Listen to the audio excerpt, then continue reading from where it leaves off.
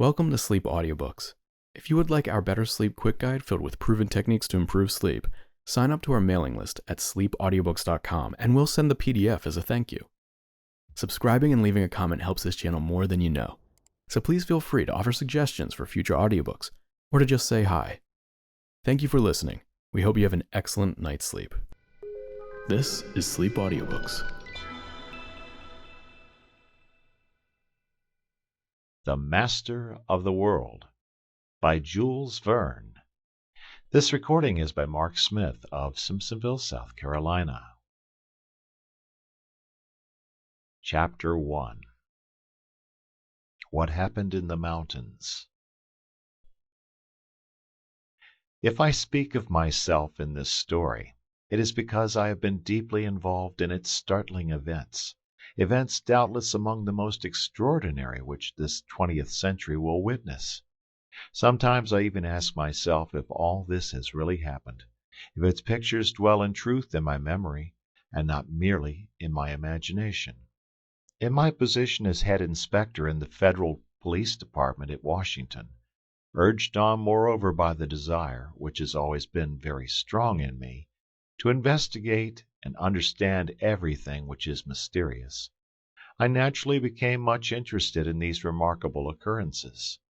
And as I have been employed by the government in various important affairs and secret missions since I was a mere lad, it also happened very naturally that the head of my department placed in my charge this astonishing investigation, wherein I found myself wrestling with so many impenetrable mysteries.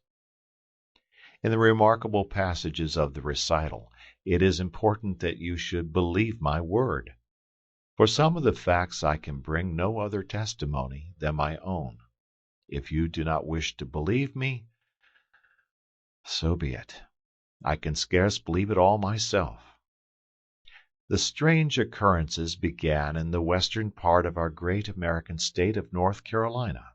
There, deep amid the Blue Ridge Mountains, rises the crest called the Great Erie.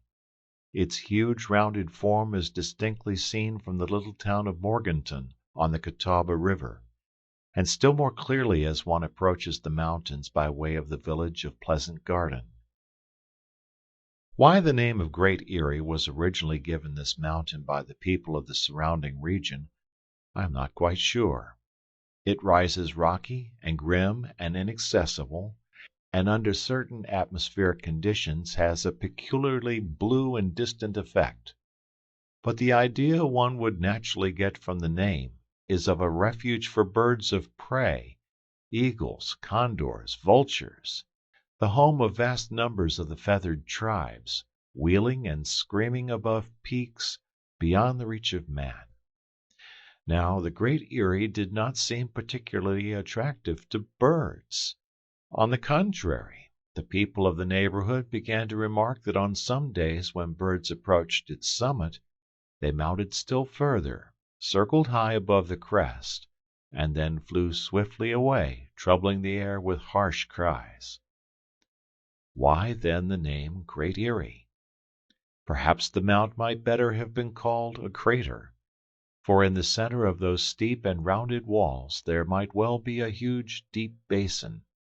Perhaps there might even lie within their circuit a mountain lake, such as exists in other parts of the Appalachian mountain system, a lagoon fed by the rain and the winter snows.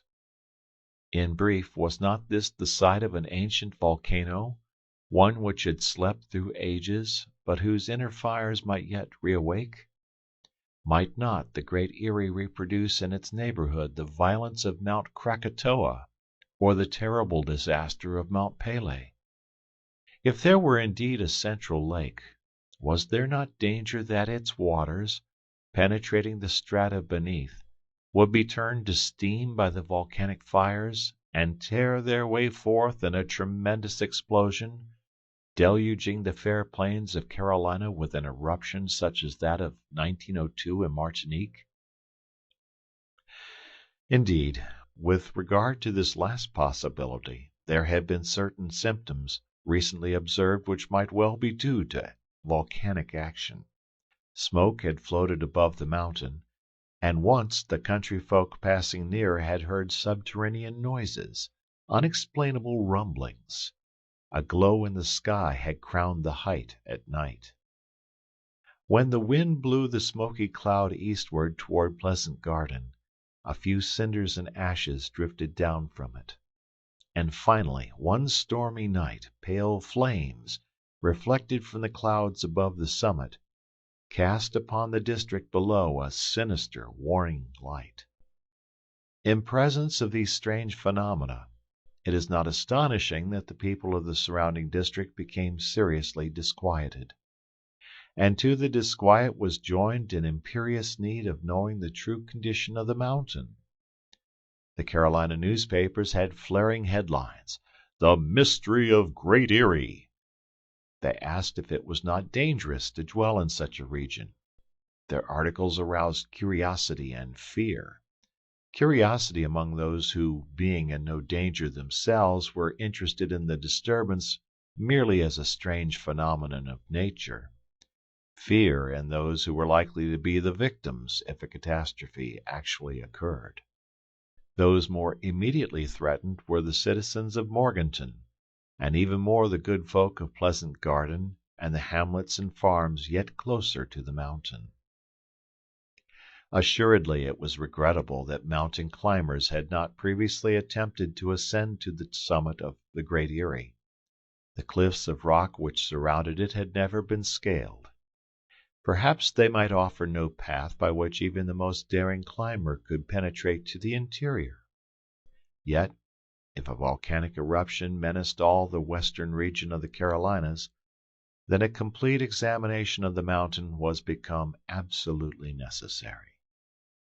Now before the actual ascent of the crater, with its many serious difficulties, was attempted, there was one way which offered an opportunity of reconnoitering the interior, without clambering up the precipices. In the first days of September of that memorable year, a well-known aeronaut named Wilker came to Morganton with his balloon. By waiting for a breeze from the east, he could easily rise in his balloon and drift over the Great Erie. There, from a safe height above, he could search with a powerful glass into its deeps. Thus he would know if the mouth of a volcano really opened amid the mighty rocks. This was the principal question. If this were settled, it would be known if the surrounding country must fear any eruption at some period more or less distant. The ascension was begun according to the program suggested. The wind was fair and steady, the sky clear. The morning clouds were disappearing under the vigorous rays of the sun. If the interior of the Great Erie was not filled with smoke, the aeronaut would be able to search with his glass its entire extent. If the vapors were rising, he no doubt could detect their source. The balloon rose at once to a height of 1,500 feet, and there rested almost motionless for a quarter of an hour. Evidently the east wind, which was brisk upon the surface of the earth, did not make itself felt at that height. Then, unlucky chance, the balloon was caught in an adverse current and began to drift toward the east. Its distance from the mountain chain rapidly increased. Despite all the efforts of the aeronaut, the citizens of Morganton saw the balloon disappear on the wrong horizon. Later they learned that it had landed in the neighborhood of Raleigh, the capital of North Carolina.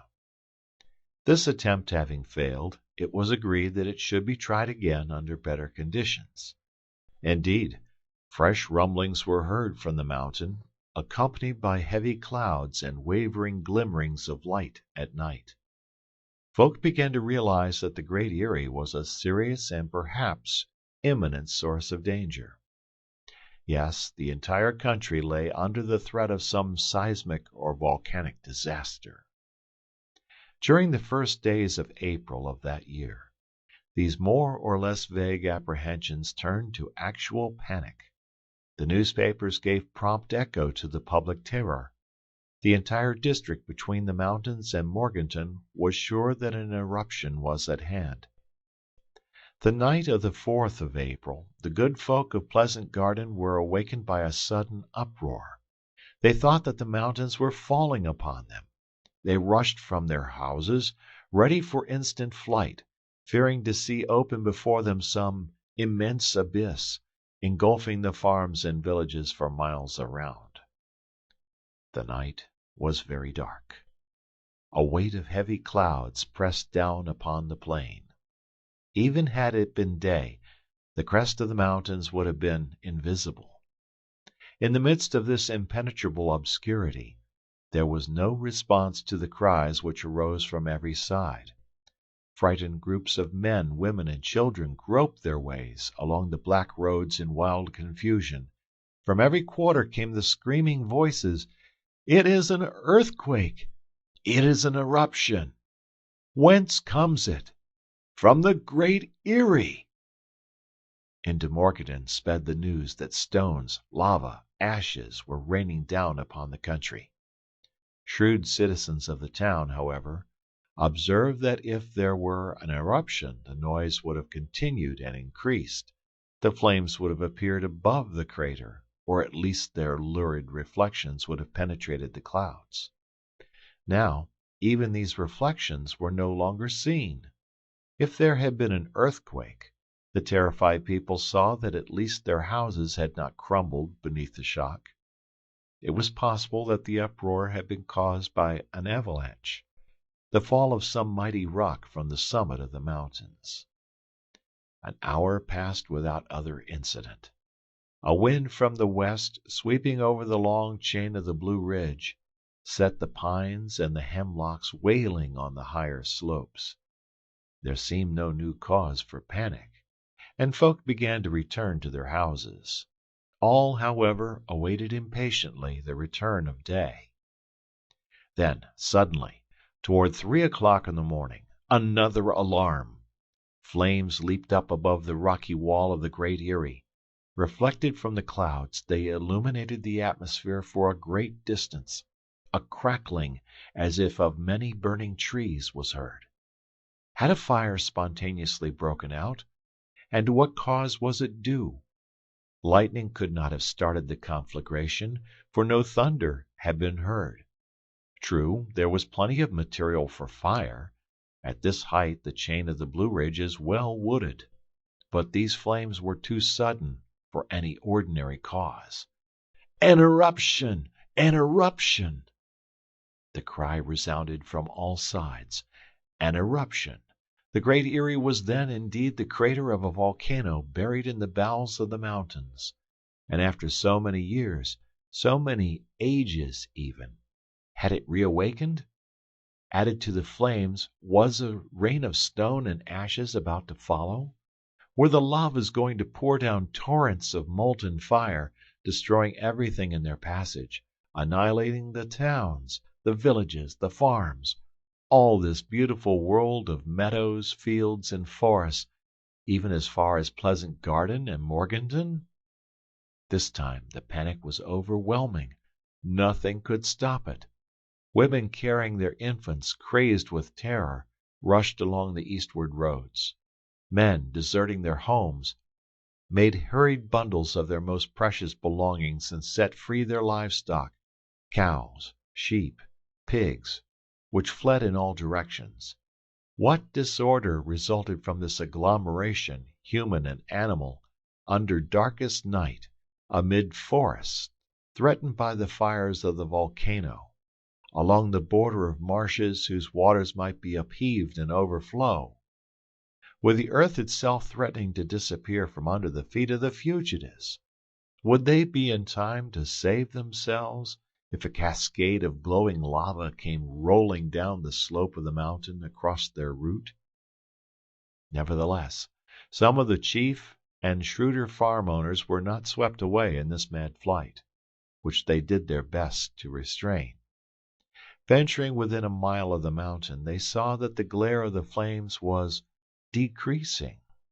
In truth, it hardly seemed that the region was immediately menaced by any further upheaval. No stones were being hurled into space. No torrent of lava was visible upon the slopes. No rumblings rose from the ground. There was no further manifestation of any seismic disturbance capable of overwhelming the land. At length, the flight of the fugitives ceased at a distance where they seemed secure from all danger. Then a few ventured back toward the mountain. Some farms were reoccupied before the break of day. By morning the crest of the great Erie showed scarcely the least remnant of its cloud of smoke. The fires were certainly at an end, and if it were impossible to determine their cause, one might at least hope they would not break out again. It appeared possible that the great Erie had not really been the theater of volcanic phenomena at all. There was no further evidence that the neighborhood was at the mercy either of eruptions or of earthquakes. Yet once more, about 5 o'clock, from beneath the ridge of the mountain, where the shadows of night still lingered, a strange noise swept across the air, a sort of whirring, accompanied by the beating of mighty wings. And had it been clear day, perhaps the farmers would have seen the passage of a mighty bird of prey, some monster of the skies, which having risen from the great Erie, sped away toward the east. End of chapter. Chapter 2. I reach Morganton. The 27th of April, having left Washington the night before, I arrived at Raleigh, the capital of the state of North Carolina. 2 days before, the head of the federal police had called me to his room. He was awaiting me with some impatience. "John Strock," said he, "are you still the man who on so many occasions has proven to me both his devotion and his ability?" "Mr. Ward," I answered with a bow, "I cannot promise success, or even ability, but as to devotion, I assure you, it is yours." "I do not doubt it," responded the chief. "And I will ask you instead this more exact question. Are you as fond of riddles as ever? As eager to penetrate into mysteries as I have known you before?" "I am, Mr. Ward." "Good, Strock. Then listen." Mr. Ward, a man of about 50 years, of great power and intellect, was fully master of the important position he filled. He had several times entrusted to me difficult missions which I had accomplished successfully, and which had won me his confidence.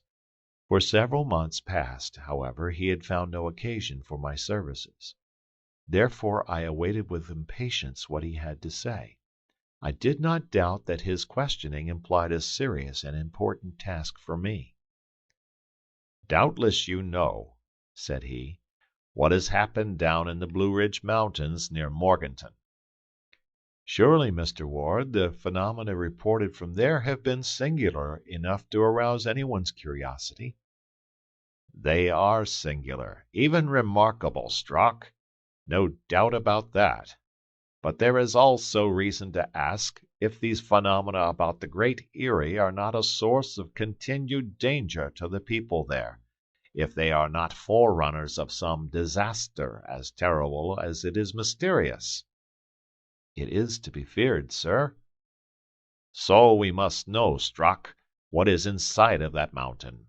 If we are helpless in the face of some great force of nature, people must be warned in time of the danger which threatens them." "It is clearly the duty of the authorities, Mr. Ward," responded I, "to learn what is going on within there."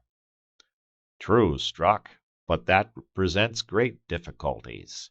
Everyone reports that it is impossible to scale the precipices of the great Erie and reach its interior.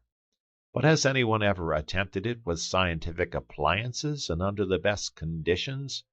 I doubt it, and believe a resolute attempt may bring success." "Nothing is impossible, Mr. Ward. What we face here is merely a question of expense." "We must not regard expense when we are seeking to reassure an entire population, or to preserve it from a catastrophe.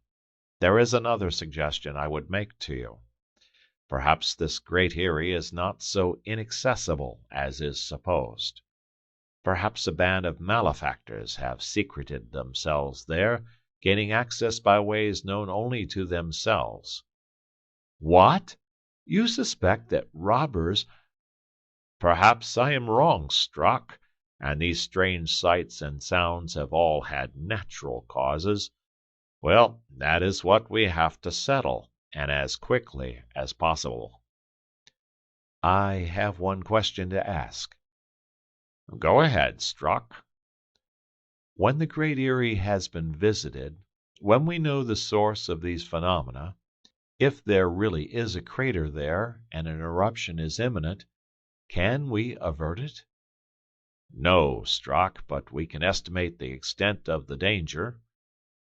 If some volcano in the Alleghanies threatens North Carolina with a disaster similar to that of Martinique, buried beneath the outpourings of Mont Pelee, then these people must leave their homes.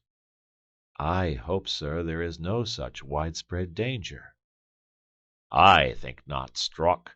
It seems to me highly improbable that an active volcano exists in the Blue Ridge mountain chain. Our Appalachian mountain system is nowhere volcanic in its origin. But all these events cannot be without basis. In short, Strock, we have decided to make a strict inquiry into the phenomena of the Great Erie, to gather all the testimony, to question the people of the towns and farms. To do this, I have made choice of an agent in whom we have full confidence, and this agent is you, Strock. Good! I am ready, Mr. Ward, cried I, and be sure that I shall neglect nothing to bring you full information. I know it, Strock, and I will add that I regard you as specially fitted for the work. You will have a splendid opportunity to exercise, and I hope to satisfy your favorite passion of curiosity. As you say, sir. You will be free to act according to circumstances. As to expenses, if there seems reason to organize an ascension party, which will be costly, you have carte blanche. I will act as seems best, Mr. Ward. Let me caution you to act with all possible discretion. The people in the vicinity are already overexcited. It will be well to move secretly. Do not mention the suspicions I have suggested to you. And above all, avoid arousing any fresh panic. It is understood. You will be accredited to the mayor of Morganton, who will assist you. Once more, be prudent, Strock, and acquaint no one with your mission, unless it is absolutely necessary. You have often given proofs of your intelligence and address, and this time I feel assured you will succeed. I asked him only, when shall I start? Tomorrow. Tomorrow I shall leave Washington, and the day after I shall be at Morganton. How little suspicion had I of what the future had in store for me. I returned immediately to my house, where I made my preparations for departure, and the next evening found me in Raleigh. There I passed the night, and in the course of the next afternoon arrived at the railroad station of Morganton. Morganton is but a small town, built upon strata of the Jurassic period, particularly rich in coal. Its mines give it some prosperity. It also has numerous unpleasant mineral waters, so that the season there attracts many visitors. Around Morganton is a rich farming country, with broad fields of grain. It lies in the midst of swamps covered with mosses and reeds. Evergreen forests rise high up the mountain slopes. All that the region lacks is the wells of natural gas, that invaluable natural source of power, light, and warmth, so abundant in most of the Alleghany valleys. Villages and farms are numerous up to the very borders of the mountain forests. Thus there were many thousands of people threatened, if the Great Erie proved indeed a volcano. if the convulsions of nature extended to Pleasant Garden and to Morganton. The mayor of Morganton, Mr. Elias Smith, was a tall man, vigorous and enterprising, 40 years old or more, and of a health to defy all the doctors of the two Americas. He was a great hunter of bears and panthers, beasts which may still be found in the wild gorges and mighty forests of the Alleghanies. Mr. Smith was himself a rich landowner, possessing several farms in the neighborhood. Even his most distant tenants received frequent visits from him. Indeed, whenever his official duties did not keep him in his so-called home at Morganton, he was exploring the surrounding country, irresistibly drawn by the instincts of the hunter. I went at once to the house of Mr. Smith. He was expecting me, having been warned by telegram. He received me very frankly, without any formality, his pipe in his mouth, a glass of brandy on the table. A second glass was brought in by a servant, and I had to drink to my host before beginning our interview. "Mr. Ward sent you," said he to me in a jovial tone. "Good. Let us drink to Mr. Ward's health." I clinked glasses with him, and drank in honor of the chief of police. "And now," demanded Elias Smith, "what is worrying him?" At this I made known to the mayor of Morganton the cause and the purpose of my mission in North Carolina. I assured him that my chief had given me full power, and would render me every assistance, financial and otherwise, to solve the riddle and relieve the neighborhood of its anxiety relative to the Great Erie. Elias Smith listened to me without uttering a word, but not without several times refilling his glass and mine. While he puffed steadily at his pipe, the close attention which he gave me was beyond question. I saw his cheeks flush at times, and his eyes gleam under their bushy brows. Evidently the chief magistrate of Morganton was uneasy about Great Erie, and would be as eager as I to discover the cause of these phenomena. When I had finished my communication, Elias Smith gazed at me for some moments in silence. Then he said, softly, "So at Washington they wish to know what the Great Erie hides within its circuit?" "Yes, Mr. Smith." "And you also?" "I do." "So do I, Mr. Strock."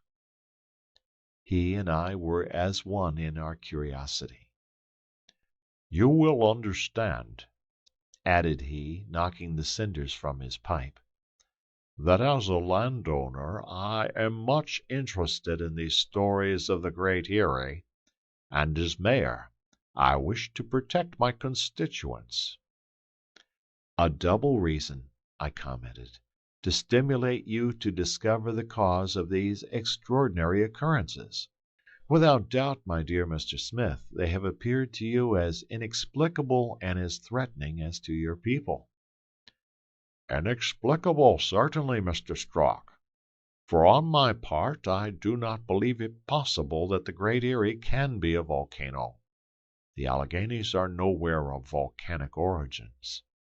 I myself and our immediate district have never found any geological traces of scoria or lava or any eruptive rock whatever. I do not think, therefore, that Morganton can possibly be threatened from such a source." "You really think not, Mr. Smith?" "Certainly." "But these tremblings of the earth that have been felt in the neighborhood?" "Yes, these tremblings, repeated Mr. Smith, shaking his head. "But in the first place, is it certain that there have been tremblings? At the moment when the flames showed most sharply, I was on my farm of Wilden, less than a mile from the Great Erie. There was certainly a tumult in the air, but I felt no quivering of the earth." "But in the reports sent to Mr. Ward—" "Reports made under the impulse of the panic," interrupted the mayor of Morganton. I said nothing of any earth tremors in mine. But as to the flames which rose clearly above the crest? Yes, as to those, Mr. Strock, that is different. I saw them with my own eyes, and the clouds certainly reflected them for miles around. Moreover, noises certainly came from the crater of the Great Erie, hissings, as if a great boiler were letting off steam. You have reliable testimony of this? Yes, the evidence of my own ears.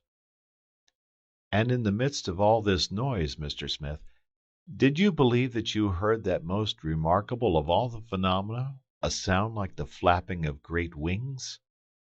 I thought so, Mr. Strock, but what mighty bird could this be, which sped away after the flames had died down, and what wings could ever make such tremendous sounds? I therefore seriously question if this must not have been a deception of my imagination. The Great Erie a refuge for unknown monsters of the sky? Would they not have been seen long since, soaring above their immense nest of stone? In short, there is in all this a mystery which has not yet been solved. But we will solve it, Mr. Smith, if you will give me your aid. Surely, Mr. Strock. Tomorrow we will start our campaign. Tomorrow. And on that word the mayor and I separated. I went to a hotel and established myself for a stay which might be indefinitely prolonged. Then, having dined and written to Mr. Ward, I saw Mr. Smith again in the afternoon, and arranged to leave Morganton with him at daybreak. Our first purpose was to undertake the ascent of the mountain, with the aid of 2 experienced guides. These men had ascended Mount Mitchell and others of the highest peaks of the Blue Ridge. They had never, however, attempted the Great Erie, knowing that its walls of inaccessible cliffs defended it on every side. Moreover, before the recent startling occurrences, the Great Erie had not particularly attracted the attention of tourists. Mr. Smith knew the 2 guides personally as men daring, skillful, and trustworthy. They would stop at no obstacle, and we were resolved to follow them through everything. Moreover, Mr. Smith remarked at the last that perhaps it was no longer as difficult as formerly to penetrate within the Great Erie. "And why?" asked I. "Because a huge block has recently broken away from the mountain side, and perhaps it has left a practicable path, or entrance." "That would be a fortunate chance, Mr. Smith." "We shall know all about it, Mr. Strock, no later than tomorrow." "Till tomorrow, then." End of chapter.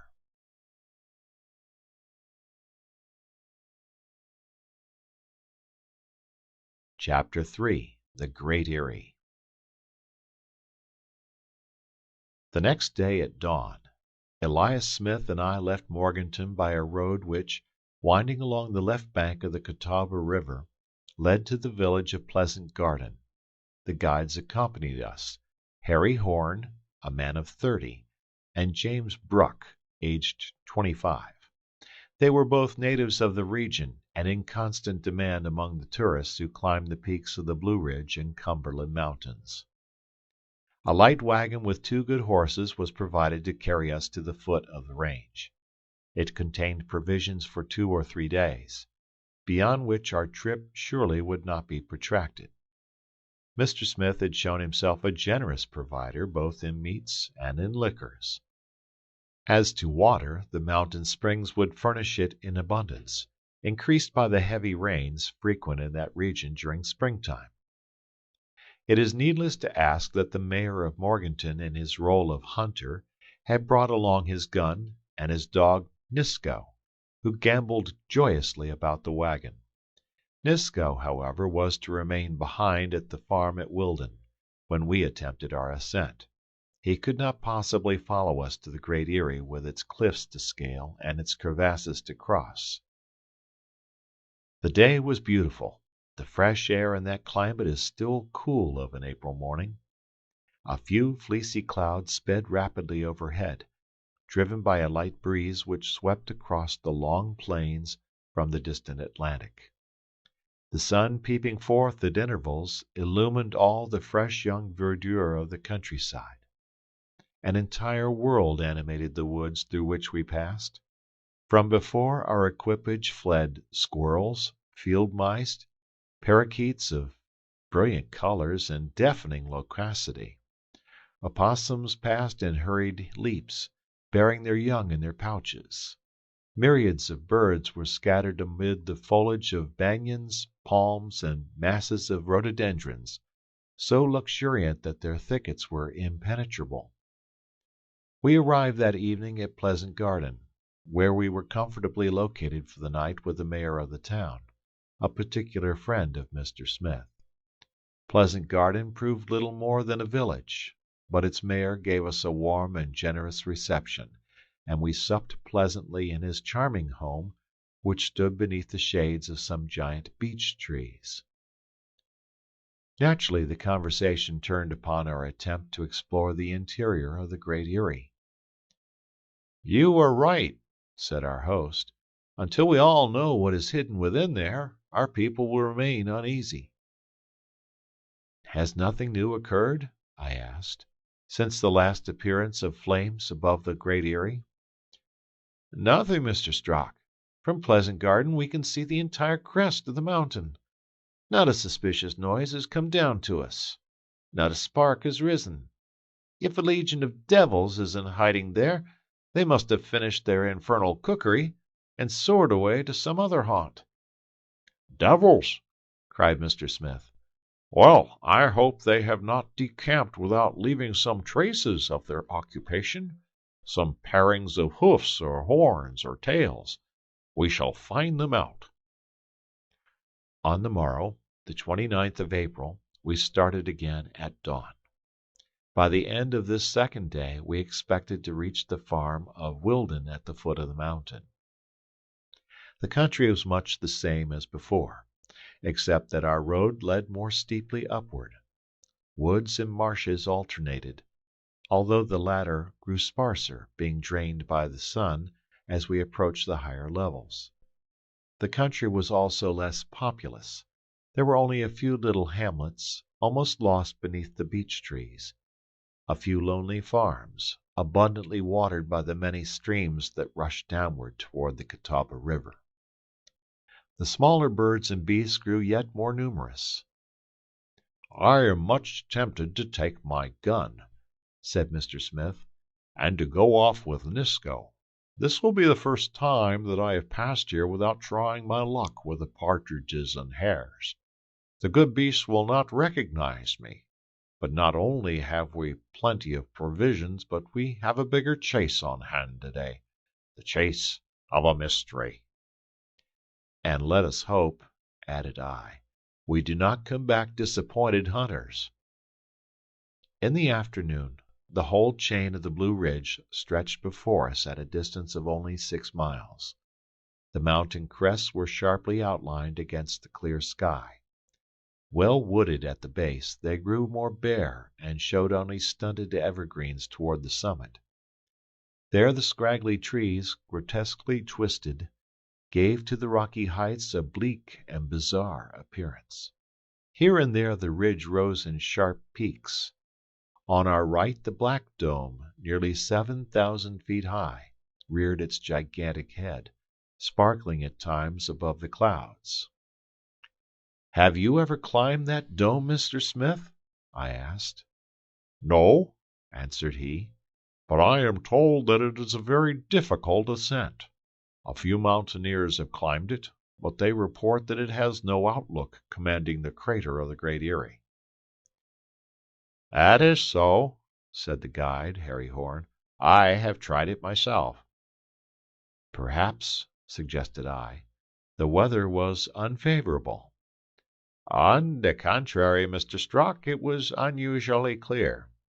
But the wall of the Great Erie on that side rose so high it completely hid the interior." "Forward!" cried Mr. Smith.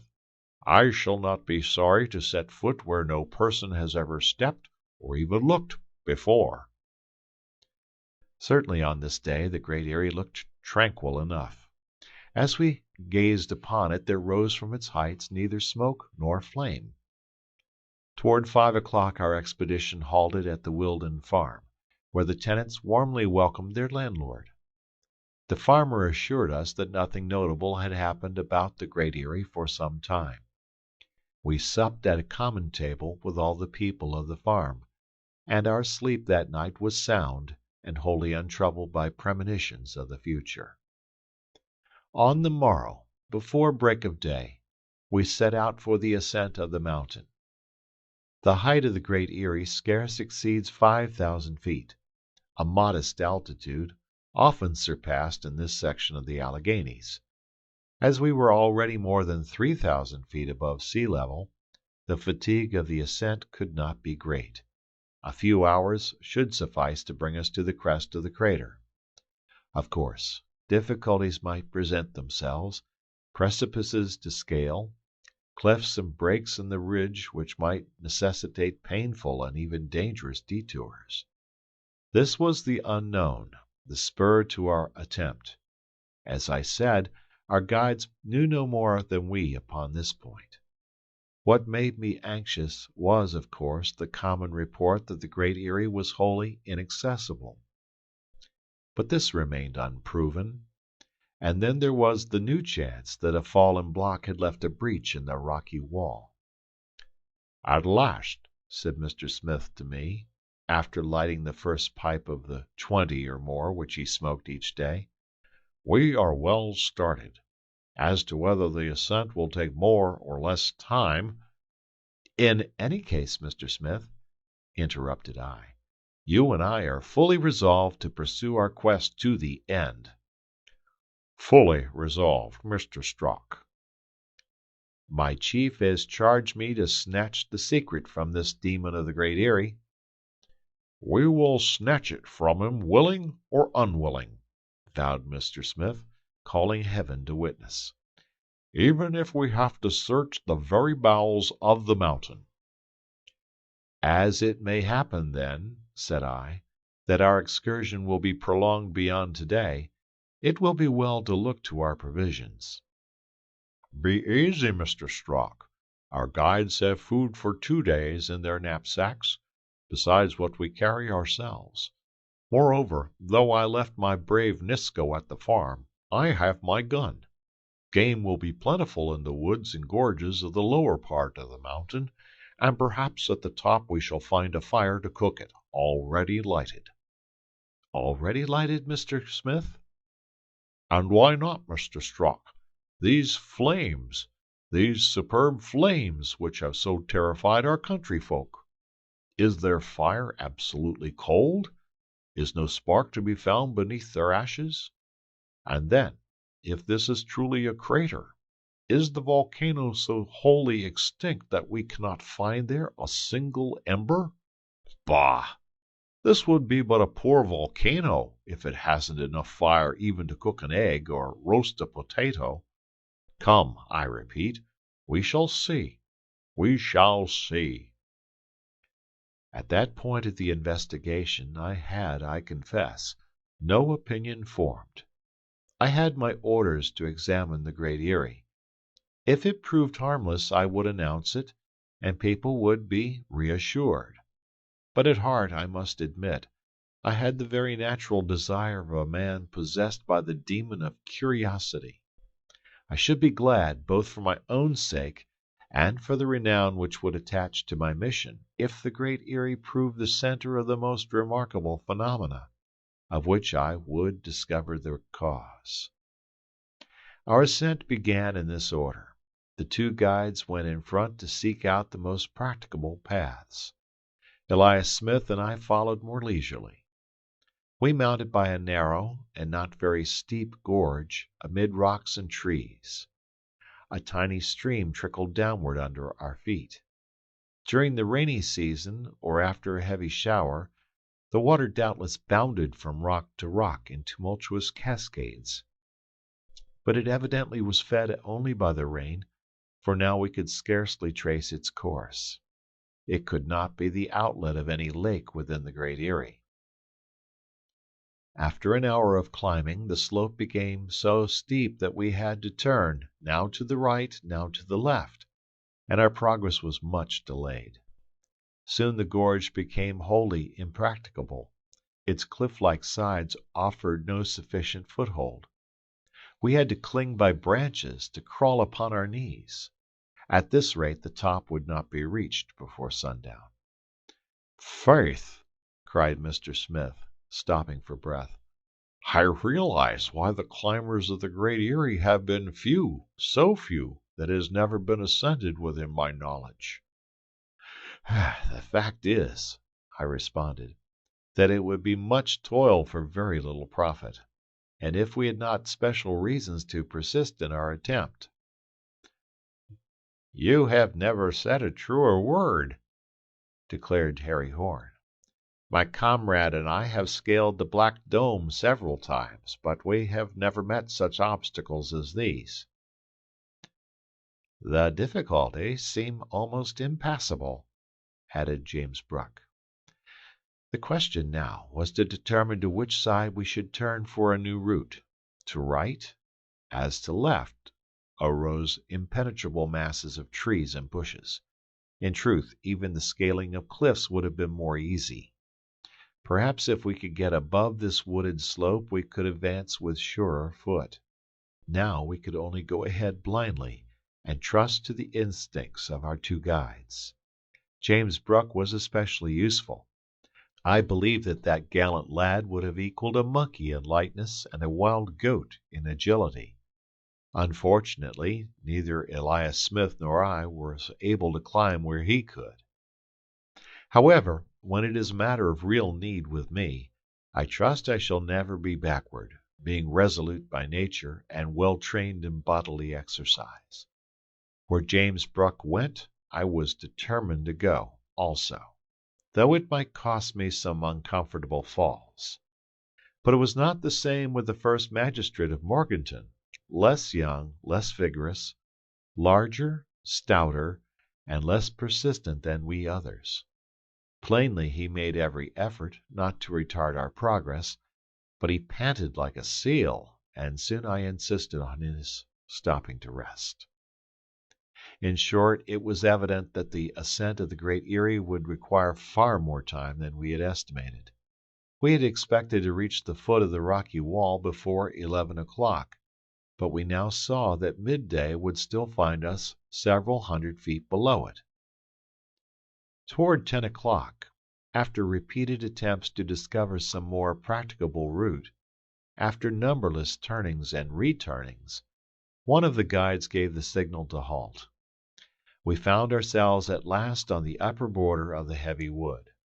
The trees, more thinly spaced, permitted us a glimpse upward to the base of the rocky wall which constituted the true Great Erie. "Whew!" exclaimed Mr. Smith, leaning against a mighty pine tree. "A little respite, a little repose, and even a little repast would not go badly." "We will rest an hour," said I. "Yes, after working our lungs and our legs, we will make our stomachs work." We were all agreed on this point. A rest would certainly freshen us. Our only cause for inquietude was now the appearance of the precipitous slope above us. We looked up towards one of those bare strips called in that region slides. Amid this loose earth, these yielding stones, and these abrupt rocks, there was no roadway. Harry Horn said to his comrade, "It will not be easy." "Perhaps impossible," responded Bruck. Their comments caused me secret uneasiness. If I returned without even having scaled the mountain, my mission would be a complete failure, without speaking of the torture to my curiosity. And when I stood again before Mr. Ward, shamed and confused, I should cut but a sorry figure. We opened our knapsacks and lunched moderately on bread and cold meat. Our repast finished, in less than half an hour, Mr. Smith sprang up eager to push forward once more. James Bruck took the lead, and we had only to follow him as best we could. We advanced slowly. Our guides did not attempt to conceal their doubt and hesitation. Soon Horn left us and went far ahead to spy out which road promised most chance of success. 20 minutes later he returned and led us onward toward the northwest. It was on this side that the Black Dome rose at a distance of 3 or 4 miles. Our path was still difficult and painful, amid the sliding stones, held in place only occasionally by wiry brushes. At length, after a weary struggle, we gained some 200 feet further upward and found ourselves facing a great gash, which broke the earth at this spot. Here and there were scattered roots recently uptorn, branches broken off, huge stones reduced to powder, as if an avalanche had rushed down this flank of the mountain. "That must be the path taken by the huge block which broke away from the Great Erie," commented James Bruck. "No doubt," answered Mr. Smith, "and I think we had better follow the road that it has made for us." It was indeed this gash that Harry Horn had selected for our ascent. Our feet found lodgment in the firmer earth which had resisted the passage of the monster rock. Our task thus became much easier, and our progress was in a straight line upward, so that toward 11:30 we reached the upper border of the slide. Before us, less than 100 feet away, but towering 100 feet straight upwards in the air, rose the rocky wall which formed the final crest, the last defense of the Great Erie. From this side, the summit of the wall showed capriciously irregular, rising in rude towers and jagged needles. At one point the outline appeared to be an enormous eagle silhouetted against the sky, just ready to take flight. Upon this side, at least, the precipice was insurmountable. "Rest a minute," said Mr. Smith, "and we will see if it is possible to make our way around the base of this cliff." "At any rate," said Harry Horn, "the great block must have fallen from this part of the cliff, and it has left no breach for entering." They were both right. We must seek entrance elsewhere. After a rest of 10 minutes, we clambered up close to the foot of the wall, and began to make a circuit of its base. Assuredly the Great Erie now took on, to my eyes, an aspect absolutely fantastic. Its heights seemed peopled by dragons and huge monsters. If chimeras, griffins, and all the creations of mythology had appeared to guard it, I should have been scarcely surprised. With great difficulty, and not without danger, we continued our tour of this circumvallation, where it seemed that nature had worked as man does, with careful regularity. Nowhere was there any break in the fortification, nowhere a fault in the strata by which one might clamber up. Always this mighty wall, 100 feet in height. After an hour and a half of this laborious circuit, we regained our starting place. I could not conceal my disappointment, and Mr. Smith was not less chagrined than I. "A thousand devils!" cried he. "We know no better than before what is inside this confounded Great Erie, nor even if it is a crater." "Volcano or not," said I, "there are no suspicious noises now. Neither smoke nor flame rises above it. Nothing whatever threatens an eruption." This was true. A profound silence reigned around us, and a perfectly clear sky shone overhead. We tasted the perfect calm of great altitudes.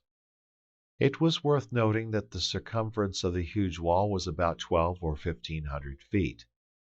As to the space enclosed within, we could scarce reckon that without knowing the thickness of the encompassing wall. The surroundings were absolutely deserted. Probably not a living creature ever mounted to this height, except the few birds of prey which soared high above us. Our watches showed 3 o'clock, and Mr. Smith cried in disgust, "What is the use of stopping here all day? We shall learn nothing more. We must make a start, Mr. Strock, if we want to get back to Pleasant Garden tonight." I made no answer, and did not move from where I was seated, so he called again. "Come, Mr. Strock, you don't answer." In truth, it cut me deeply to abandon our effort, to descend the slope without having achieved my mission. I felt an imperious need of persisting. My curiosity had redoubled. But what could I do? Could I tear open this unyielding earth? Overleap the mighty cliff? Throwing one last defiant glare at the great Erie, I followed my companions. The return was effected without great difficulty. We had only to slide down where we had so laboriously scrambled up. Before 5 o'clock we descended the last slopes of the mountain, and the farmer of Wilden welcomed us to a much-needed meal. "Then you didn't get inside?" said he. "No," responded Mr. Smith, "and I believe that the inside exists only in the imagination of our country folk." At 8:30 our carriage drew up before the house of the mayor of Pleasant Garden, where we passed the night. While I strove vainly to sleep, I asked myself if I should not stop there in the village and organize a new ascent. But what better chance had it of succeeding than the first? The wisest course was, doubtless, to return to Washington and consult Mr. Ward. So the next day, having rewarded our 2 guides, I took leave of Mr. Smith at Morganton, and that same evening left by train for Washington. End of chapter. Chapter 4. A Meeting of the Automobile Club. Was the mystery of the Great Erie to be solved some day by chances beyond our imagining? That was known only to the future. And was the solution a matter of the first importance? That was beyond doubt, since the safety of the people of Western Carolina perhaps depended upon it. Yet a fortnight after my return to Washington, public attention was wholly distracted from this problem by another very different in nature, but equally astonishing. Toward the middle of that month of May, the newspapers of Pennsylvania informed their readers of some strange occurrences in different parts of the state. On the roads which radiated from Philadelphia, the chief city, there circulated an extraordinary vehicle, of which no one could describe the form, or the nature, or even the size, so rapidly did it rush past. It was an automobile. All were agreed on that. But as to what motor drove it, only imagination could say, and when the popular imagination is aroused, what limit is there to its hypotheses? At that period the most improved automobiles, whether driven by steam, gasoline, or electricity, could not accomplish much more than 60 miles an hour, a speed that the railroads, with their most rapid expresses, scarce exceed on the best lines of America and Europe. Now this new automobile, which was astonishing the world, traveled at more than double this speed. It is needless to add that such a rate constituted an extreme danger on the high roads, as much so for vehicles as for pedestrians. This rushing mass, coming like a thunderbolt, preceded by a formidable rumbling, caused a whirlwind which tore the branches from the trees along the road, terrified the animals browsing in adjoining fields, and scattered and killed the birds, which could not resist the suction of the tremendous air currents engendered by its passage. And a bizarre detail to which the newspapers drew particular attention: the surface of the roads was scarcely even scratched by the wheels of the apparition, which left behind it no such ruts as are usually made by heavy vehicles. At most there was a light touch, a mere brushing of the dust. It was only the tremendous speed which raised behind the vehicle such whirlwinds of dust. "It is probable," commented the New York Herald, "that the extreme rapidity of motion destroys the weight." Naturally there were protests from all sides. It was impossible to permit the mad speed of this apparition which threatened to overthrow and destroy everything in its passage, equipages and people. But how could it be stopped? No one knew to whom the vehicle belonged, nor whence it came, nor whither it went. It was seen but for an instant as it darted forward like a bullet in its dizzy flight. How could one seize a cannon ball in the air as it leaped from the mouth of the gun? I repeat, there was no evidence as to the character of the propelling engine. It left behind it no smoke, no steam, no odor of gasoline or any other oil. It seemed probable, therefore, that the vehicle ran by electricity, and that its accumulators were of an unknown model, using some unknown fluid. The public imagination, highly excited, readily accepted every sort of rumor about this mysterious automobile. It was said to be a supernatural car. It was driven by a specter, by one of the chauffeurs of hell, a goblin from another world, a monster escaped from some mythological menagerie. In short, the devil in person, who could defy all human intervention, having at his command invisible and infinite satanic powers. But even Satan himself had no right to run at such a speed over the roads of the United States without a special permit, without a number on his car, and without a regular license. And it was certain that not a single municipality had given him permission to go 200 miles an hour. Public security demanded that some means be found to unmask the secret of this terrible chauffeur.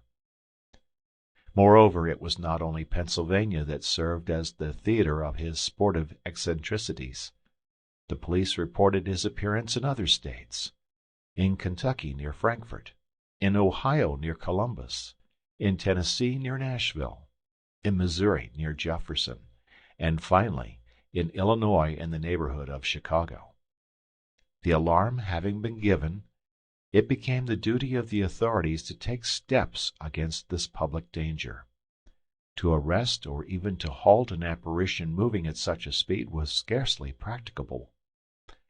A better way would be to erect across the roads solid gateways with which the flying machine must come in contact sooner or later and be smashed into 1,000 pieces. "Nonsense!" declared the incredulous. "This madman would know well how to circle around such obstructions." "And if necessary," added others, "the machine would leap over the barriers." "And if he is indeed the devil, he has, as a former angel, presumably preserved his wings, and so he will take to flight." But this last was but the suggestion of foolish old gossips who did not stop to study the matter. For if the king of Hades possessed a pair of wings, why did he obstinately persist in running around on the earth at the risk of crushing his own subjects, when he might more easily have hurled himself through space as free as a bird? Such was the situation when, in the last week of May, a fresh event occurred, which seemed to show that the United States was indeed helpless in the hands of some unapproachable monster. And after the New World, would not the Old in its turn be desecrated by the mad career of this remarkable automobilist? The following occurrence was reported in all the newspapers of the Union, and with what comments and outcries it is easy to imagine. A race was to be held by the Automobile Club of Wisconsin over the roads of that state of which Madison is the capital. The route laid out formed an excellent track, about 200 miles in length, starting from Prairie du Chien on the western frontier, passing by Madison, and ending a little above Milwaukee on the borders of Lake Michigan. Except for the Japanese road between Nikko and Namode, bordered by giant cypresses, there is no better track in the world than this of Wisconsin. It runs straight and level as an arrow for sometimes 50 miles at a stretch. Many and noted were the machines entered for this great race. Every kind of motor vehicle was permitted to compete, even motorcycles as well as automobiles. The machines were of all makes and nationalities. The sum of the different prizes reached $50,000, so that the race was sure to be desperately contested. New records were expected to be made. Calculating on the maximum speed hitherto attained, of perhaps 80 miles an hour, this international contest covering 200 miles would last about 3 hours. And to avoid all danger, the state authorities of Wisconsin had forbidden all other traffic between Prairie du Chien and Milwaukee during 3 hours on the morning of the 30th of May. Thus, if there were any accidents, those who suffered would be themselves to blame. There was an enormous crowd, and it was not composed only of the people of Wisconsin. Many thousands gathered from the neighboring states of Illinois, Michigan, Iowa, Indiana, and even from New York. Among the sportsmen assembled were many foreigners, English, French, Germans, and Austrians, each nationality, of course, supporting the chauffeurs of its land. Moreover, as this was the United States, the country of the greatest gamblers of the world, bets were made of every sort and of enormous amounts. The start was to be made at 8 o'clock in the morning, and to avoid crowding and the accidents which must result from it, the automobiles were to follow each other at 2-minute intervals along the roads whose borders were black with spectators. The first 10 racers, numbered by lot, were dispatched between 8 o'clock and 20 minutes past. Unless there was some disastrous accident, some of these machines would surely arrive at the goal by 11 o'clock. The others followed in order. An hour and a half had passed. There remained but a single contestant at Prairie du Chien. Word was sent back and forth by telephone every 5 minutes as to the order of the racers. Midway between Madison and Milwaukee, the lead was held by a machine of Renault Brothers, 4-cylindered, of 20 horsepower, and with Michelin tires. It was closely followed by a Harvard-Watson car and by a Dion Bouton. Some accidents had already occurred. Other machines were hopelessly behind. Not more than a dozen would contest the finish. Several chauffeurs had been injured, but not seriously. And even had they been killed, the death of men is but a detail, not considered of great importance in that astonishing country of America. Naturally, the excitement became more intense as one approached the finishing line near Milwaukee. There was assembled the most curious, the most interested, and there the passions of the moment were unchained. By 10 o'clock it was evident that the first prize, $20,000, lay between 5 machines, 2 American, 2 French, and 1 English. Imagine, therefore, the fury with which bets were being made under the influence of national pride. The regular bookmakers could scarcely meet the demands of those who wished to wager. Offers and amounts were hurled from lip to lip with feverish rapidity. 1-3 on the Harvard-Watson.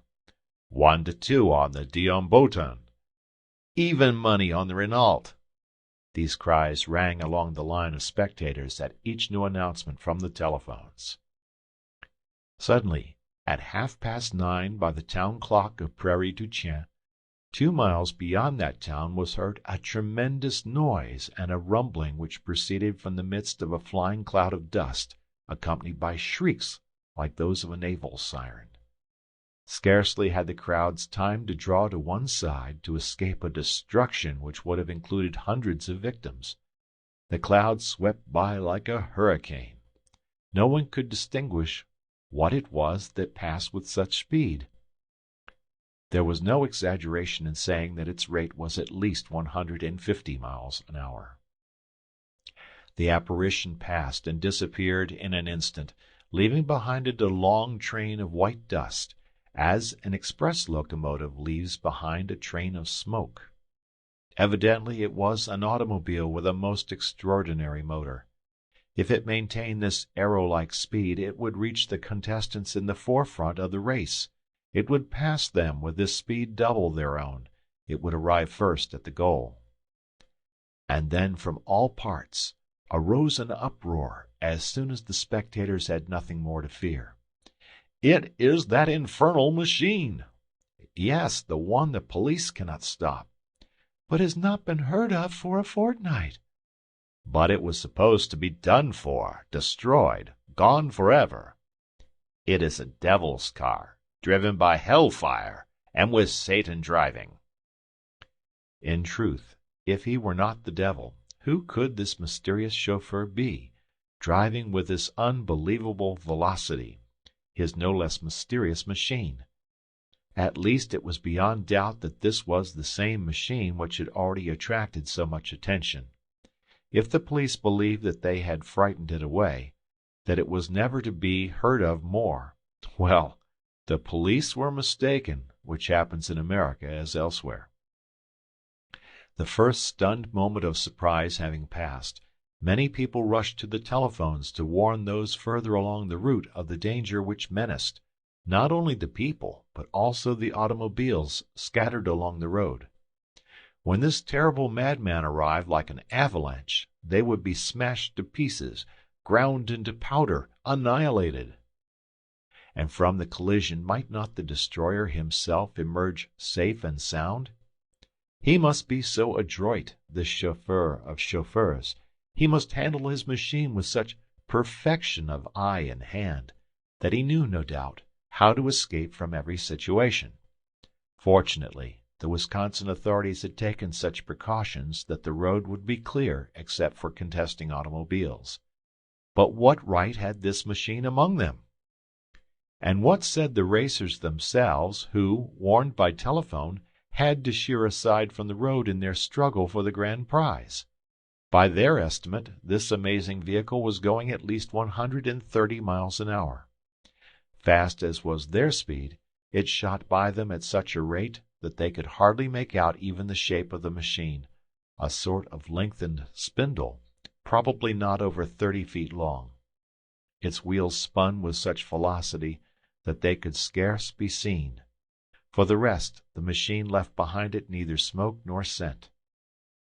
As for the driver, hidden in the interior of his machine, he had been quite invisible. He remained as unknown as when he had first appeared on the various roads throughout the country. Milwaukee was promptly warned of the coming of this interloper. Fancy the excitement the news caused! The immediate purpose agreed upon was to stop this projectile, to erect across its route an obstacle against which it would smash into 1,000 pieces. But was there time? Would not the machine appear at any moment? And what need was there, since the track ended on the edge of Lake Michigan, and so the vehicle would be forced to stop there anyway, unless its supernatural driver could ride the water as well as the land? Here also, as all along the route, the most extravagant suggestions were offered. Even those who would not admit that the mysterious chauffeur must be Satan in person allowed that he might be some monster escaped from the fantastic visions of the apocalypse. And now there were no longer minutes to wait. Any second might bring the expected apparition. It was not yet 11 o'clock when a rumbling was heard far down the track, and the dust rose in violent whirlwinds. Harsh whistlings shrieked through the air, warning all to give passage to the monster. It did not slacken speed at the finish. Lake Michigan was not half a mile beyond, and the machine must certainly be hurled into the water. Could it be that the mechanician was no longer master of his mechanism? There could be little doubt of it. Like a shooting star, the vehicle flashed through Milwaukee. When it had passed the city, would it plunge itself to destruction in the waters of Lake Michigan?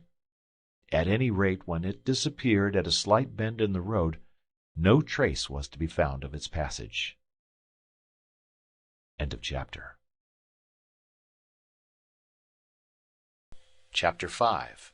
Along the Shores of New England. At the time when the newspapers were filled with these reports, I was again in Washington. On my return I had presented myself at my chief's office, but had been unable to see him.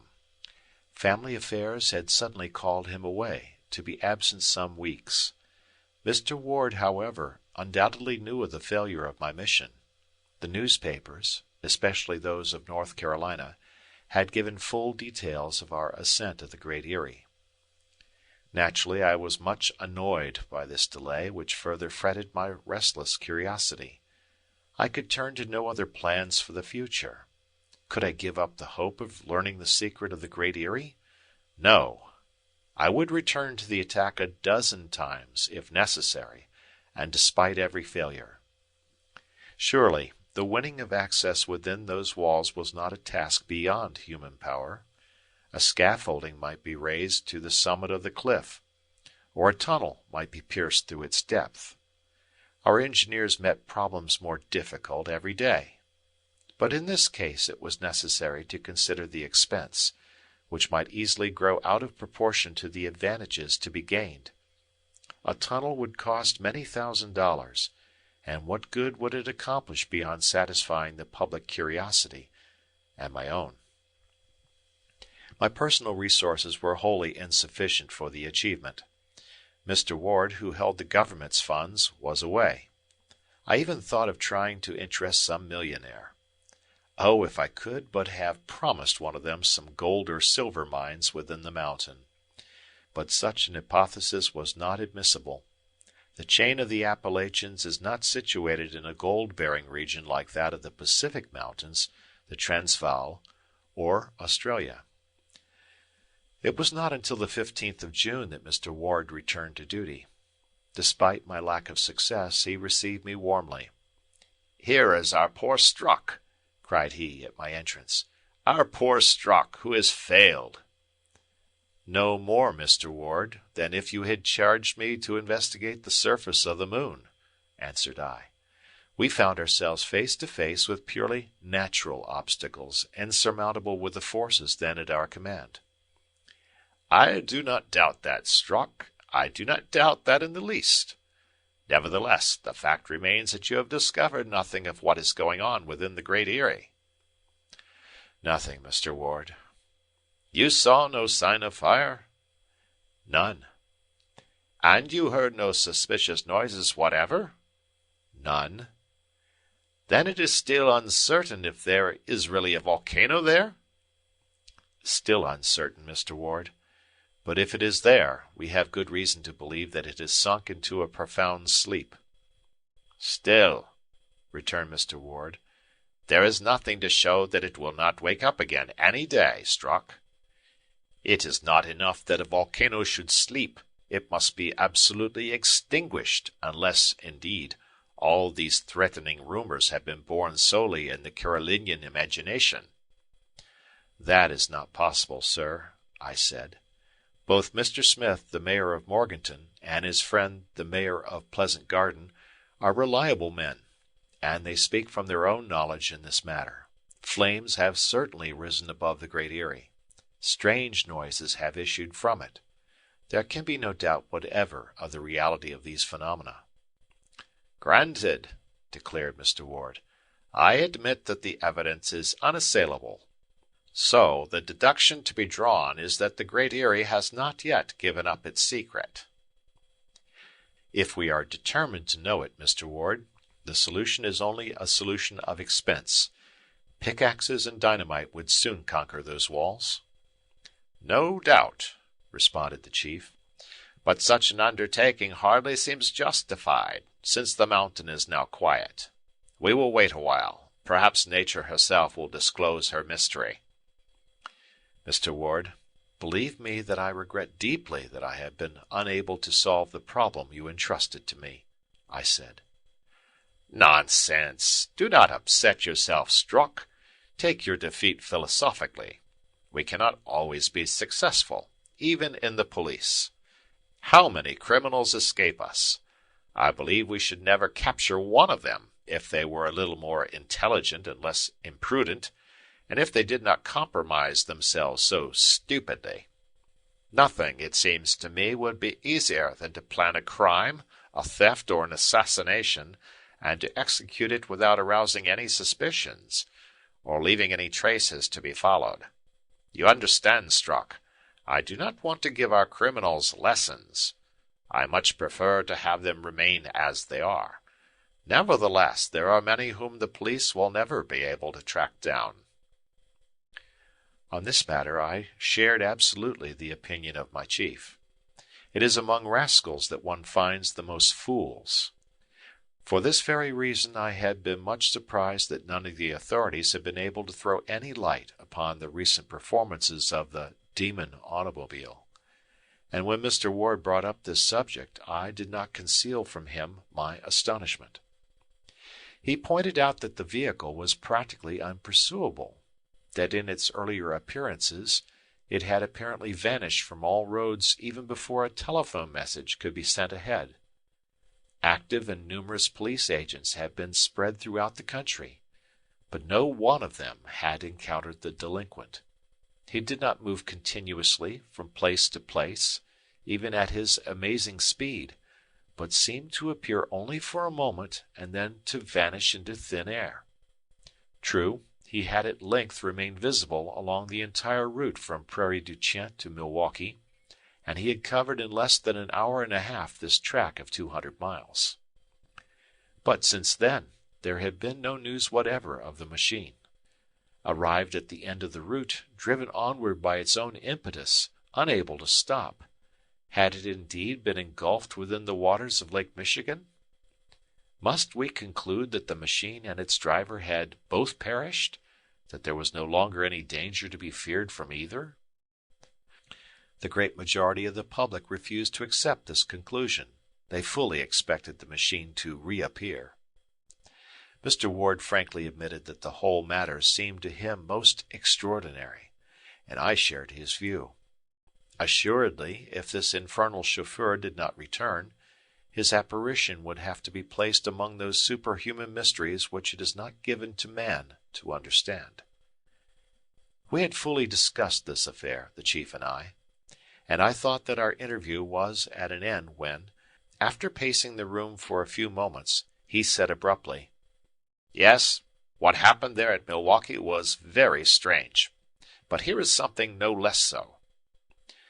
With this he handed me a report which he had received from Boston, on a subject of which the evening papers had just begun to apprise their readers.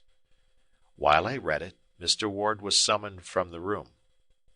I seated myself by the window and studied with extreme attention the matter of the report. For some days the waters along the coast of Maine, Connecticut, and Massachusetts had been the scene of an appearance which no one could exactly describe. A moving body would appear amid the waters, some 2 or 3 miles offshore, and go through rapid evolutions. It would flash for a while back and forth among the waves and then dart out of sight. The body moved with such lightning speed that the best telescopes could hardly follow it. Its length did not seem to exceed 30 feet. Its cigar-shaped form and greenish color made it difficult to distinguish against the background of the ocean. It had been most frequently observed along the coast between Cape Cod and Nova Scotia. From Providence, from Boston, from Portsmouth, and from Portland, motor boats and steam launches had repeatedly attempted to approach this moving body and even to give it chase. They could not get anywhere near it. Pursuit seemed useless. It darted like an arrow beyond the range of view. Naturally, widely differing opinions were held as to the nature of this object, but no hypothesis rested on any secure basis. Seamen were as much at a loss as others. At first sailors thought it must be some great fish, like a whale, but it is well known that all these animals come to the surface with a certain regularity to breathe, and spout up columns of mingled air and water. Now, this strange animal, if it was an animal, had never blown, as the whalers say, nor had it ever made any noises of breathing. Yet if it were not one of these huge marine mammals, how was this unknown monster to be classed? Did it belong among the legendary dwellers in the deep, the krakens, the octopuses, the leviathans, the famous sea serpents? At any rate, since this monster, whatever it was, had appeared along the New England shores, the little fishing smacks and pleasure boats dared not venture forth. Wherever it appeared, the boats fled to the nearest harbor, as was but prudent. If the animal was of a ferocious character, none cared to await its attack. As to the large ships and coast steamers, they had nothing to fear from any monster, whale or otherwise. Several of them had seen this creature at a distance of some miles, but when they attempted to approach, it fled rapidly away. One day, even a fast United States gunboat went out from Boston, if not to pursue the monster, at least to send after it a few cannon shot. Almost instantly the animal disappeared, and the attempt was vain. As yet, however, the monster had shown no intention of attacking either boats or people. At this moment Mr. Ward returned, and I interrupted my reading to say, "There seems as yet no reason to complain of this sea serpent. It flees before big ships. It does not pursue little ones. Feeling and intelligence are not very strong in fishes." "Yet their emotions exist, Strock, and if strongly aroused." "But, Mr. Ward, the beast seems not at all dangerous. One or two things will happen. Either it will presently quit these coasts, or finally it will be captured and we shall be able to study it at our leisure here in the museum at Washington." "And if it is not a marine animal?" asked Mr. Ward. "What else can it be?" I protested in surprise. "Finish your reading," said Mr. Ward. I did so, and found that in the second part of the report my chief had underlined some passages in red pencil. For some time no one had doubted that this was an animal, and that if it were vigorously pursued it would at last be driven from our shores. But a change of opinion had come about. People began to ask if, instead of a fish, this were not some new and remarkable kind of boat. Certainly in that case its engine must be one of amazing power. Perhaps the inventor, before selling the secret of his invention, sought to attract public attention and to astound the maritime world. Such surety in the movements of his boat, grace in its every evolution, such ease in defying pursuit by its arrow-like speed, surely these were enough to arouse world-wide curiosity. At that time great progress had been made in the manufacture of marine engines. Huge transatlantic steamers completed the ocean passage in 5 days, and the engineers had not yet spoken their last word.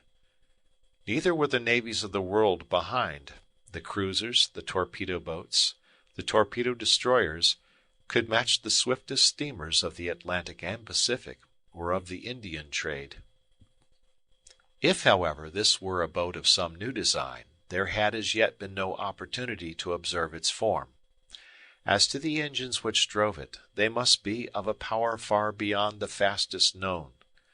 By what force they worked was equally a problem. Since the boat had no sails, it was not driven by the wind, and since it had no smokestack, it was not driven by steam.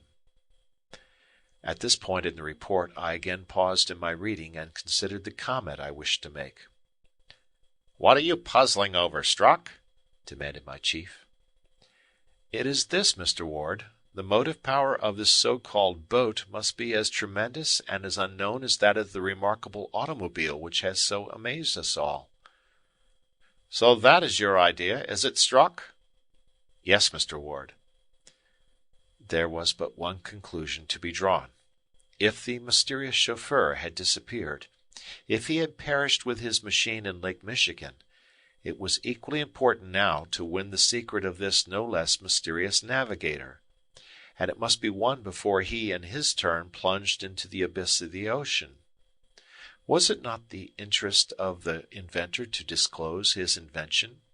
Would not the American government or any other give him any price he chose to ask?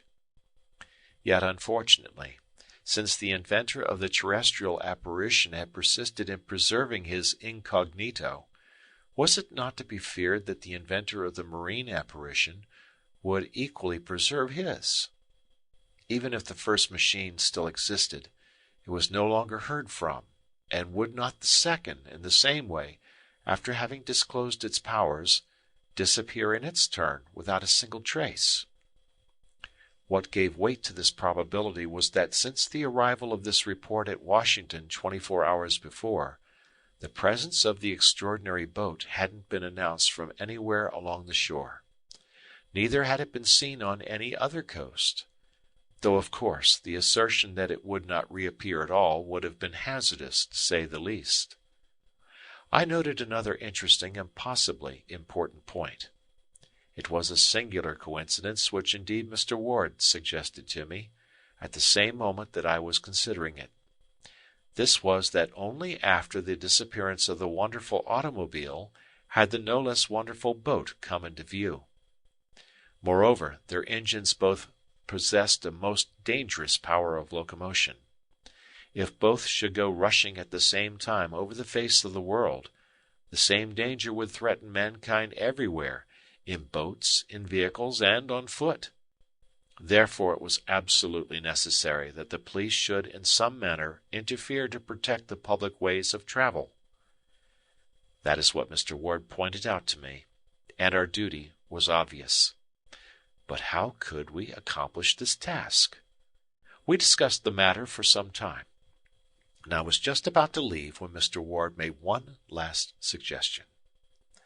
"Have you not observed, Strock," said he, "that there is a sort of fantastic resemblance between the general appearance of this boat and this automobile?" "There is something of the sort, Mr. Ward."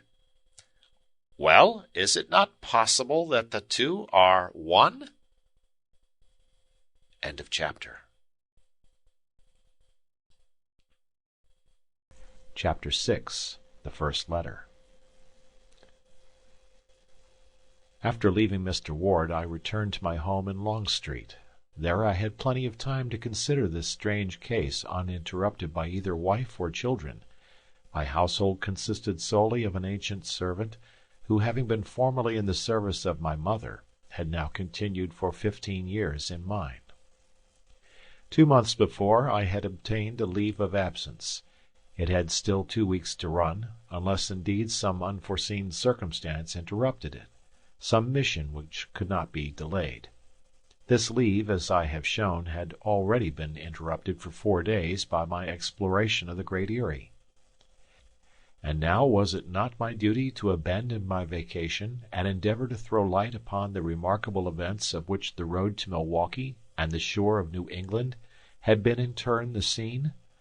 I would have given much to solve the twin mysteries, but how was it possible to follow the track of this automobile or this boat? Seated in my easy-chair after breakfast, with my pipe lighted, I opened my newspaper. To what should I turn? Politics interested me but little, with its eternal strife between the Republicans and the Democrats.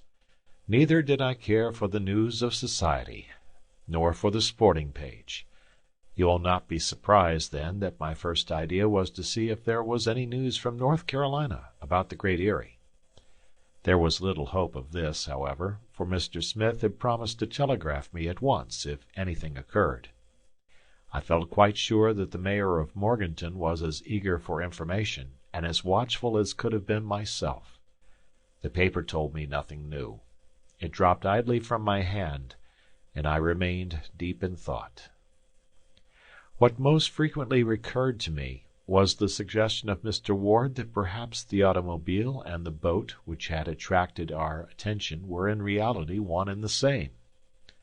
Very probably, at least, the two machines had been built by the same hand, and beyond doubt these were similar engines which generated this remarkable speed, more than doubling the previous records of earth and sea. "The same inventor," repeated I. Evidently this hypothesis had strong grounds. The fact that the two machines had not yet appeared at the same time added weight to the idea. I murmured to myself, after the mystery of Great Erie comes that of Milwaukee and Boston. Will this new problem be as difficult to solve as was the other?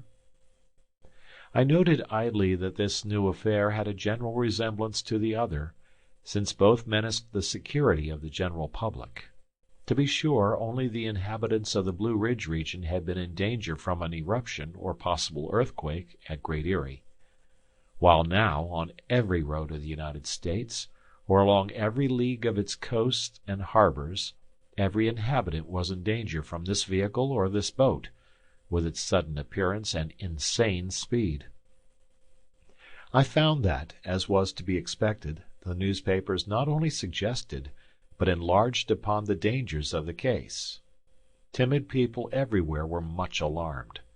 My old servant, naturally credulous and superstitious, was particularly upset. That same day after dinner, as she was clearing away the things, she stopped before me, a water bottle in one hand, the serviette in the other, and asked anxiously, "Is there no news, sir?" "None," I answered, knowing well to what she referred. "The automobile has not come back?" "No." "Nor the boat?" "Nor the boat. There is no news even in the best informed papers." "But your secret police information?" "We are no wiser." "Then, sir, if you please, of what use are the police?" It is a question which has fazed me more than once. "Now you see what will happen," continued the old housekeeper complainingly.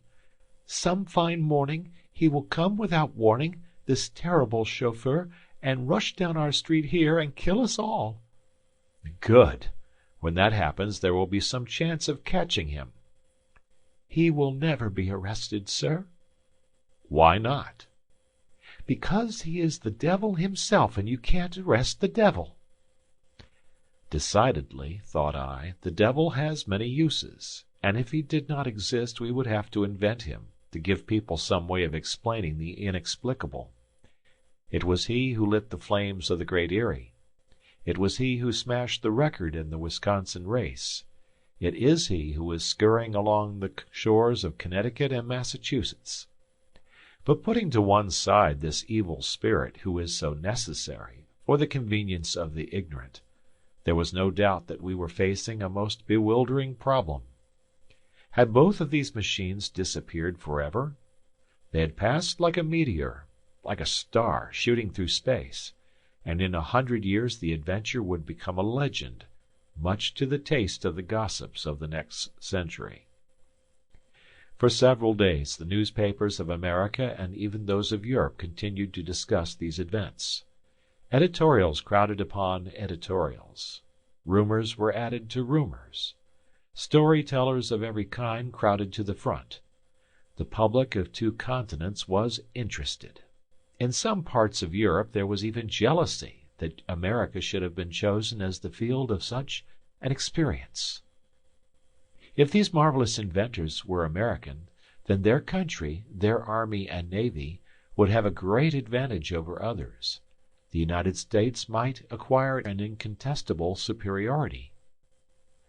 Under the date of the 10th of June, a New York paper published a carefully studied article on this phase of the subject.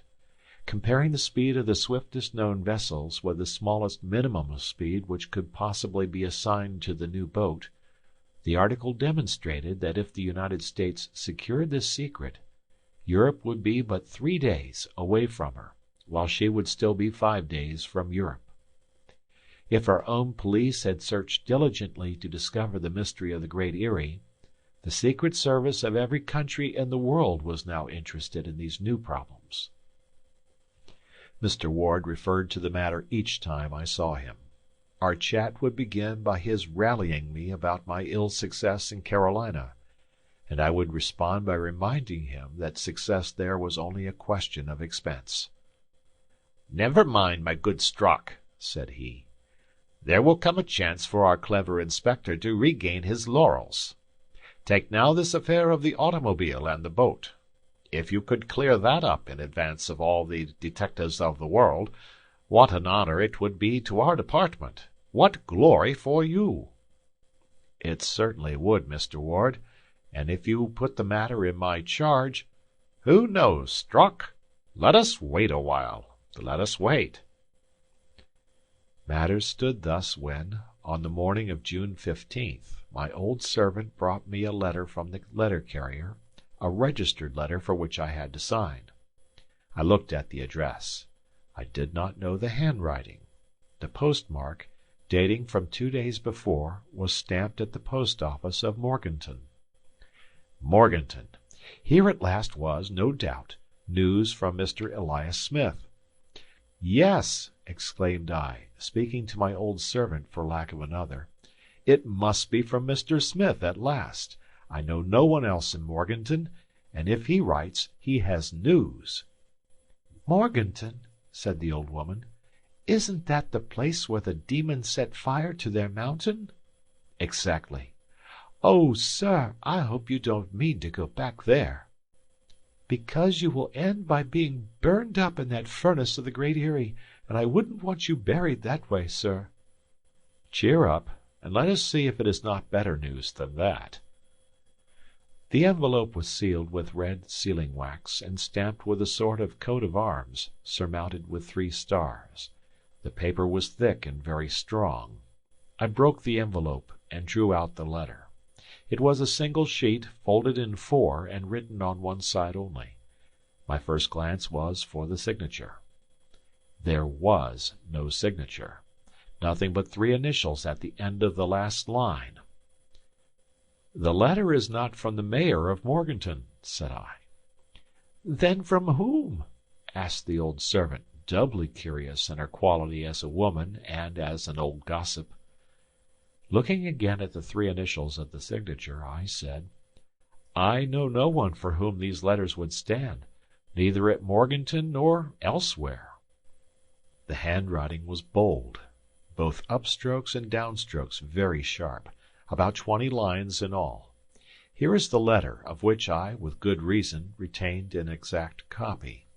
It was dated, to my extreme stupefaction, from that mysterious Great Erie. Great Erie, Blue Ridge Mountains. To Mr. Strock, North Carolina, June 13th. Chief Inspector of Police, 34 Long Street, Washington, D.C. Sir, you were charged with the mission of penetrating the Great Erie. You came on April the 28th, accompanied by the mayor of Morganton and 2 guides. You mounted to the foot of the wall, and you encircled it, finding it too high and steep to climb. You sought a breach, and you found none. Know this: none enter the Great Erie, or if one enters, he never returns. Do not try again, for the second attempt will not result as did the first, but will have grave consequences for you. Heed this warning, or evil fortune will come to you. M.O.W. End of chapter. Chapter 7. A Third Machine. I confess that at first this letter dumbfounded me. Ohs and ahs slipped from my open mouth. The old servant stared at me, not knowing what to think. "Oh, sir, is it bad news?" I answered, for I kept few secrets from this faithful soul, by reading her the letter from end to end. She listened with much anxiety. "A joke, without doubt," said I, shrugging my shoulders. "Well," returned my superstitious handmaid, "if it isn't from the devil, it's from the devil's country, anyway." Left alone, I again went over this unexpected letter. Reflection inclined me yet more strongly to believe that it was the work of a practical joker. My adventure was well known. The newspapers had given it in full detail. Some satirist, such as exists even in America, must have written this threatening letter to mock me. To assume, on the other hand, that the Erie really served as the refuge of a band of criminals seemed absurd. If they feared that the police would discover their retreat, surely they would not have been so foolish as thus to force attention upon themselves. Their chief security would lie in keeping their presence there unknown. They must have realized that such a challenge from them would only arouse the police to renewed activity. Dynamite or melinite would soon open an entrance to their fortress. Moreover, how could these men have, themselves, gained entrance into the Erie unless there existed a passage which we had failed to discover? Assuredly the letter came from a jester or a madman, and I need not worry over it, nor even consider it. Hence, though for an instant I had thought of showing this letter to Mr. Ward, I decided not to do so. Surely he would attach no importance to it. However, I did not destroy it, but locked it in my desk for safekeeping. If more letters came of the same kind, and with the same initials, I would attach as little weight to them as to this. Several days passed quietly. There was nothing to lead me to expect that I should soon quit Washington, though in my line of duty one is never certain of the morrow.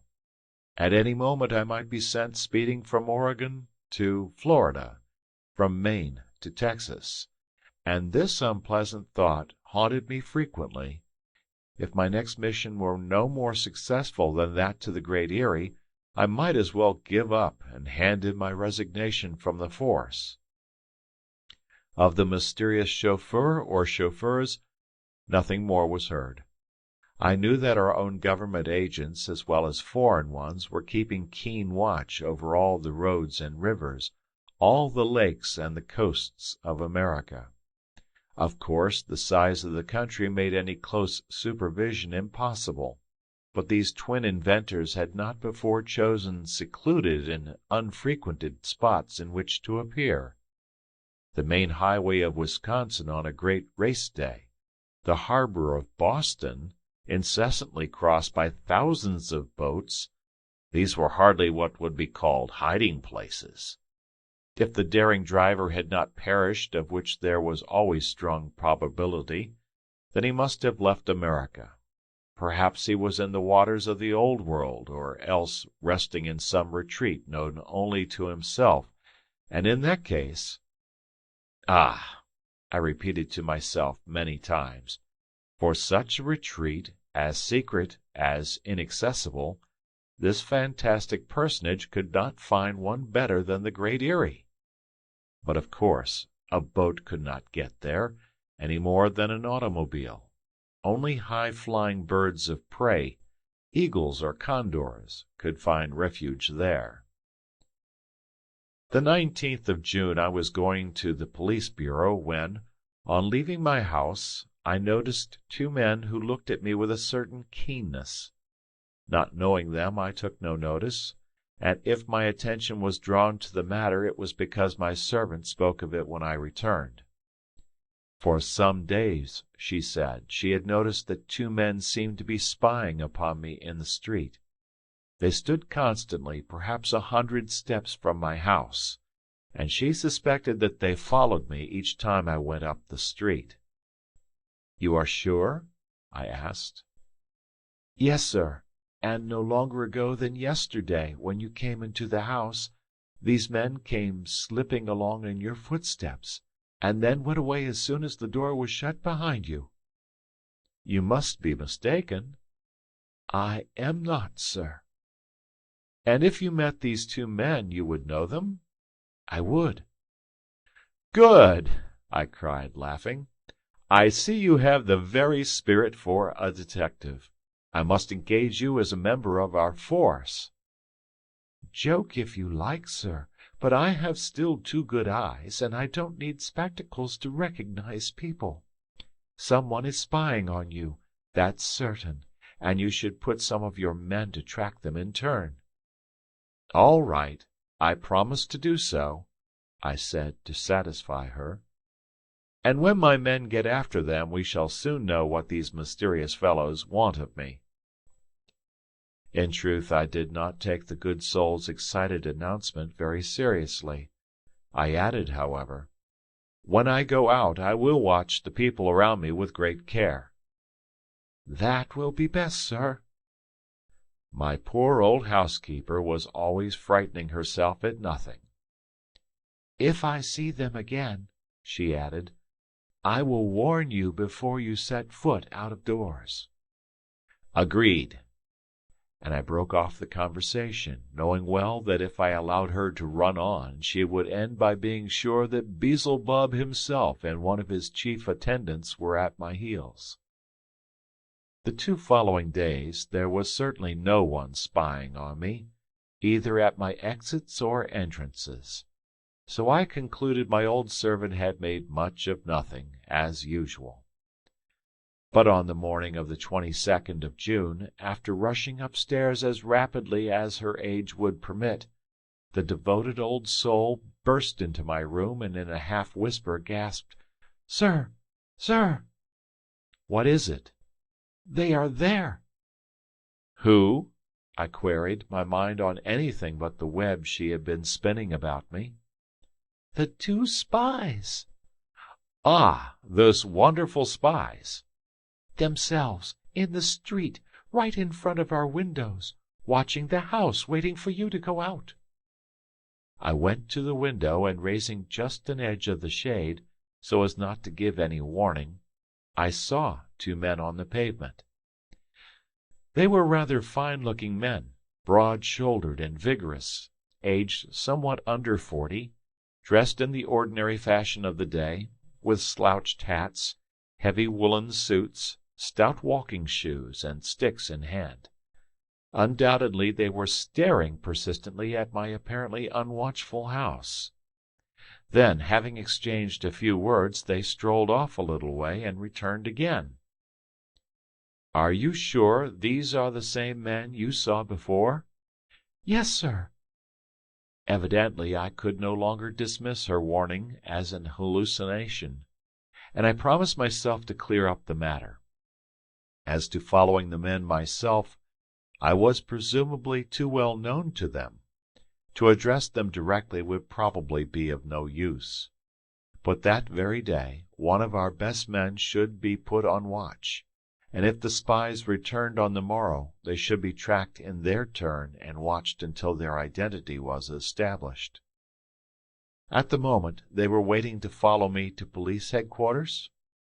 For it was there that I was bound as usual. If they accompanied me, I might be able to offer them a hospitality for which they would scarce thank me. I took my hat, and while the housekeeper remained peeping from the window, I went downstairs, opened the door, and stepped into the street. The 2 men were no longer there. Despite all my watchfulness, that day I saw no more of them as I passed along the streets. From that time on, indeed, neither my old servant nor I saw them again before the house, nor did I encounter them elsewhere. Their appearance, however, was stamped upon my memory. I would not forget them. Perhaps, after all, admitting that I had been the object of their espionage, they had been mistaken in my identity. Having obtained a good look at me, they now followed me no more. So, in the end, I came to regard this matter as of no more importance than the letter with the initials M.O.W. Then, on the 24th of June, there came a new event to further stimulate both my interest and that of the general public in the previous mysteries of the automobile and the boat. The Washington Evening Star published the following account, which was next morning copied by every paper in the country. Lake Kerdall in Kansas, 40 miles west of Topeka, is little known. It deserves wider knowledge, and doubtless will have it hereafter, for attention is now drawn to it in a very remarkable way. This lake, deep among the mountains, appears to have no outlet. What it loses by evaporation, it regains from the little neighboring streamlets and the heavy rains. Lake Kerdall covers about 75 square miles, and its level is but slightly below that of the heights which surround it. Shut in among the mountains, it can be reached only by narrow and rocky gorges. Several villages, however, have sprung up upon its banks. It is full of fish, and fishing boats cover its waters. Lake Kerdall is in many places 50 feet deep close to shore. Sharp, pointed rocks form the edges of this huge basin. Its surges, roused by high winds, beat upon its banks with fury, and the houses near at hand are often deluged with spray as if with the downpour of a hurricane. The lake, already deep at the edge, becomes yet deeper toward the center, where in some places soundings show over 300 feet of water. The fishing industry supports a population of several thousands, and there are several hundred fishing boats in addition to the dozen or so of little steamers which serve the traffic of the lake. Beyond the circle of the mountains lie the railroads which transport the products of the fishing industry throughout Kansas and the neighboring states. This account of Lake Kerdal is necessary for the understanding of the remarkable facts which we are about to report. And this is what the Evening Star then reported in its startling article. For some time past, the fishermen have noticed a strange upheaval in the waters of the lake. Sometimes it rises as if a wave surged up from its depths. Even in perfectly calm weather, when there is no wind whatever, this upheaval sometimes arises in a mass of foam. Tossed about by violent waves and unaccountable currents, boats have been swept beyond all control. Sometimes they have been dashed one against another, and serious damage has resulted. This confusion of the waters evidently has its origin somewhere in the depths of the lake, and various explanations have been offered to account for it. At first it was suggested that the trouble was due to seismic forces, to some volcanic action beneath the lake. But this hypothesis had to be rejected when it was recognized that the disturbance was not confined to one locality, but spread itself over the entire surface of the lake, either at one part or another, in the center or along the edges, traveling along almost in a regular line and in a way to exclude entirely all idea of earthquake or volcanic action. Another hypothesis suggested that it was a marine monster who thus upheaved the waters. But unless the beast had been born in the lake and there grown to its gigantic proportions unsuspected, which was scarce possible, he must have come there from outside. Lake Kerdal, however, has no connection with any other waters. If this lake were situated near any of the oceans, there might be subterranean canals, but in the center of America, and at the height of some thousands of feet above sea level, this is not possible. In short, here is another riddle not easy to solve, and it is much easier to point out the impossibility of false explanations than to discover the true one. Is it possible that a submarine boat is being experimented with beneath the lake? Such boats are no longer impossible today. Some years ago, at Bridgeport, Connecticut, there was launched a boat, the Protector, which could go on the water, under the water, and also upon land. Built by an inventor named Lake, supplied with two motors, an electric one of 75 horsepower and a gasoline one of 250 horsepower, it was also provided with wheels a yard in diameter, which enabled it to roll over the roads as well as swim the seas. But even then, granting that the turmoil of Lake Kerdal might be produced by a submarine, brought to a high degree of perfection, there remains as before the question of how it could have reached Lake Kerdal. The lake, shut in on all sides by a circle of mountains, is no more accessible to a submarine than to a sea monster. In whatever way this last puzzling question may be solved, the nature of this strange appearance can no longer be disputed since the 20th of June. On that day, in the afternoon, the schooner Markel, while speeding with all sails set, came into violent collision with something just below the water level. There was no shoal nor rock near, for the lake in this part is 80 or 90 feet deep. The schooner, with both her bow and her side badly broken, ran great danger of sinking. She managed, however, to reach the shore before her decks were completely submerged. When the Markel had been pumped out and hauled up on shore, an examination showed that she had received a blow near the bow as if from a powerful ram. From this it seems evident that there is actually a submarine boat which darts about beneath the surface of Lake Kerdal with most remarkable rapidity. The thing is difficult to explain. Not only is there a question as to how did the submarine get there, but why is it there? Why does it never come to the surface? What reason has its owner for remaining unknown? Are other disasters to be expected from its reckless course? The article in the Evening Star closed with this truly striking suggestion. After the mysterious automobile came the mysterious boat. Now comes the mysterious submarine. Must we conclude that the three engines are due to the genius of the same inventor, and that the three vehicles are in truth but one? End of chapter. Chapter 8. At Any Cost. The suggestion of the star came like a revelation. It was accepted everywhere. Not only were these three vehicles the work of the same inventor, they were the same machine. It was not easy to see how the remarkable transformation could be practically accomplished from one means of locomotion to the other. How could an automobile become a boat, and yet more, a submarine?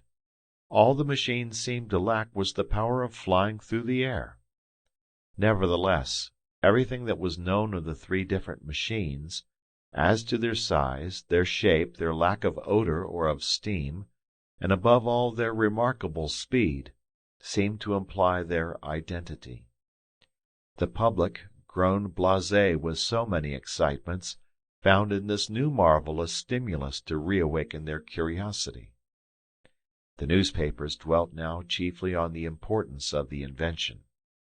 This new engine, whether in one vehicle or three, had given proofs of its power. What amazing proofs! The invention must be bought at any price. The United States government must purchase it at once for the use of the nation. Assuredly, the great European powers would stop at nothing to be beforehand with America, and gain possession of an engine so invaluable for military and naval use. What incalculable advantages would it give to any nation, both on land and sea? Its destructive powers could not even be estimated until its qualities and limitations were better known. No amount of money would be too great to pay for the secret. America could not put her millions to better use. But to buy the machine it was necessary to find the inventor, and there seemed the chief difficulty. In vain was Lake Kerdal searched from end to end. Even its depths were explored with a sounding line without result. Must it be concluded that the submarine no longer lurked beneath its waters? But in that case, how had the boat gotten away? For that matter, how had it come? An insoluble problem. The submarine was heard from no more, neither in Lake Kerdal nor elsewhere. It had disappeared, like the automobile from the roads, and like the boat from the shores of America. Several times in my interviews with Mr. Ward we discussed this matter, which still filled his mind. Our men continued everywhere on the lookout, but as unsuccessfully as other agents. On the morning of the 27th of June I was summoned into the presence of Mr. Ward. "Well, Strock," said he, "here is a splendid chance for you to get your revenge." "Revenge for the great Erie disappointment?" "Of course." "What chance?" asked I, not knowing if he spoke seriously or in jest. "Why, here," he answered. "Would you not like to discover the inventor of this threefold machine?" "I certainly should, Mr. Ward. Give me the order to take charge of the matter, and I will accomplish the impossible, in order to succeed. It is true, I believe it will be difficult." "Undoubtedly, Strock. Perhaps even more difficult than to penetrate into the great Erie." It was evident that Mr. Ward was intent on rallying me about my unsuccess. He would not do that, I felt assured, out of mere unkindness. Perhaps then he meant to rouse my resolution. He knew me well, and realized that I would have given anything in the world to recoup my defeat. I waited quietly for new instructions. Mr. Ward dropped his jesting, and said to me very generously, "I know, Strock, that you accomplished everything that depended on human powers, and that no blame attaches to you. But we face now a matter very different from that of the Great Erie. The day the government decides to force that secret, everything is ready. We have only to spend some thousands of dollars, and the road will be open." "That is what I would urge." "But at present," said Mr. Ward, shaking his head, "it is much more important to place our hands on this fantastic inventor, who so constantly escapes us. That is work for a detective indeed, a master detective." "He has not been heard from again?" "No, and though there is every reason to believe that he has been, and still continues, beneath the waters of Lake Kirdall, it has been impossible to find any trace of him anywhere around there. One would almost fancy he had the power of making himself invisible, this Proteus of a mechanic." "It seems likely," said I, "that he will never be seen until he wishes to be." "True, Strock, and to my mind there is only one way of dealing with him, and that is to offer him such an enormous price that he cannot refuse to sell his invention." Mr. Ward was right.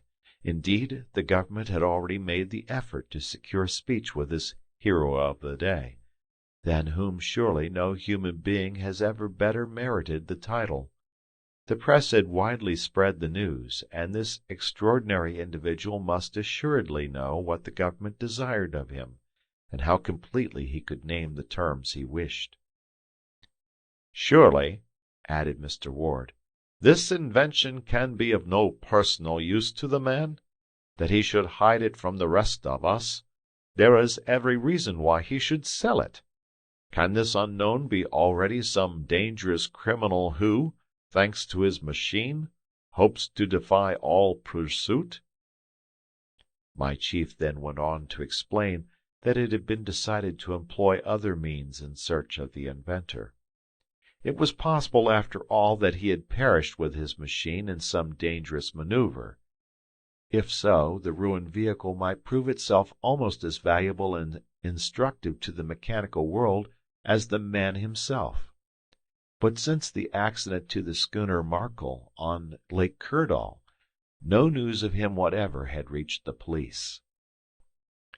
On this point Mr. Ward did not attempt to hide his disappointment and his anxiety. Anxiety, yes, for it was manifestly becoming more and more difficult for him to fulfill his duty of protecting the public. How could we arrest criminals if they could flee from justice at such speed over both land and sea? How could we pursue them under the oceans? And when dirigible balloons should also have reached their full perfection, we would even have to chase men through the air. I asked myself if my colleagues and I would not find ourselves some day reduced to utter helplessness. If police officials become a useless encumbrance, would they be definitely discarded by society? Here there recurred to me the jesting letter I had received a fortnight before, the letter which threatened my liberty and even my life. I recalled also the singular espionage of which I had been the subject. I asked myself if I had better mention these things to Mr. Ward, but they seemed to have absolutely no relation to the matter now in hand. The Great Erie affair had been definitely put aside by the government, since an eruption was no longer threatening, and they now wished to employ me upon this newer matter. I waited, then, to mention this letter to my chief at some future time, when it would not be so sore a joke to me. Mr. Ward again took up our conversation. "We are resolved by some means to establish communication with this inventor. He has disappeared, it is true, but he may reappear at any moment, and in any part of the country. I have chosen you, Strock, to follow him the instant he appears. You must hold yourself ready to leave Washington on the moment. Do not quit your house, except to come here to headquarters each day. Notify me each time by telephone when you start from home, and report to me personally the moment you arrive here." "I will follow orders exactly, Mr. Ward," I answered. "But permit me one question. Ought I to act alone, or will it not be better to join with me?" "That is what I intend," said the chief, interrupting me. "You are to choose 2 of our men whom you think the best fitted." "I will do so, Mr. Ward. And now if some day or other I stand in the presence of our man, what am I to do with him?" "Above all things, do not lose sight of him. If there is no other way, arrest him. You shall have a warrant." "A useful precaution, Mr. Ward. If he started to jump into his automobile and to speed away at the rate we know of, I must stop him at any cost. One cannot argue long with a man making 200 miles an hour." "You must prevent that, Strock. And the arrest made, telegraph me. After that the matter will be in my hands." "Count on me, Mr. Ward. At any hour, day or night, I shall be ready to start with my men. I thank you for having entrusted this mission to me. If it succeeds, it will be a great honor." "And of great profit," added my chief, dismissing me. Returning home, I made all preparations for a trip of indefinite duration. Perhaps my good housekeeper imagined that I planned a return to the great Erie, which she regarded as an antechamber of hell itself. She said nothing, but went about her work with a most despairing face. Nevertheless, sure as I was of her discretion, I told her nothing. In this great mission I would confide in no one. My choice of the 2 men to accompany me was easily made. They both belonged to my own department, and had many times under my direct command given proofs of their vigor, courage, and intelligence. One, John Hart, of Illinois, was a man of 30 years. The other, aged 32, was Nab Walker, of Massachusetts. I could not have had better assistants. Several days passed without news, either of the automobile, the boat, or the submarine. There were rumors in plenty, but the police knew them to be false. As to the reckless stories that appeared in the newspapers, they had most of them no foundation whatever. Even the best journals cannot be trusted to refuse an exciting bit of news on the mere ground of its unreliability. Then, twice in quick succession, there came what seemed trustworthy reports of the man of the hour. The first asserted that he had been seen on the roads of Arkansas, near Little Rock. The second, that he was in the very middle of Lake Superior. Unfortunately, these 2 notices were absolutely unreconcilable, for while the first gave the afternoon of June 26th as the time of appearance, the second set it for the evening of the same day. Now, these 2 points of the United States territory are not less than 800 miles apart.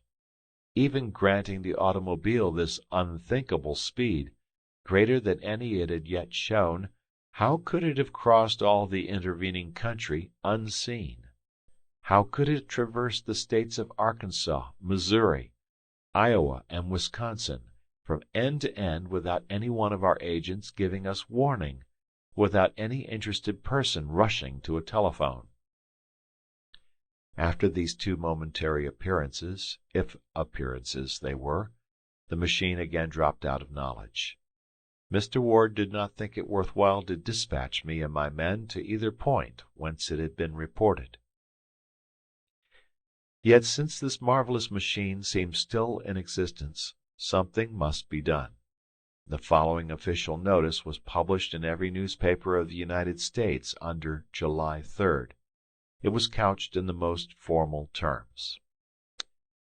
During the month of April of the present year, an automobile traversed the roads of Pennsylvania, of Kentucky, of Ohio, of Tennessee, of Missouri, of Illinois, and on the 27th of May, during the race held by the American Automobile Club, it covered the course in Wisconsin.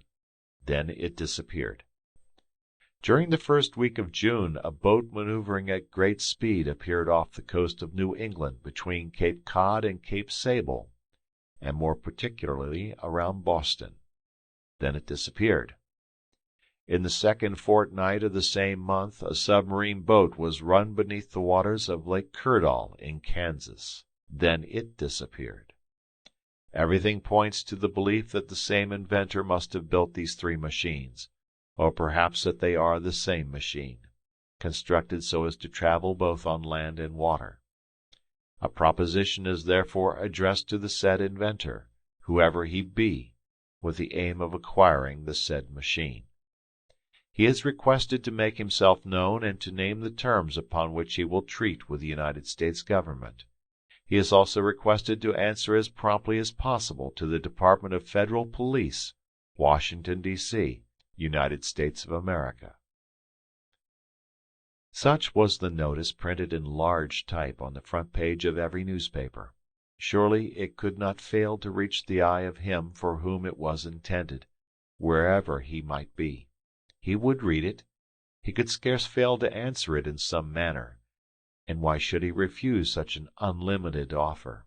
We had only to await his reply. One can easily imagine how high the public curiosity rose. From morning till night, an eager and noisy crowd pressed about the Bureau of Police, awaiting the arrival of a letter or a telegram. The best reporters were on the spot. What honor, what profit would come to the paper which was first to publish the famous news? To know at last the name and place of the undiscoverable unknown, and to know if he would agree to some bargain with the government. It goes without saying that America does things on a magnificent scale. Millions would not be lacking for the inventor. If necessary, all the millionaires in the country would open their inexhaustible purses. The day passed. To how many excited and impatient people it seemed to contain more than 24 hours, and each hour held far more than 60 minutes. There came no answer, no letter, no telegram. The night following, there was still no news, and it was the same the next day, and the next. There came, however, another result which had been fully foreseen. The cables informed Europe of what the United States government had done. The different powers of the Old World hoped also to obtain possession of the wonderful invention. Why should they not struggle for an advantage so tremendous? Why should they not enter the contest with their millions? In brief, every great power took part in the affair. France, England, Russia, Italy, Austria, Germany. Only the states of the second order refrained from entering, with their smaller resources, upon a useless effort. The European press published notices identical with that of the United States. The extraordinary chauffeur had only to speak to become a rival to the Vanderbilts, the Astors, the Goulds, the Morgans, and the Rothschilds of every country of Europe. And when the mysterious inventor made no sign, what attractive offers were held forth to tempt him to discard the secrecy in which he was enwrapped? The whole world became a public market, an auction house whence arose the most amazing bids. Twice a day the newspapers would add up the amounts, and these kept rising from millions to millions. The end came when the United States Congress, after a memorable session, voted to offer the sum of $20 million. And there was not a citizen of the States, of whatever rank, who objected to the amount, so much importance was attached to the possession of this prodigious engine of locomotion. As for me, I said emphatically to my old housekeeper, "The machine is worth even more than that." Evidently the other nations of the world did not think so, for their bids remained below the final sum. But how useless was this mighty struggle of the great rivals! The inventor did not appear. He did not exist. He had never existed. it was all a monstrous pretense of the American newspapers. That, at least, became the announced view of the Old World. And so the time passed. There was no further news of our man. There was no response from him. He appeared no more. For my part, not knowing what to think, I commenced to lose all hope of reaching any solution to the strange affair. Then, on the morning of the 15th of July, a letter without postmark was found in the mailbox of the police bureau. After the authorities had studied it, it was given out to the Washington journals, which published it in facsimile in special numbers. It was couched as follows. End of chapter. Chapter 9. The Second Letter. On board the Terror, July 15. To the Old and New World. The propositions emanating from the different governments of Europe, as also that which has finally been made by the United States of America, need expect no other answer than this. I refuse absolutely and definitely the sums offered for my invention. My machine will be neither French nor German, nor Austrian nor Russian, nor English nor American. The invention will remain my own, and I shall use it as pleases me. With it, I hold control of the entire world, and there lies no force within the reach of humanity which is able to resist me under any circumstances whatsoever. Let no one attempt to seize or stop me. It is, and will be, utterly impossible. Whatever injury anyone attempts against me, I will return 100-fold. As to the money which is offered me, I despise it. I have no need of it. Moreover, on the day when it pleases me to have millions or billions, I have but to reach out my hand and take them. Let both the Old and the New World realize this. They can accomplish nothing against me. I can accomplish anything against them. I sign this letter, the Master of the World. End of chapter. Chapter 10. Outside the Law. Such was the letter addressed to the government of the United States. As to the person who had placed it in the mailbox of the police, no one had seen him. The sidewalk in front of our offices had probably not been once vacant during the entire night. From sunset to sunrise there had always been people, busy, anxious, or curious, passing before our door. It is true, however, that even then the bearer of the letter might easily have slipped by unseen and dropped the letter in the box. The night had been so dark you could scarcely see from one side of the street to the other. I have said that this letter appeared in facsimile in all the newspapers to which the government communicated it. Perhaps one would naturally imagine that the first comment of the public would be, "This is the work of some practical joker."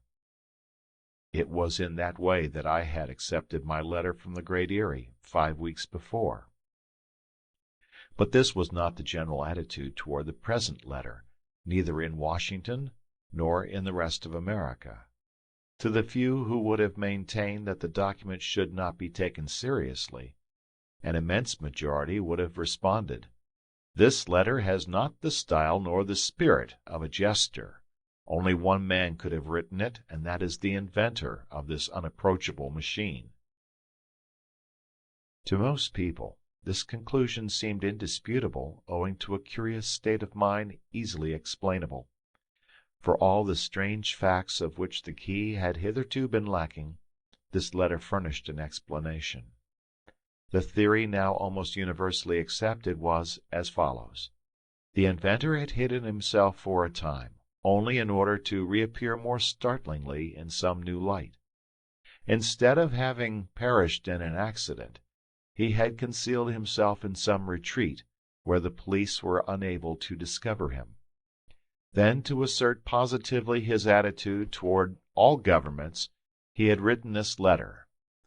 But instead of dropping it in the post in any one locality, which might have resulted in its being traced to him, he had come to Washington and deposited it himself in the very spot suggested by the government's official notice, the Bureau of Police. Well, if this remarkable personage had reckoned that this new proof of his existence would make some noise in two worlds, he certainly figured rightly. That day, the millions of good folk who read and reread their daily paper could, to employ a well-known phrase, scarcely believe their eyes.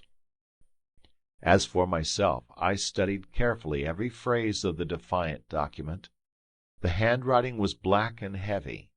An expert at chirography would doubtless have distinguished in the lines traces of a violent temperament, of a character stern and unsocial. Suddenly, a cry escaped me, a cry that fortunately my housekeeper did not hear. Why had I not noticed sooner the resemblance of the handwriting to that of the letter I had received from Morganton? Moreover, a yet more significant coincidence, the initials with which my letter had been signed, did they not stand for the words Master of the World? And whence came the second letter, on board the Terror? Doubtless this name was that of the triple machine commanded by the mysterious captain. The initials in my letter were his own signature, and it was he who had threatened me, if I dared to renew my attempt on the Great Erie. I rose and took from my desk the letter of June 13th. I compared it with the facsimile in the newspapers. There was no doubt about it. They were both in the same peculiar handwriting. My mind worked eagerly. I sought to trace the probable deductions from this striking fact, known only to myself. The man who had threatened me was the commander of this Terror and the Great Erie. What connection was there between the phenomena of the Blue Ridge Mountains, amid the no less phenomenal performances of the fantastic machine? I knew what my first step should be, and with the letter in my pocket, I hastened to police headquarters. Inquiring if Mr. Ward was within, and receiving an affirmative reply, I hastened toward his door, and rapped upon it with unusual and perhaps unnecessary vigor. Upon his call to enter, I stepped eagerly into the room. The chief had spread before him the letter published in the papers, not a facsimile, but the original itself, which had been deposited in the letter-box of the department. "You come as if you had important news, Strock?" "Judge for yourself, Mr. Ward." And I drew from my pocket the letter with the initials. Mr. Ward took it, glanced at its face, and asked, "What is this?" "A letter signed only with initials, as you can see." "And where was it posted?" "In Morganton, in North Carolina." "When did you receive it?" "A month ago, the 13th of June." "What did you think of it then?" "That it had been written as a joke." "And now, Strock?" "I think what you will think, Mr. Ward, after you have studied it." My chief turned to the letter again and read it carefully. "It is signed with 3 initials," said he. "Yes, Mr. Ward, and those initials belong to the words Master of the World in this facsimile." "Of which this is the original," responded Mr. Ward, taking it up. "It is quite evident," I urged, "that the 2 letters are by the same hand." "It seems so." "You see what threats are made against me, to protect the Great Erie?" "Yes, the threat of death. But, Strock, you have had this letter for a month. Why have you not shown it to me before?" "Because I attached no importance to it. Today, after the letter from the Terror, it must be taken seriously." "I agree with you. It appears to me most important. I even hope it may prove the means of tracking this strange personage." "That is what I also hope, Mr. Ward." "Only what connection can possibly exist between the Terror and the Great Erie?" "That I do not know. I cannot even imagine." "There can be but one explanation," continued Mr. Ward, "though it is almost inadmissible, even impossible." "And that is?" "That the Great Erie was the spot selected by the inventor, where he gathered his material." "That is impossible!" cried I. "In what way would he get his material in there? And how get his machine out? After what I have seen, Mr. Ward, your suggestion is impossible." "Unless Strock—" "Unless what?" I demanded. "Unless the machine of this master of the world has also wings, which permit it to take refuge in the Great Erie." At the suggestion that the Terror, which had searched the deeps of the sea, might be capable also of rivaling the vultures and the eagles, I could not restrain an expressive shrug of incredulity. Neither did Mr. Ward himself dwell upon the extravagant hypothesis. He took the two letters and compared them afresh. He examined them under a microscope, especially the signatures, and established their perfect identity. Not only the same hand, but the same pen had written them. After some moments of further reflection, Mr. Ward said, "I will keep your letter, Strock.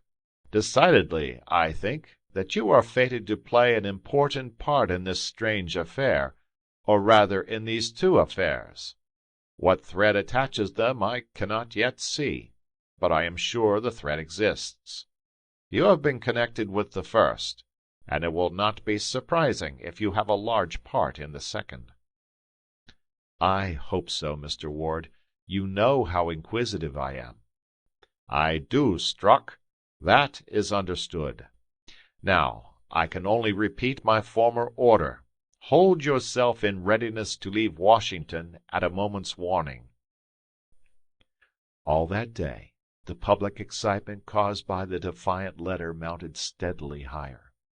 It was felt both at the White House and at the Capitol that public opinion absolutely demanded some action. Of course, it was difficult to do anything. Where could one find this master of the world? And even if he were discovered, how could he be captured? He had at his disposal not only the powers he had displayed, but apparently still greater resources, as yet unknown. How had he been able to reach Lake Kerdal over the rocks, and how had he escaped from it? Then, if he had indeed appeared on Lake Superior, how had he covered all the intervening territory unseen? What a bewildering affair it was altogether! This, of course, made it all the more important to get to the bottom of it. Since the millions of dollars had been refused, force must be employed. The inventor and his invention were not to be bought. And in what haughty and menacing terms he had couched his refusal! So be it. He must be treated as an enemy of society, against whom all means became justified, that he might be deprived of his power to injure others. The idea that he had perished was now entirely discarded. He was alive, very much alive, and his existence constituted a perpetual public danger. Influenced by these ideas, the government issued the following proclamation: "Since the commander of the Terror has refused to make public his invention at any price whatever, since the use which he makes of his machine constitutes a public menace, against which it is impossible to guard, the said commander of the Terror is hereby placed beyond the protection of the law. Any measures taken in the effort to capture or destroy either him or his machine will be approved and rewarded." It was a declaration of war, war to the death against this master of the world who thought to threaten and defy an entire nation, the American nation. Before the day was over, various rewards of large amounts were promised to anyone who revealed the hiding place of this dangerous inventor, to anyone who could identify him, and to anyone who could rid the country of him. Such was the situation during the last fortnight of July. All was left to the hazard of fortune. The moment the outlaw reappeared he would be seen and signaled, and when the chance came he would be arrested. This could not be accomplished when he was in his automobile on land or in his boat on the water. No, he must be seized suddenly before he had any opportunity to escape by means of that speed which no other machine could equal. I was therefore all alert, awaiting an order from Mr. Ward to start out with my men. But the order did not arrive for the very good reason that the man whom it concerned remained undiscovered. The end of July approached. The newspapers continued the excitement. They published repeated rumors. New clues were constantly being announced. But all this was mere idle talk. Telegrams reached the police bureau from every part of America, each contradicting and nullifying the others. The enormous rewards offered could not help but lead to accusations, errors, and blunders, made, many of them, in good faith. One time it would be a cloud of dust, which must have contained the automobile. At another time, almost any wave on any of America's 1,000 lakes represented the submarine. In truth, in the excited state of the public imagination, apparitions assailed us from every side. At last, on the 29th of July, I received a telephone message to come to Mr. Ward on the instant. 20 minutes later I was in his cabinet. "You leave in an hour, Strock," said he. "Where for?" "For Toledo." "It has been seen?" "Yes. At Toledo you will get your final orders." "In an hour my men and I will be on the way." "Good. And, Strock, I now give you a formal order." "What is it, Mr. Ward?" "To succeed. This time to succeed." End of chapter. Chapter 11. The Campaign. So the undiscoverable commander had reappeared upon the territory of the United States. He had never shown himself in Europe, either on the roads or in the seas. He had not crossed the Atlantic, which apparently he could have traversed in 3 days. Did he then intend to make only America the scene of his exploits? Ought we to conclude from this that he was an American? Let me insist upon this point. It seemed clear that the submarine might easily have crossed the vast sea which separates the New and the Old World. Not only would its amazing speed have made its voyage short, in comparison to that of the swiftest steamship, but also it would have escaped all the storms that make the voyage dangerous. Tempests did not exist for it. It had but to abandon the surface of the waves, and it could find absolute calm a few score feet beneath. But the inventor had not crossed the Atlantic, and if he were to be captured now, it would probably be in Ohio, since Toledo is a city of that state. This time the fact of the machine's appearance had been kept secret, between the police and the agent who had warned them, and whom I was hurrying to meet. No journal, and many would have paid high for the chance, was printing this news. We had decided that nothing should be revealed until our effort was at an end. No indiscretion would be committed by either my comrades or myself. The man to whom I was sent with an order from Mr. Ward was named Arthur Wells. He awaited us at Toledo. The city of Toledo stands at the western end of Lake Erie. Our train sped during the night across West Virginia and Ohio. There was no delay, and before noon the next day the locomotive stopped in the Toledo depot. John Hart, Nab Walker, and I stepped out with traveling bags in our hands and revolvers in our pockets. Perhaps we should need weapons for an attack, or even to defend ourselves. Scarcely had I stepped from the train when I picked out the man who awaited us.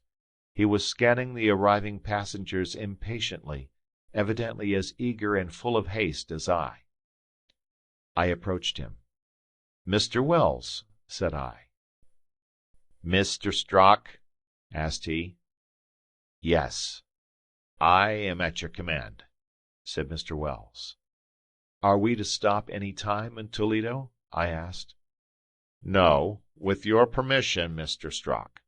A carriage with 2 good horses is waiting outside the station, and we must leave at once to reach our destination as soon as possible." "We will go at once," I answered, signing to my 2 men to follow us. "Is it far?" 20 miles. "And the place is called?" "Black Rock Creek." Having left our bags at a hotel, we started on our drive. Much to my surprise, I found there were provisions sufficient for several days packed beneath the seat of the carriage. Mr. Wells told me that the region around Black Rock Creek was among the wildest in the state. There was nothing there to attract either farmers or fishermen. We would not find an inn for our meals, nor a room in which to sleep. Fortunately, during the July heat there would be no hardship, even if we had to lie 1 or 2 nights under the stars. More probably, however, if we were successful, the matter would not occupy us many hours. Either the commander of the Terror would be surprised before he had a chance to escape, or he would take to flight, and we must give up all hope of arresting him. I found Arthur Wells to be a man of about 40, large and powerful. I knew him by reputation to be one of the best of our local police agents. Cool in danger and enterprising always, he had proven his daring on more than one occasion at the peril of his life. He had been in Toledo on a wholly different mission, when chance had thrown him on the track of the Terror. We drove rapidly along the shore of Lake Erie, toward the southwest. This inland sea of water is on the northern boundary of the United States, lying between Canada on one side and the states of Ohio, Pennsylvania, and New York on the other. If I stop to mention the geographical position of this lake, its depth, its extent, and the waters nearest around, it is because the knowledge is necessary for the understanding of the events which were about to happen. The surface of Lake Erie covers about 10,000 square miles. It is nearly 600 feet above sea level. It is joined on the northwest, by means of the Detroit River, with the still greater lakes to the westward, and receives their waters. It has also rivers of its own, though of less importance, such as the Rocky, the Cuyahoga, and the Black. The lake empties at its northeastern end into Lake Ontario by means of Niagara River and its celebrated falls. The greatest known depth of Lake Erie is over 130 feet. Hence it will be seen that the mass of its waters is considerable. In short, this is a region of most magnificent lakes. The land, though not situated far northward, is exposed to the full sweep of the Arctic cold. The region to the northward is low, and the winds of winter rush down with extreme violence. Hence Lake Erie is sometimes frozen over from shore to shore. The principal cities on the borders of this great lake are Buffalo at the east, which belongs to New York State, and Toledo in Ohio at the west, with Cleveland and Sandusky, both Ohio cities, at the south. Smaller towns and villages are numerous along the shore. The traffic is naturally large, its annual value being estimated at considerably over $2 million. Our carriage followed a rough and little used road along the borders of the lake, and as we toiled along, Arthur Wells told me what he had learned. Less than 2 days before, on the afternoon of July 27th, Wells had been riding on horseback toward the town of Hurley. 5 miles outside the town, he was riding through a little wood, when he saw, far up across the lake, a submarine which rose suddenly above the waves. He stopped, tied his horse, and stole on foot to the edge of the lake. There, from behind a tree, he had seen with his own eyes, this submarine advance toward him, and stop at the mouth of Black Rock Creek. Was it the famous machine for which the whole world was seeking, which thus came directly to his feet? When the submarine was close to the rocks, 2 men climbed out upon its deck and stepped ashore. Was one of them this master of the world, who had not been seen since he was reported from Lake Superior? Was this the mysterious terror which had thus risen from the depths of Lake Erie?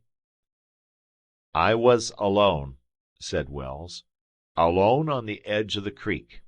If you and your assistants, Mr. Strock, had been there, we 4 against 2, we would have been able to reach these men and seize them before they could have regained their boat and fled." "Probably," I answered. "But were there no others on the boat with them? Still, if we had seized the 2, we could have at least have learned who they were." "And above all," added Wells, "if one of them turned out to be the captain of the Terror." "I have only one fear, Wells. This submarine, whether it is the one we seek or another, may have left the creek since your departure." "We shall know that in a few hours now. Pray heaven they are still there. Then, when night comes—" "But," I asked, "did you remain watching in the wood until night?" "No. I left after an hour's watching, and rode straight for the telegraph station at Toledo. I reached there late at night and sent immediate word to Washington." "That was night before last. Did you return yesterday to Black Rock Creek?" "Yes." "The submarine was still there?" "In the same spot." "And the 2 men?" "The same 2 men. I judged that some accident had happened, and they came to this lonely spot to repair it." "Probably so," said I. "Some damage which made it impossible for them to regain their usual hiding place, if only they are still here." "I have reason to believe they will be, for quite a lot of stuff was taken out of the boat and laid about upon the shore. And as well as I could discern from a distance, they seemed to be working on board." "Only the 2 men?" "Only the 2." "But," protested I, "can 2 be sufficient to handle an apparatus of such speed, and of such intricacy as to be at once automobile, boat, and submarine?" "I think not, Mr. Strock, but I only saw the same 2. Several times they came to the edge of the little wood where I was hidden, and gathered sticks for a fire which they made upon the beach. The region is so uninhabited, and the creek so hidden from the lake, that they ran little danger of discovery. They seemed to know this." "You would recognize them both again?" "Perfectly. One was of middle size, vigorous, and quick of movement, heavily bearded. The other was smaller, but stocky and strong. Yesterday, as before, I left the wood about 5 o'clock and hurried back to Toledo. There I found a telegram from Mr. Ward, notifying me of your coming, and I awaited you at the station." Summed up, then, the news amounted to this. For 40 hours past, a submarine, presumably the one we sought, had been hidden in Black Rock Creek, engaged in repairs. Probably these were absolutely necessary, and we should find the boat still there. As to how the Terror came to be in Lake Erie, Arthur Wells and I discussed that, and agreed that it was a very probable place for her. The last time she had been seen was on Lake Superior. From there to Lake Erie the machine could have come by the roads of Michigan, but since no one had remarked its passage, and as both the police and the people were specially aroused and active in that portion of the country, it seemed more probable that the Terror had come by water. There was a clear route through the chain of the Great Lakes and their rivers, by which in her character of a submarine she could easily proceed undiscovered. And now, if the Terror had already left the creek, or if she escaped when we attempted to seize her, in what direction would she turn? In any case, there was little chance of following her. There were 2 torpedo destroyers at the port of Buffalo, at the other extremity of Lake Erie. By treaty between the United States and Canada, There are no vessels of war whatever on the Great Lakes. These might, however, have been little launches belonging to the customs service. Before I left Washington, Mr. Ward had informed me of their presence, and a telegram to their commanders would, if there were need, start them in pursuit of the Terror. But despite their splendid speed, how could they vie with her? And if she plunged beneath the waters, they would be helpless. Moreover, Arthur Wells averred that in case of a battle, the advantage would not be with the destroyers, despite their large crews and many guns. Hence, if we did not succeed this night, the campaign would end in failure. Arthur Wells knew Black Rock Creek thoroughly, having hunted there more than once. It was bordered in most places with sharp rocks, against which the waters of the lake beat heavily. Its channel was some 30 feet deep, so that the Terror could take shelter either upon the surface or under water. In 2 or 3 places the steep banks gave way to sand beaches, which led to little gorges reaching up toward the woods, 200 or 300 feet. It was 7 in the evening when our carriage reached these woods. There was still daylight enough for us to see easily, even in the shade of the trees. To have crossed openly to the edge of the creek would have exposed us to the view of the men of the Terror, if she were still there, and thus giving her warning to escape.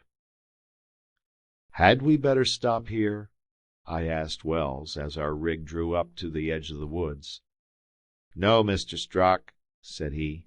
"We had better leave the carriage deeper in the woods, where there will be no chance whatever of our being seen." "Can the carriage drive under these trees?" "It can," declared Wells. "I have already explored these woods thoroughly. 500 or 600 feet from here there is a little clearing, where we will be completely hidden, and where our horses may find pasture. Then, as soon as it is dark, we will go down to the beach, at the edge of the rocks which shut in the mouth of the creek. Thus, if the Terror is still there, we shall stand between her and escape." Eager as we all were for action, it was evidently best to do as Wells suggested, and wait for night. The intervening time could well be occupied as he said. Leading the horses by the bridle, while they dragged the empty carriage, we proceeded through the heavy woods. The tall pines, the stalwart oaks, the cypress scattered here and there, made the evening darker overhead.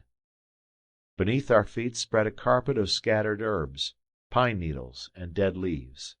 Such was the thickness of the upper foliage that the last rays of the setting sun could no longer penetrate here. We had to feel our way, and it was not without some knocks that the carriage reached the clearing 10 minutes later. This clearing, surrounded by great trees, formed a sort of oval, covered with rich grass. Here it was still daylight, and the darkness would scarcely deepen for over an hour. There was thus time to arrange an encampment and to rest awhile after our hard trip over the rough and rocky roads. Of course we were intensely eager to approach the creek and see if the Terror were still there, but prudence restrained us. A little patience, and the night would enable us to reach a commanding position unsuspected. Wells urged this strongly, and despite my eagerness, I felt that he was right. The horses were unharnessed, and left to browse under the care of the coachman who had driven us. The provisions were unpacked, and John Hart and Nab Walker spread out a meal on the grass at the foot of a superb cypress, which recalled to me the forest odors of Morganton and Pleasant Garden. We were hungry and thirsty, and food and drink were not lacking. Then our pipes were lighted to calm the anxious moments of waiting that remained.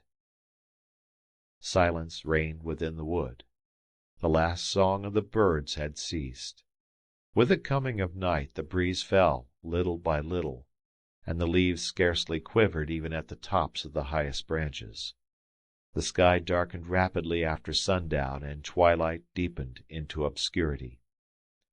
I looked at my watch. It was 8:30. "It is time, Wells." "When you will, Mr. Strock." "Then let us start." We cautioned the coachman not to let the horses stray beyond the clearing. Then we started. Wells went in advance, I followed him, and John Hart and Nab Walker came behind. In the darkness we three would have been helpless without the guidance of Wells. Soon we reached the farther border of the woods, and before us stretched the banks of Black Rock Creek. All was silent. All seemed deserted. We could advance without risk. If the Terror was there, she had cast anchor behind the rocks. But was she there? That was the momentous question. As we approached the denouement of this exciting affair, my heart was in my throat. Wells motioned to us to advance. The sand of the shore crunched beneath our steps. The 200 feet between us and the mouth of the creek were crossed softly, and a few minutes sufficed to bring us to the rocks at the edge of the lake. There was nothing. Nothing. The spot where Wells had left the Terror 24 hours before was empty. The master of the world was no longer at Black Rock Creek. End of chapter. Chapter 12. Black Rock Creek. Human nature is prone to illusions. Of course, there had been all along a probability that the Terror had deserted the locality, even admitting that it was she Wells had seen the previous day. If some damage to her triple system of locomotion had prevented her from regaining either by land or by water her usual hiding place, and obliged her to seek refuge in Black Rock Creek, what ought we to conclude now upon finding her here no longer? Obviously, that having finished her repairs, she had continued on her way and was already far beyond the waters of Lake Erie. But probable as this result had been from the first, we had more and more ignored it as our trip proceeded. We had come to accept as a fact that we should meet the Terror, that we should find her anchored at the base of the rocks where Wells had seen her. And now, what disappointment! I might even say, what despair! All our efforts gone for nothing! Even if the Terror was still upon the lake, to find her, reach her, and capture her was beyond our power, and it might as well be fully recognized, beyond all human power.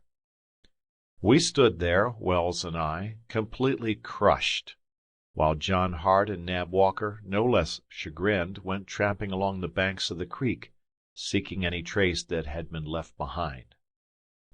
Posted there, at the mouth of the creek, Wells and I exchanged scarcely a word. What need was there of words to enable us to understand each other? After our eagerness and our despair, we were now exhausted. Defeated in our well-planned attempt, we felt as unwilling to abandon our campaign as we were unable to continue it. Nearly an hour slipped by. We could not resolve to leave the place. Our eyes still sought to pierce the night. Sometimes a glimmer, due to the sparkle of the waters, trembled on the surface of the lake. Then it vanished, and with it the foolish hope that it had roused. Sometimes again we thought we saw a shadow outlined against the dark, the silhouette of an approaching boat. Yet again some eddies would swirl up at our feet as if the creek had been stirred within its depths. These vain imaginings were dissipated one after the other. They were but the illusions raised by our strained fancies. At length our companions rejoined us. My first question was, "Nothing new?" "Nothing," said John Hart. "You have explored both banks of the creek?" "Yes," responded Nab Walker, "as far as the shallow water above, and we have not seen even a vestige of the things which Mr. Wells saw laid on the shore." "Let us wait a while," said I, unable to resolve upon a return to the woods. At that moment our attention was caught by a sudden agitation of the waters, which swelled upward at the foot of the rocks. "It is like the swell from a vessel," said Wells. "Yes," said I, instinctively lowering my voice. "What has caused it? The wind has completely died out. Does it come from something on the surface of the lake?" "Or from something underneath," said Wells, bending forward the better to determine. The commotion certainly seemed as if caused by some boat, whether from beneath the water or approaching the creek from outside upon the lake. Silent, motionless, we strained eyes and ears to pierce the profound obscurity. The faint noise of the waves of the lake lapping on the shore beyond the creek came to us distinctly through the night. John Hart and Nab Walker drew a little aside upon a higher ridge of rocks. As for me, I leaned close to the water to watch the agitation. It did not lessen. On the contrary, it became momentarily more evident, and I began to distinguish a sort of regular throbbing, like that produced by a screw in motion. "There is no doubt," declared Wells, leaning close to me. "There is a boat coming toward us." "There certainly is," responded I, "unless they have whales or sharks in Lake Erie." "No, it is a boat," repeated Wells. "Is she headed toward the mouth of the creek, or is she going further up it?" "This is just where you saw the boat twice before?" "Yes, just here."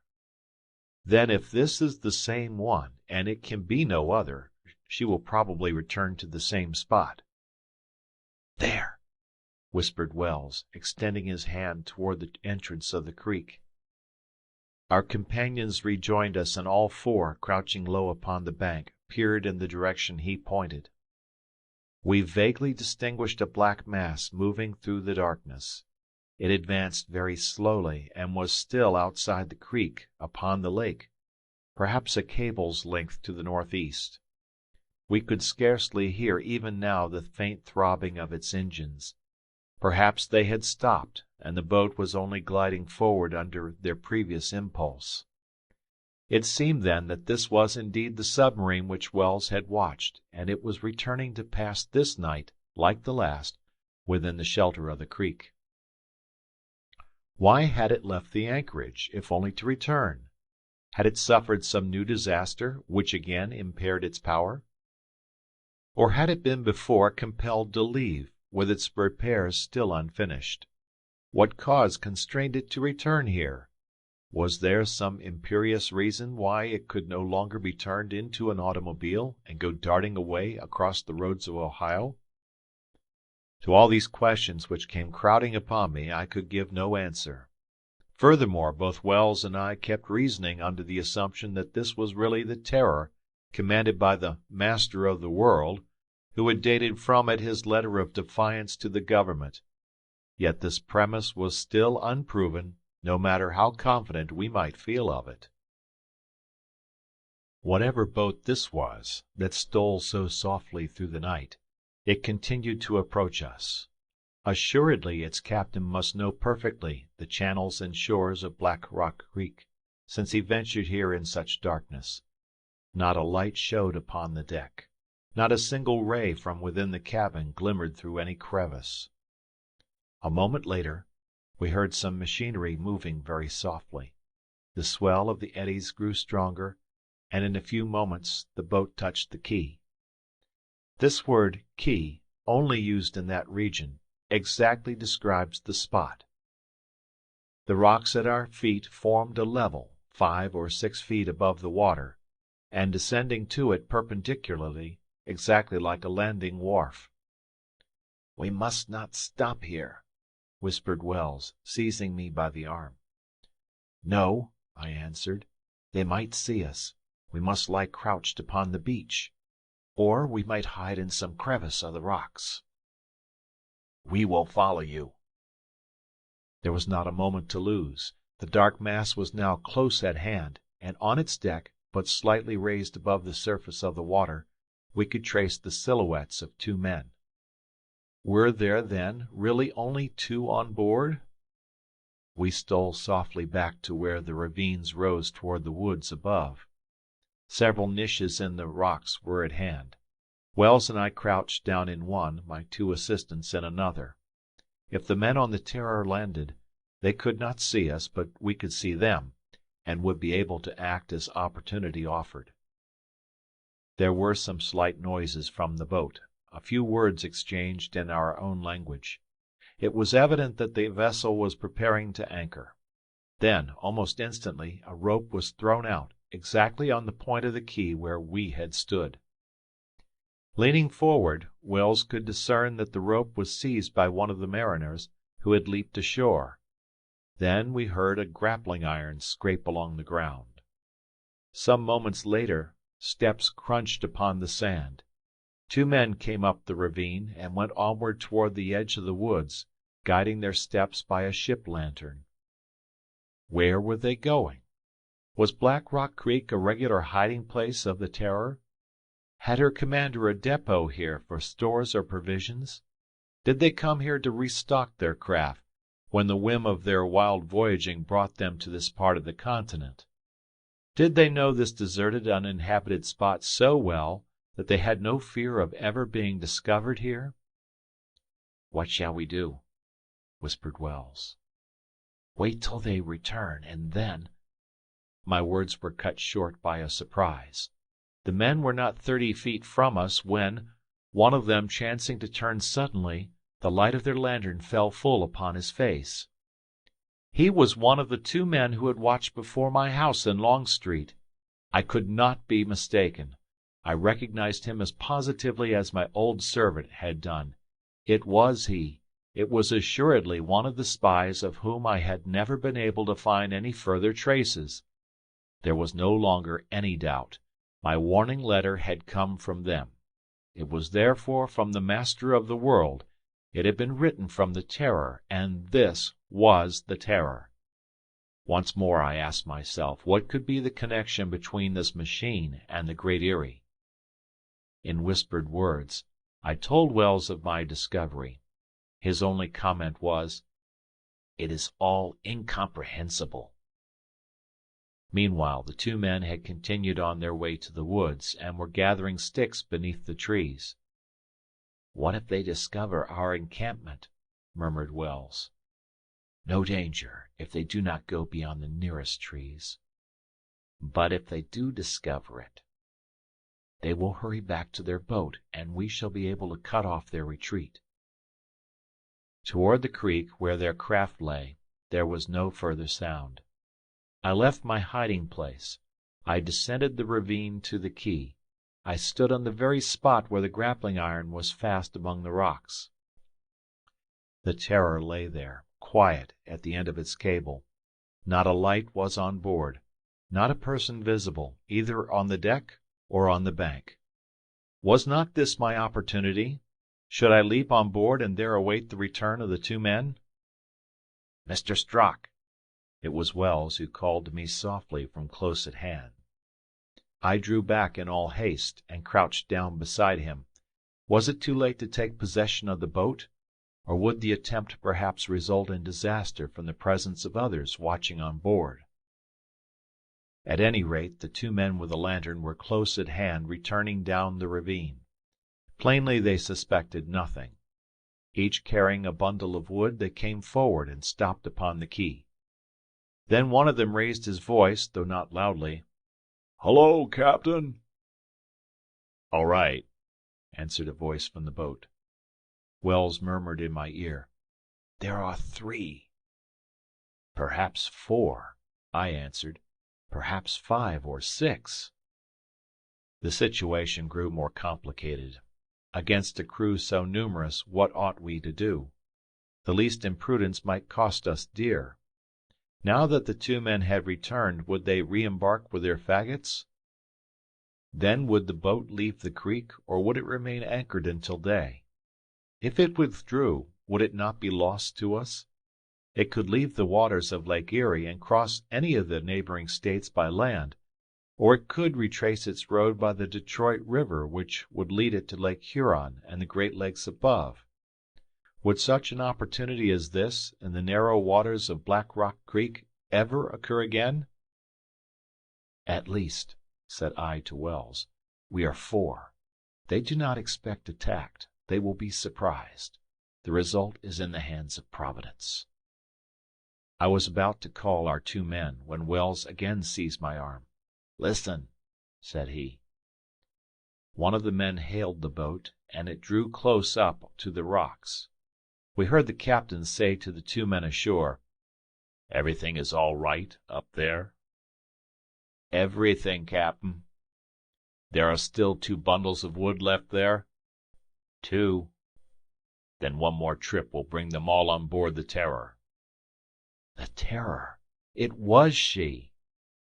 "Yes, just one more trip," answered one of the men. "Good.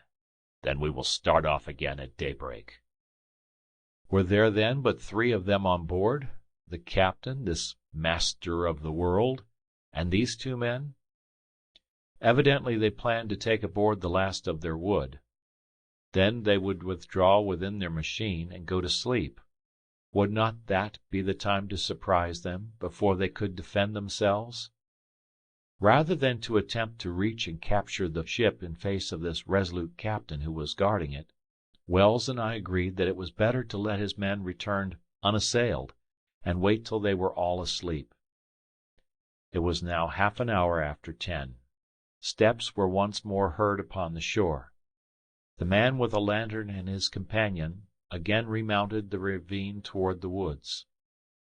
When they were safely beyond hearing, Wells went to warn our men, while I stole forward again to the very edge of the water. The Terror lay at the end of a short cable.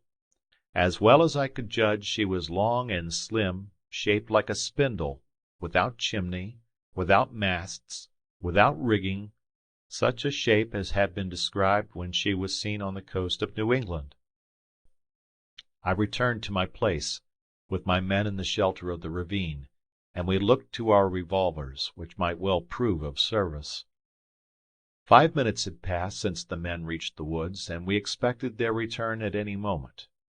After that, we must wait at least an hour before we made our attack, so that both the captain and his comrades might be deep in sleep. It was important that they should not have a moment either to send their craft darting out upon the waters of Lake Erie, or to plunge it beneath the waves where we would have been entrapped with it. In all my career I have never felt such impatience. It seemed to me that the 2 men must have been detained in the woods. Something had barred their return. Suddenly a loud noise was heard, the tumult of runaway horses galloping furiously along the shore. They were our own, which, frightened, and perhaps neglected by the driver, had broken away from the clearing and now came rushing along the bank. At the same moment the 2 men reappeared, and this time they were running with all speed. Doubtless they had discovered our encampment, and had at once suspected that there were police hidden in the woods. They realized that they were watched, they were followed, they would be seized. So they dashed recklessly down the ravine, and after loosening the cable, they would doubtless endeavor to leap aboard. The Terror would disappear with the speed of a meteor, and our attempt would be wholly defeated. "Forward!" I cried, and we scrambled down the sides of the ravine to cut off the retreat of the 2 men. They saw us, and on the instant, throwing down their bundles, fired at us with revolvers, hitting John Hart in the leg. We fired in our turn, but less successfully. The men neither fell nor faltered in their course. Reaching the edge of the creek, without stopping to unloose the cable, they plunged overboard, and in a moment were clinging to the deck of the Terror. Their captain, springing forward, revolver in hand, fired. The ball grazed Wells. Nab Walker and I, seizing the cable, pulled the black mass of the boat toward shore. Could they cut the rope in time to escape us? Suddenly the grappling iron was torn violently from the rocks. One of its hooks caught in my belt, while Walker was knocked down by the flying cable. I was entangled by the iron and the rope and dragged forward. The Terror, driven by all the power of her engines, made a single bound and darted out across Black Rock Creek. End of chapter. Chapter 13. On Board the Terror. When I came to my senses, it was daylight. A half-light pierced the thick glass porthole of the narrow cabin wherein someone had placed me. How many hours ago I could not say. Yet it seemed to me by the slanting rays that the sun could not be very far above the horizon. I was resting in a narrow bunk with coverings over me. My clothes, hanging in a corner, had been dried. My belt, torn in half by the hook of the iron, lay on the floor. I felt no wound nor injury, only a little weakness. If I had lost consciousness, I was sure it had not been from a blow. My head must have been drawn beneath the water when I was tangled in the cable. I should have been suffocated if someone had not dragged me from the lake. Now, was I on board the Terror? And was I alone with the captain and his 2 men? This seemed probable, almost certain. The whole scene of our encounter rose before my eyes, Hart lying wounded upon the bank, Wells firing shot after shot, Walker hurled down at the instant when the grappling hook caught my belt. And my companions, on their side, must not they think that I had perished in the waters of Lake Erie? Where was the Terror now, and how was it navigating? Was it moving as an automobile, speeding across the roads of some neighboring state? If so, and if I had been unconscious for many hours, the machine with its tremendous powers must be already far away. Or, on the other hand, were we, as a submarine, following some course beneath the lake? No, the Terror was moving upon some broad liquid surface. The sunlight, penetrating my cabin, showed that the window was not submerged. On the other hand, I felt none of the jolting that the automobile must have suffered even on the smoothest highway. Hence the Terror was not traveling upon land. As to deciding whether she was still traversing Lake Erie, that was another matter. Had not the captain reascended the Detroit River and entered Lake Huron, or even Lake Superior, beyond? It was difficult to say. At any rate, I decided to go up on deck. From there I might be able to judge. Dragging myself somewhat heavily from the bunk, I reached for my clothes and dressed, though without much energy. Was I not probably locked within this cabin? The only exit seemed by a ladder and hatchway above my head. The hatch rose readily to my hand, and I ascended halfway on deck. My first care was to look forward, backward, and on both sides of the speeding Terror. Everywhere a vast expanse of waves, not a shore in sight, nothing but the horizon formed by sea and sky. Whether it was a lake or the ocean I could easily settle. As we shot forward at such speed, the water cut by the bow rose furiously upward on either side, and the spray lashed savagely against me. I tasted it. It was fresh water, and very probably that of Lake Erie. The sun was but midway toward the zenith, so it could scarcely be more than 7 or 8 hours since the moment when the Terror had darted from Black Rock Creek. This must therefore be the following morning, that of the 31st of July. Considering that Lake Erie is 220 miles long and over 50 wide, there was no reason to be surprised that I could see no land, neither that of the United States to the southeast, nor of Canada to the northwest. At this moment there were 2 men on the deck, one being at the bow on the lookout, the other in the stern keeping the course to the northeast, as I judged by the position of the sun. The one at the bow was the one whom I had recognized as he ascended the ravine at Black Rock. The second was his companion who had carried the lantern. I looked in vain for the one whom they had called captain. He was not in sight. It will be readily appreciated how eager was my desire to stand in the presence of the creator of this prodigious machine, of this fantastic personage who occupied and preoccupied the attention of all the world, the daring inventor who did not fear to engage in battle against the entire human race, and who proclaimed himself master of the world. I approached the man on the lookout, and after a minute of silence I asked him, "Where is the captain?" He looked at me through half-closed eyes. He seemed not to understand me. Yet I knew, having heard him the night before, that he spoke English. Moreover, I noticed that he did not appear surprised to see me out of my cabin. Turning his back upon me, he continued to search the horizon. I stepped then toward the stern, determined to ask the same question about the captain. But when I approached the steersman, he waved me away with his hand, and I obtained no other response. It only remained for me to study this craft, from which we had been repelled with revolver shots, when we had seized upon its anchor rope. I therefore set leisurely to work to examine the construction of this machine, which was carrying me whither? The deck and the upper works were all made of some metal which I did not recognize. In the center of the deck, a scuttle half raised covered the room where the engines were working regularly and almost silently. As I had seen before, neither masts nor rigging, not even a flagstaff at the stern. Toward the bow there arose the top of a periscope by which the Terror could be guided when beneath the water. On the sides were folded back two sort of outshoots resembling the gangways on certain Dutch boats. Of these I could not understand the use. In the bow there rose a third hatchway which presumably covered the quarters occupied by the two men when the Terror was at rest. At the stern a similar hatch gave access probably to the cabin of the captain, who remained unseen. When these different hatches were shut down, they had a sort of rubber covering which closed them hermetically tight, so that the water could not reach the interior when the boat plunged beneath the ocean. As to the motor, which imparted such prodigious speed to the machine, I could see nothing of it, nor of the propeller. However, the fast-speeding boat left behind it only a long, smooth wake.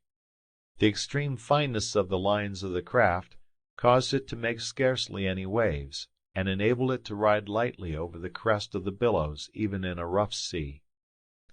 As was already known, the power by which the machine was driven was neither steam nor gasoline, nor any of those similar liquids so well known by their odor, which are usually employed for automobiles and submarines. No doubt the power here used was electricity, generated on board at some high power. Naturally, I asked myself, whence comes this electricity? From piles or from accumulators? But how were these piles or accumulators charged? Unless, indeed, the electricity was drawn directly from the surrounding air or from the water, by processes hitherto unknown. And I asked myself with intense eagerness if in the present situation I might be able to discover these secrets. Then I thought of my companions, left behind on the shore of Black Rock Creek. One of them, I knew, was wounded. Perhaps the others were also. Having seen me dragged overboard by the hawser, could they possibly suppose that I had been rescued by the Terror? Surely not. Doubtless the news of my death had already been telegraphed to Mr. Ward from Toledo. And now who would dare to undertake a new campaign against this master of the world? These thoughts occupied my mind as I awaited the captain's appearance on the deck. He did not appear. I soon began to feel very hungry, for I must have fasted now nearly 24 hours. I had eaten nothing since our hasty meal in the woods, even if that had been the night before. And judging by the pangs which now assailed my stomach, I began to wonder if I had not been snatched on board the Terror 2 days before, or even more. Happily the question, if they meant to feed me, and how they meant to feed me, was solved at once. The man at the bow left his post, descended, and reappeared. Then, without saying a word, he placed some food before me, and returned to his place. Some potted meat, dried fish, sea biscuit, and a pot of ale so strong that I had to mix it with water. Such was the meal to which I did full justice. My fellow travelers had doubtless eaten before I came out of the cabin, and they did not join me. There was nothing further to attract my eyes, and I sank again into thought. How would this adventure finish? Would I see this invisible captain at length, and would he restore me to liberty? Could I regain it in spite of him? That would depend on circumstances.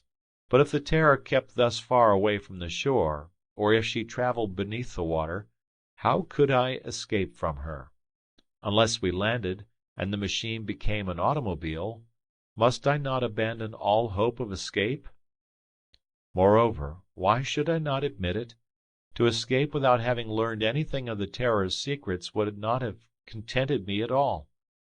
Although I could not thus far flatter myself upon the success of my campaign, and though I had come within a hairbreadth of losing my life, and though the future promised far more of evil than of good, yet after all a step forward had been attained.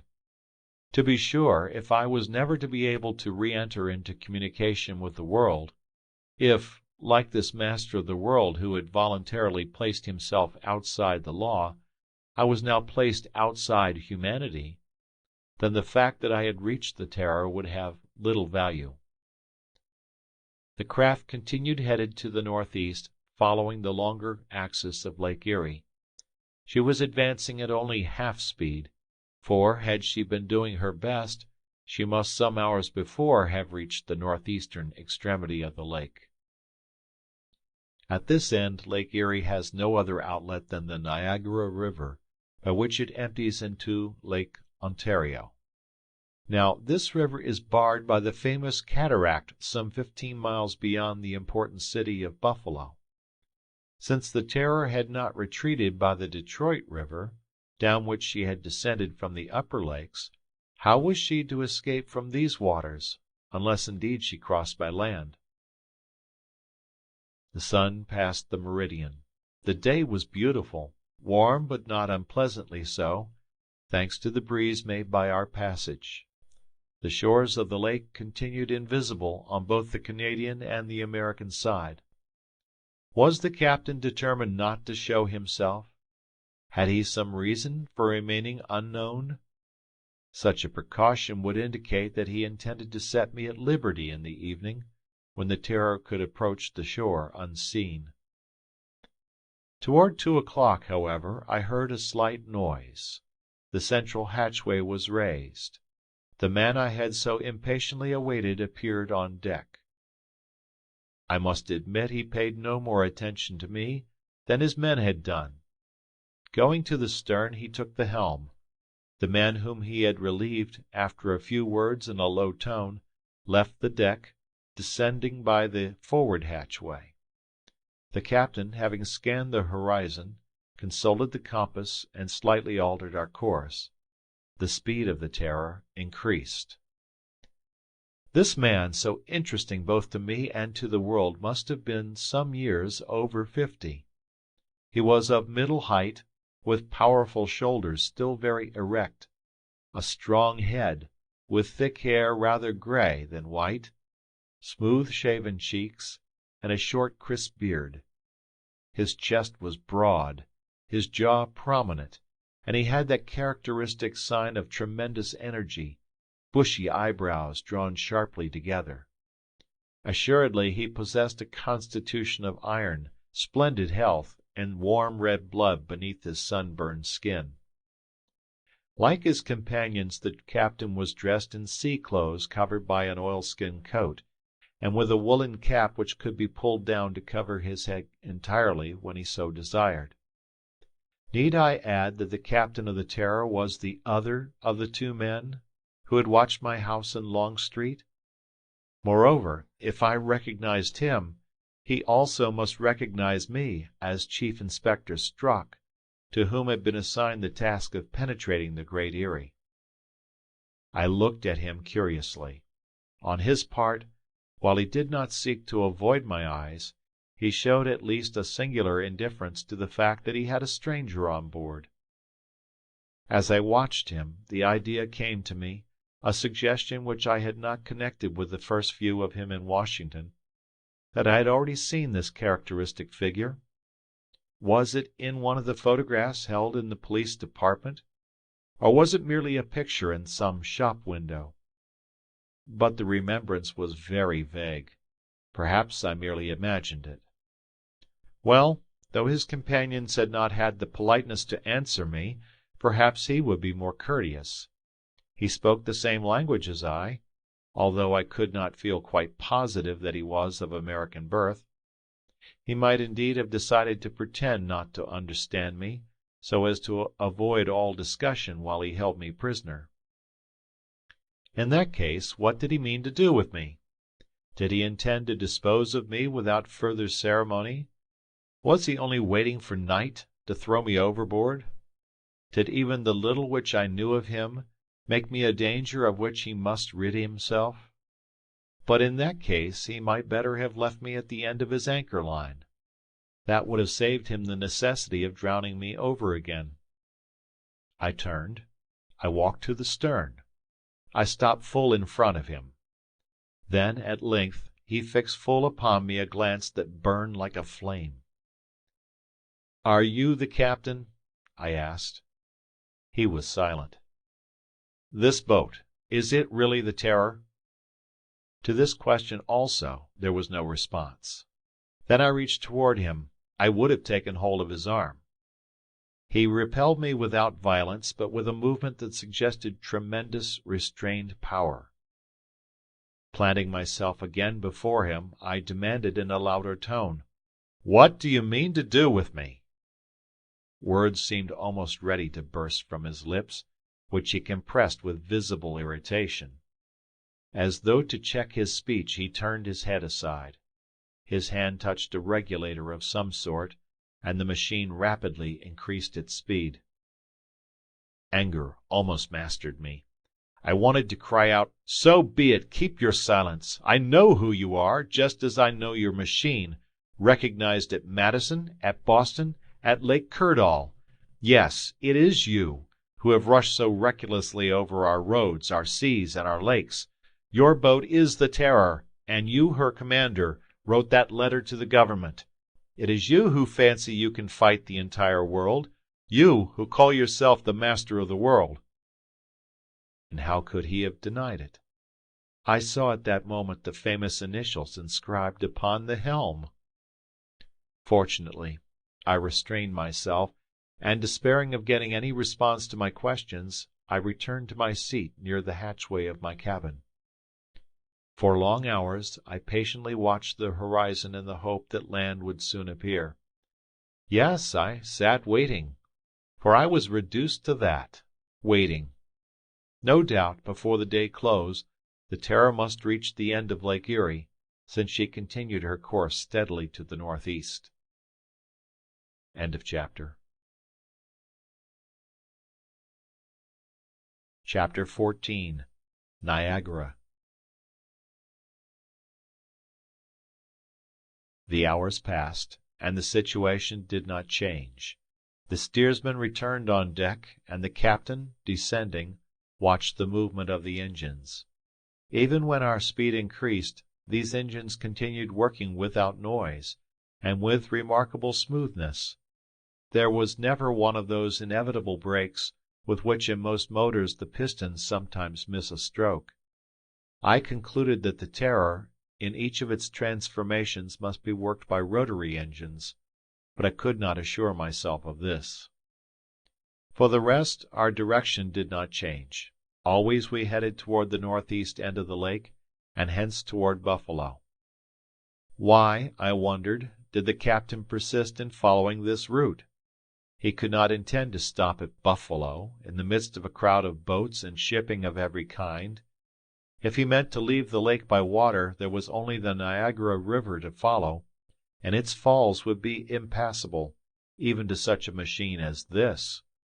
The only escape was by the Detroit River, and the Terror was constantly leaving that farther behind. Then another idea occurred to me. Perhaps the captain was only waiting for night to return to the shore of the lake. There the boat, changed to an automobile, would quickly cross the neighboring states. If I did not succeed in making my escape during this passage across the land, all hope of regaining my liberty would be gone. True, I might learn where this master of the world hid himself.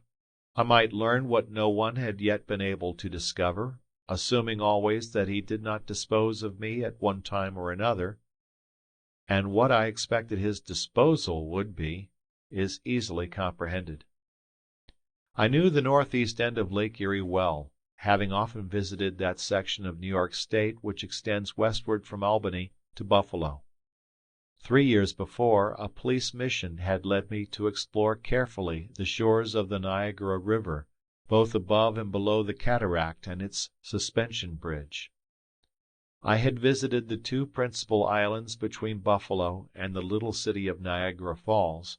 I had explored Navy Island and also Goat Island, which separates the American falls from those of the Canadian side. Thus, if an opportunity for flight presented itself, I should not find myself in an unknown district. But would this chance offer? And at heart did I desire it, or would I seize upon it? What secret still remained in this affair in which good fortune, or was it evil fortune, had so closely entangled me? On the other hand, I saw no real reason to suppose that there was any chance of my reaching the shores of the Niagara River. The Terror would surely not venture into this trap which had no exit. Probably she would not even go to the extremity of the lake. Such were the thoughts that spun through my excited brain, while my eyes remained fixed upon the empty horizon. And always one persistent question remained insolvable. Why had the captain written to me, personally, that threatening letter? Why had he spied upon me in Washington? What bond attached him to the great Erie? There might indeed be subterranean canals which gave him passage to Lake Kerdall, but could he pierce the impenetrable fortress of the Erie? No, that was beyond him. Toward 4 o'clock in the afternoon, reckoning by the speed of the Terror and her direction, I knew we must be approaching Buffalo, and indeed its outlines began to show some 15 miles ahead. During our passage, a few boats had been seen, but we had passed them at a long distance, a distance which our captain could easily keep as great as he pleased. Moreover, the Terror lay so low upon the water that at even a mile away it would have been difficult to discover her. Now, however, the hills encircling the end of Lake Erie came within vision, beyond Buffalo, forming the sort of funnel by which Lake Erie pours its waters into the channel of the Niagara River. Some dunes rose on the right. Groups of trees stood out here and there. In the distance, several freight steamers and fishing smacks appeared. The sky became spotted with trails of smoke, which were swept along by a light eastern breeze. What was our captain thinking of in still heading toward the port of Buffalo? Did not prudence forbid him to venture further? At each moment I expected that he would give a sweep of the helm and turn away toward the western shore of the lake. Or else, I thought, he would prepare to plunge beneath the surface. But this persistence in holding our bow toward Buffalo was impossible to understand. At length the helmsman, whose eyes were watching the northeastern shore, made a sign to his companion. The latter, leaving the bow, went to the central hatchway and descended into the engine-room. Almost immediately the captain came on deck, and joining the helmsman, spoke with him in a low voice. The latter, extending his hand toward Buffalo, pointed out 2 black spots which showed 5 or 6 miles distant on the starboard side. The captain studied them attentively. Then, shrugging his shoulders, he seated himself at the stern without altering the course of the Terror. A quarter of an hour later I could see plainly that there were 2 smoke clouds at the point they had studied so carefully. Little by little the black spots beneath these became more defined. They were 2 long, low steamers, which, coming from the port of Buffalo, were approaching rapidly. Suddenly it struck me that these were the 2 torpedo destroyers of which Mr. Ward had spoken, and which I had been told to summon in case of need. These destroyers were of the newest type, the swiftest boats yet constructed in the country. Driven by powerful engines of the latest make, they had covered almost 30 miles an hour. It is true the Terror commanded an even greater speed, and always, if she were surrounded so that flight was impossible, she could submerge herself out of reach of all pursuit. In truth, the destroyers would have had to be submarines to attack the Terror with any chance of success, and I know not if even in that case the contest would have been equal. Meanwhile, it seemed to me evident that the commanders of the two ships had been warned, perhaps by Mr. Wells, who, returning swiftly to Toledo, might have telegraphed to them the news of our defeat. It appeared, moreover, that they had seen the Terror, for they were headed at full speed toward her. Yet our captain, seemingly giving them no thought whatever, continued his course toward the Niagara River. What would the torpedo destroyers do? Presumably they would maneuver so as to seek to shut the Terror within the narrowing end of the lake where the Niagara offered her no passage. Our captain now took the helm. One of the men was at the bow, the other in the engine room. Would the order be given for me to go down into the cabin? It was not, to my extreme satisfaction. To speak frankly, no one paid any attention to me. It was as if I had not been on board. I watched, therefore, not without mixed emotions, the approach of the destroyers. Less than 2 miles distant now, they separated in such a way as to hold the Terror between their fires. As to the master of the world, his manner indicated only the most profound disdain. He seemed sure that these destroyers were powerless against him. With a touch to his machinery he could distance them, no matter what their speed. With a few turns of her engine, the Terror would dart beyond their cannon shots. Or, in the depths of the lake, what projectiles could find the submarine? 5 minutes later, scarcely a mile separated us from the two powerful fighters which pursued us. Our captain permitted them to approach still closer. Then he pressed upon a handle. The Terror, doubling the action of her propellers, leaped across the surface of the lake. She played with the destroyers. Instead of turning in flight, she continued her forward course. Who knew if she would not even have the audacity to pass between her two enemies, to coax them after her, until the hour when, as night closed in, they would be forced to abandon the useless pursuit? The city of Buffalo was now in plain view on the border of the lake. I saw its huge buildings, its church towers, its grain elevators. Only 4 or 5 miles ahead, Niagara River opened to the northward. Under these new conditions, which way should I turn? When we passed in front of the destroyers, or perhaps between them, should I not throw myself into the waters? I was a good swimmer, and such a chance might never occur again. The captain could not stop to recapture me. By diving, could I not easily escape, even from a bullet? I should surely be seen by one or other of the pursuers. Perhaps even their commanders had been warned of my presence on board the Terror.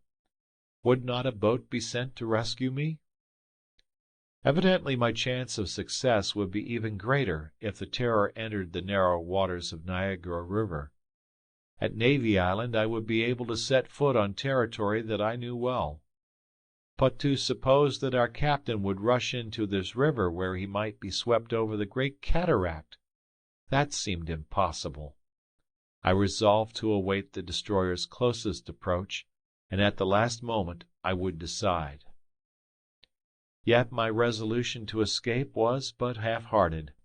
I could not resign myself thus to lose all chance of following up this mystery. My instincts as a police official revolted. I had but to reach out my hand in order to seize this man who had been outlawed. Should I let him escape me? No, I would not save myself. Yet, on the other hand, what fate awaited me, and where would I be carried by the Terror, if I remained on board? It was 6:15. The destroyers, quivering and trembling under the strain of their speed, gained on us perceptibly. They were now directly astern, leaving between them a distance of 12 or 15 cable lengths. The Terror, without increasing her speed, saw one of them approach on the port side, the other to starboard. I did not leave my place. The man at the bow was close by me. Immovable at the helm, his eyes burning beneath his contracted brows, the captain waited. He meant perhaps to finish the chase by one last maneuver. Suddenly a puff of smoke rose from the destroyer on our left. A projectile, brushing the surface of the water, passed in front of the Terror and sped beyond the destroyer on our right.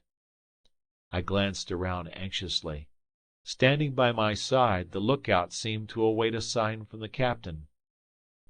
As for him, he did not even turn his head, and I shall never forget the expression of disdain imprinted on his visage.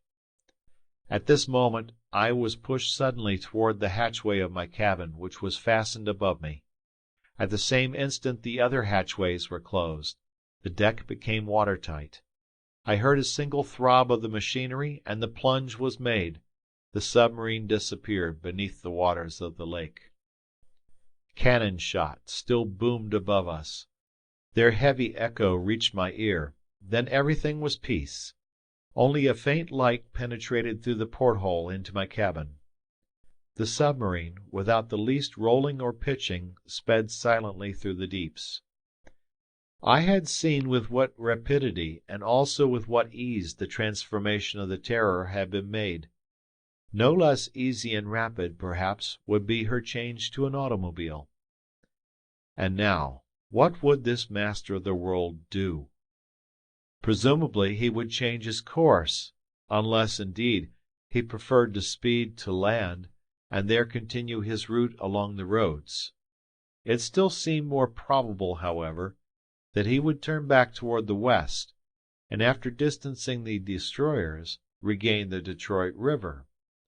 Our submersion would probably only last long enough to escape out of cannon range, or until night forbade pursuit. Fate, however, had decreed a different ending to this exciting chase. Scarce 10 minutes had passed when there seemed some confusion on board. I heard rapid words exchanged in the engine room. The steadily moving machinery became noisy and irregular. At once I suspected that some accident compelled the submarine to reascend. I was not mistaken.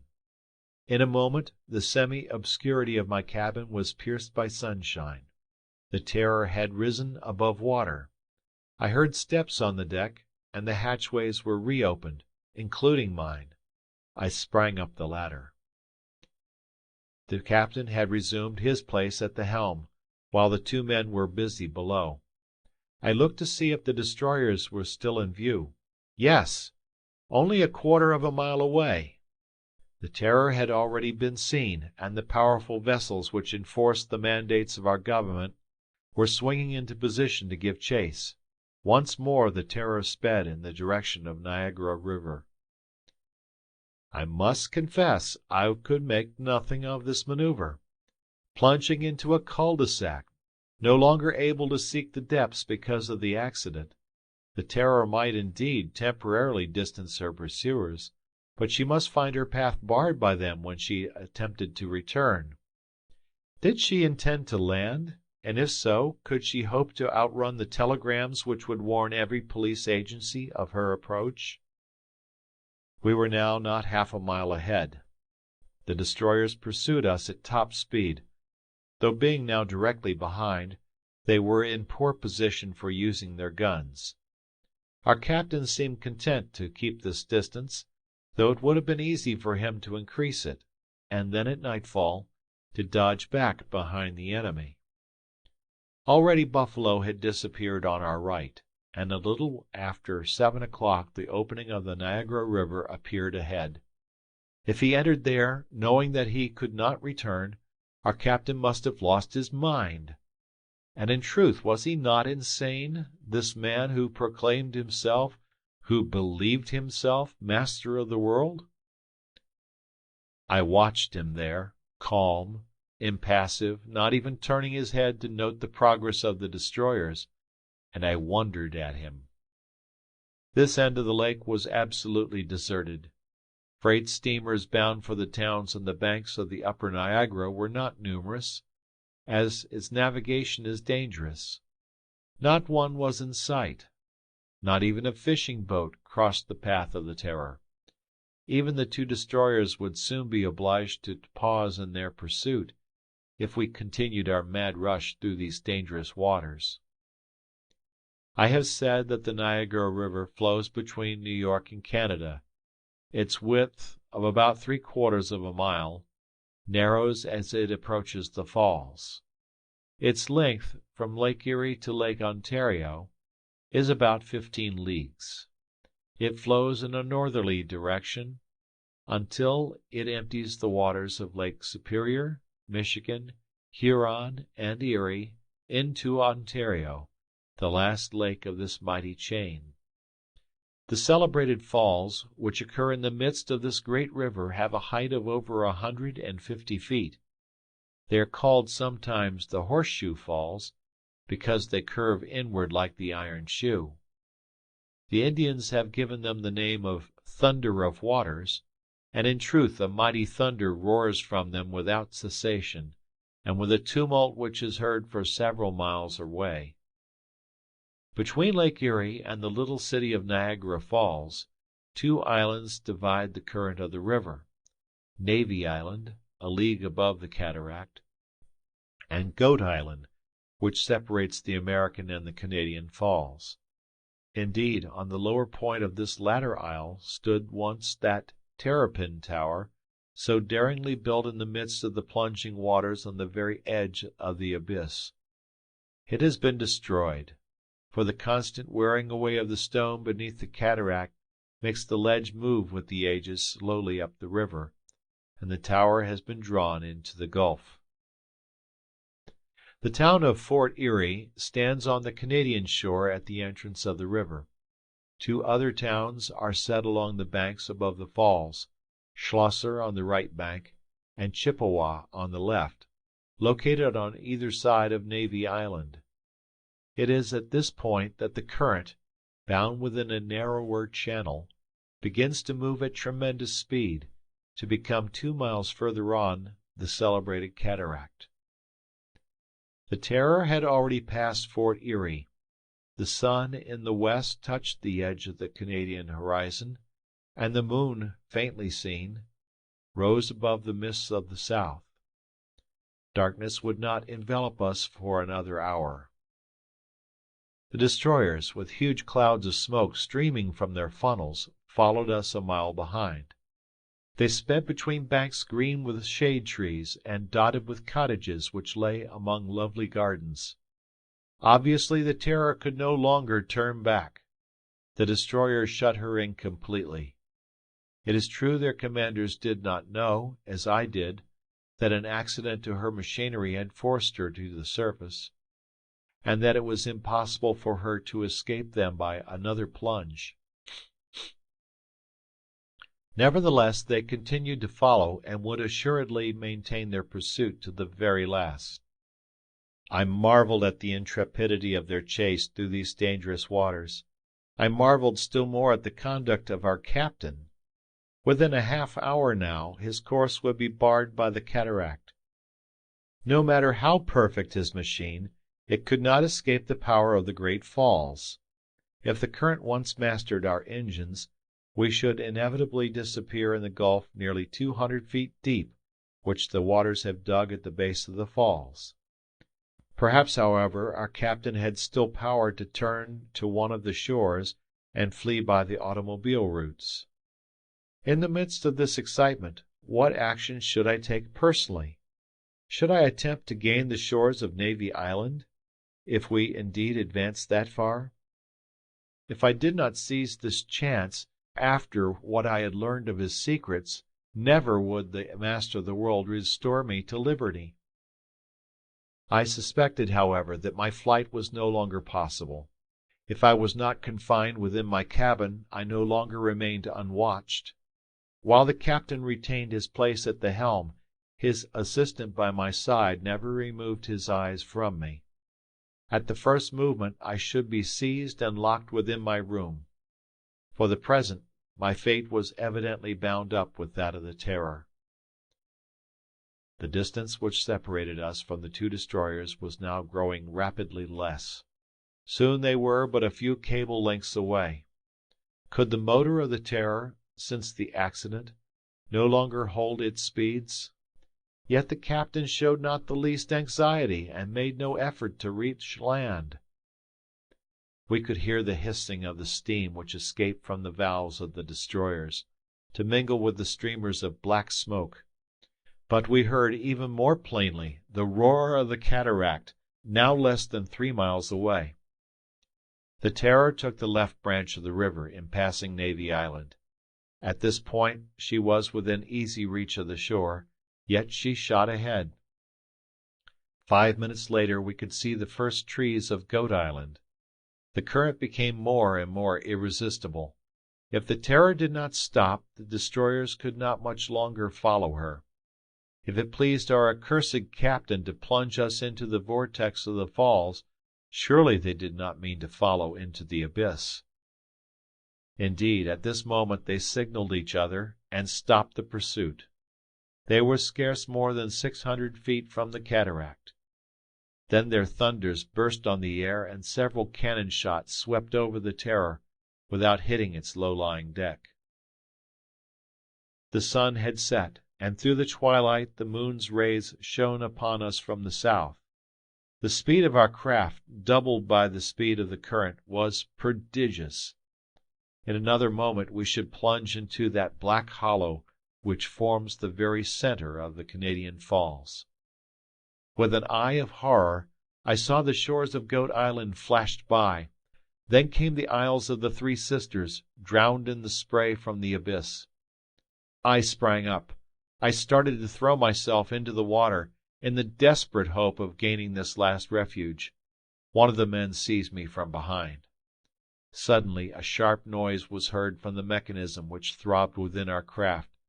The long gangways folded back on the sides of the machine, spread out like wings, and at the moment when the Terror reached the very edge of the falls, she arose into space, escaping from the thundering cataract in the center of a lunar rainbow.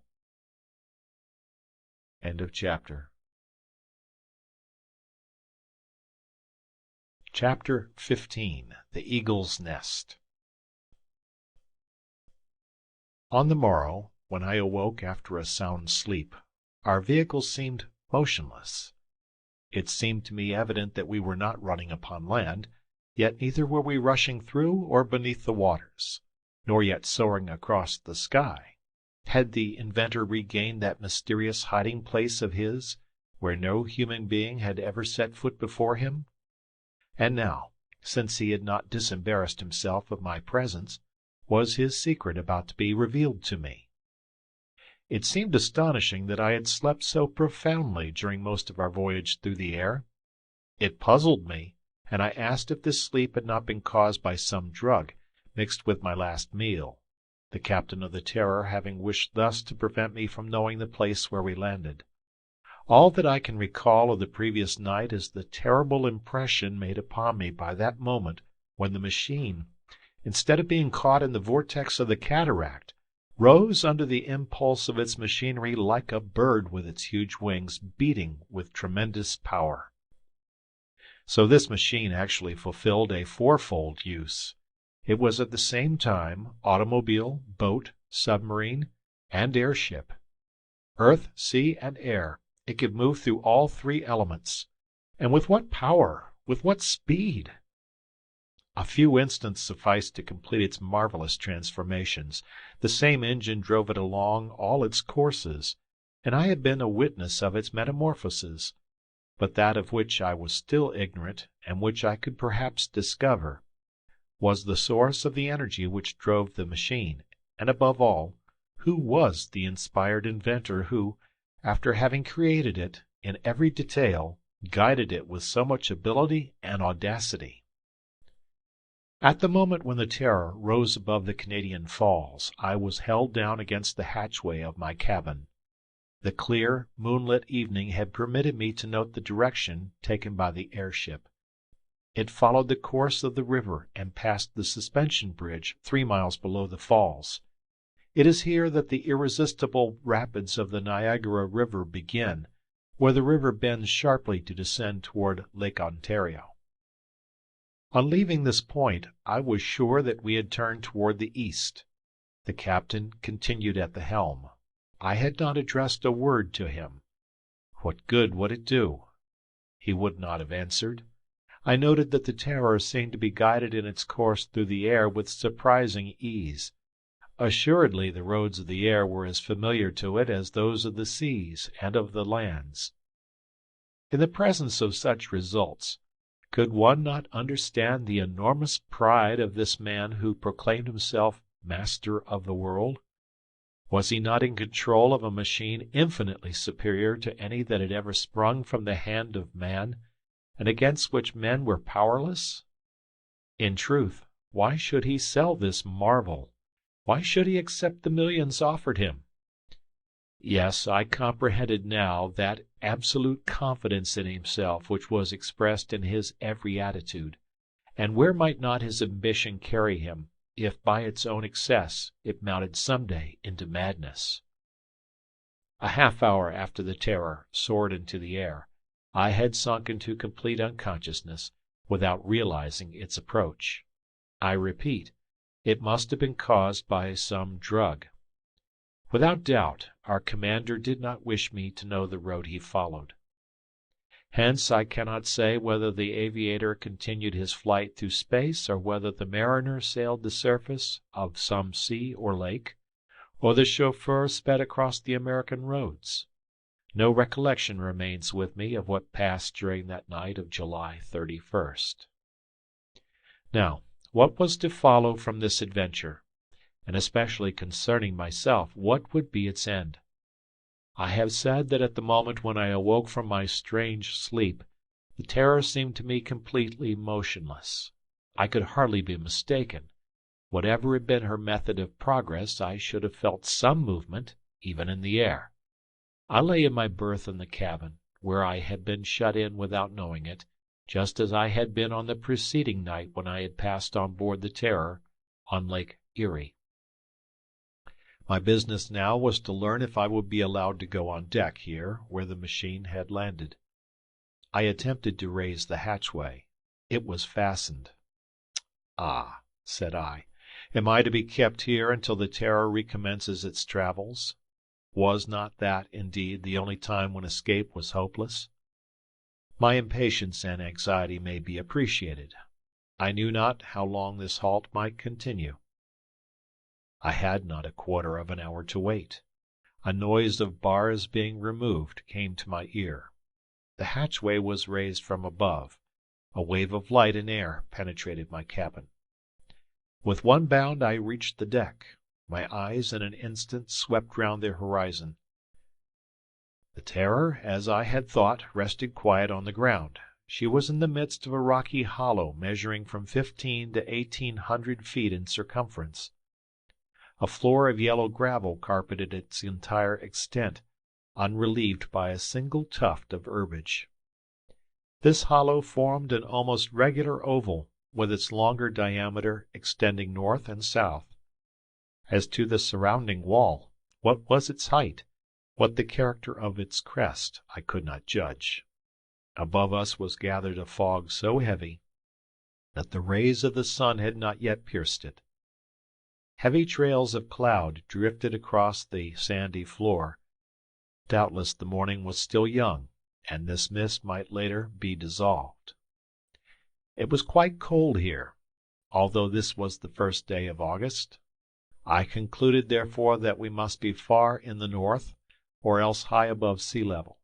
We must still be somewhere on the new continent, though where, it was impossible to surmise.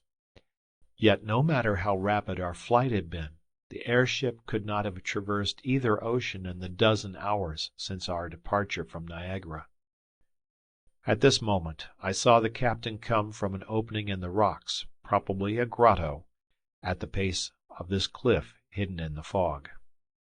Occasionally in the mists above appeared the shadows of huge birds. Their raucous cries were the sole interruption to the profound silence.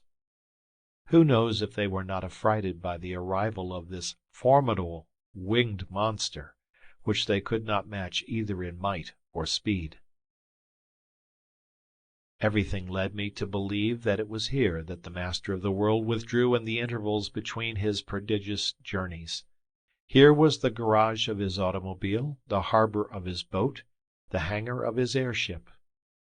And now the Terror stood motionless at the bottom of this hollow. At last I could examine her, and it looked as if her owners had no intention of preventing me.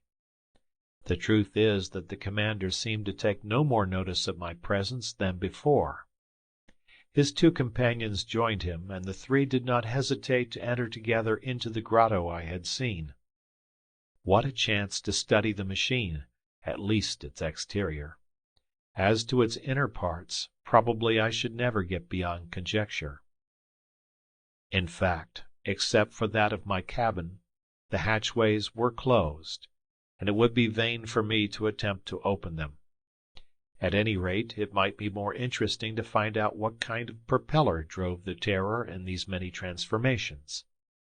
I jumped to the ground and found I was left at leisure to proceed with this first examination. The machine was, as I have said, spindle-shaped. The bow was sharper than the stern. The body was of aluminum, the wings of a substance whose nature I could not determine. The body rested on 4 wheels, about 2 feet in diameter.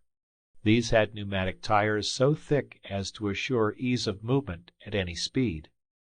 Their spokes spread out like paddles or battledores, and when the Terror moved either on or under the water, they must have increased her pace. These wheels were not, however, the principal propeller. This consisted of 2 Parsons turbines, placed on either side of the keel. Driven with extreme rapidity by the engine, they urged the boat onward in the water by twin screws, and I even question if they were not powerful enough to propel the machine through the air.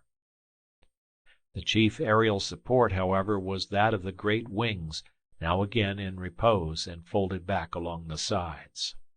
Thus the theory of the heavier-than-air flying machine was employed by the inventor, a system which enabled him to dart through space with a speed probably superior to that of the largest birds. As to the agent which set in motion these various mechanisms, I repeat, it could be, no other than electricity. But from what source did his batteries get their power? Had he somewhere an electric factory to which he must return?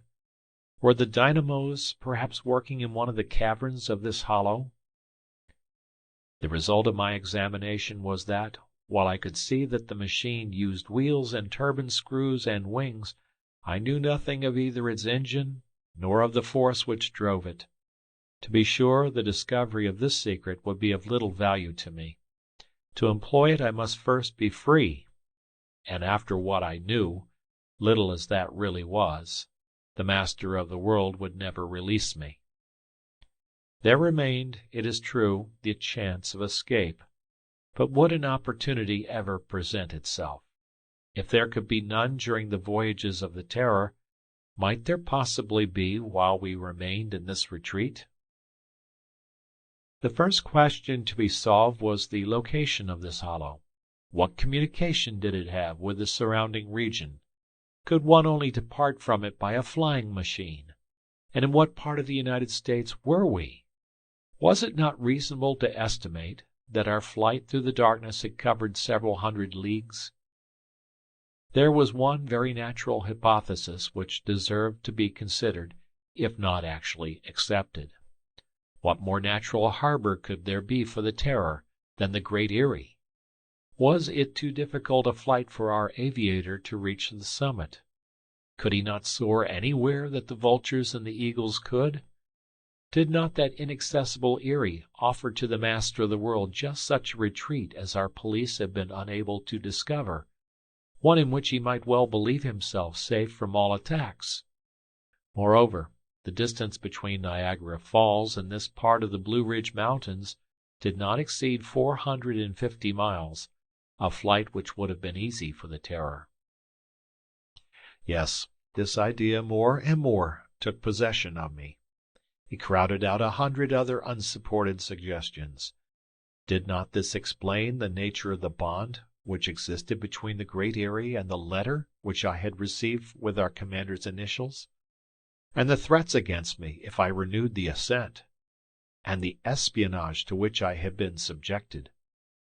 And all the phenomena of which the Great Erie had been the theater, were they not to be attributed to this same cause, though what lay behind the phenomena was not yet clear? Yes, the Great Erie. The Great Erie. But since it had been impossible for me to penetrate here, would it not be equally impossible for me to get out again, except upon the Terror? Ah, if the mist would but lift! Perhaps I should recognize the place. What was as yet a mere hypothesis would become a starting point to act upon.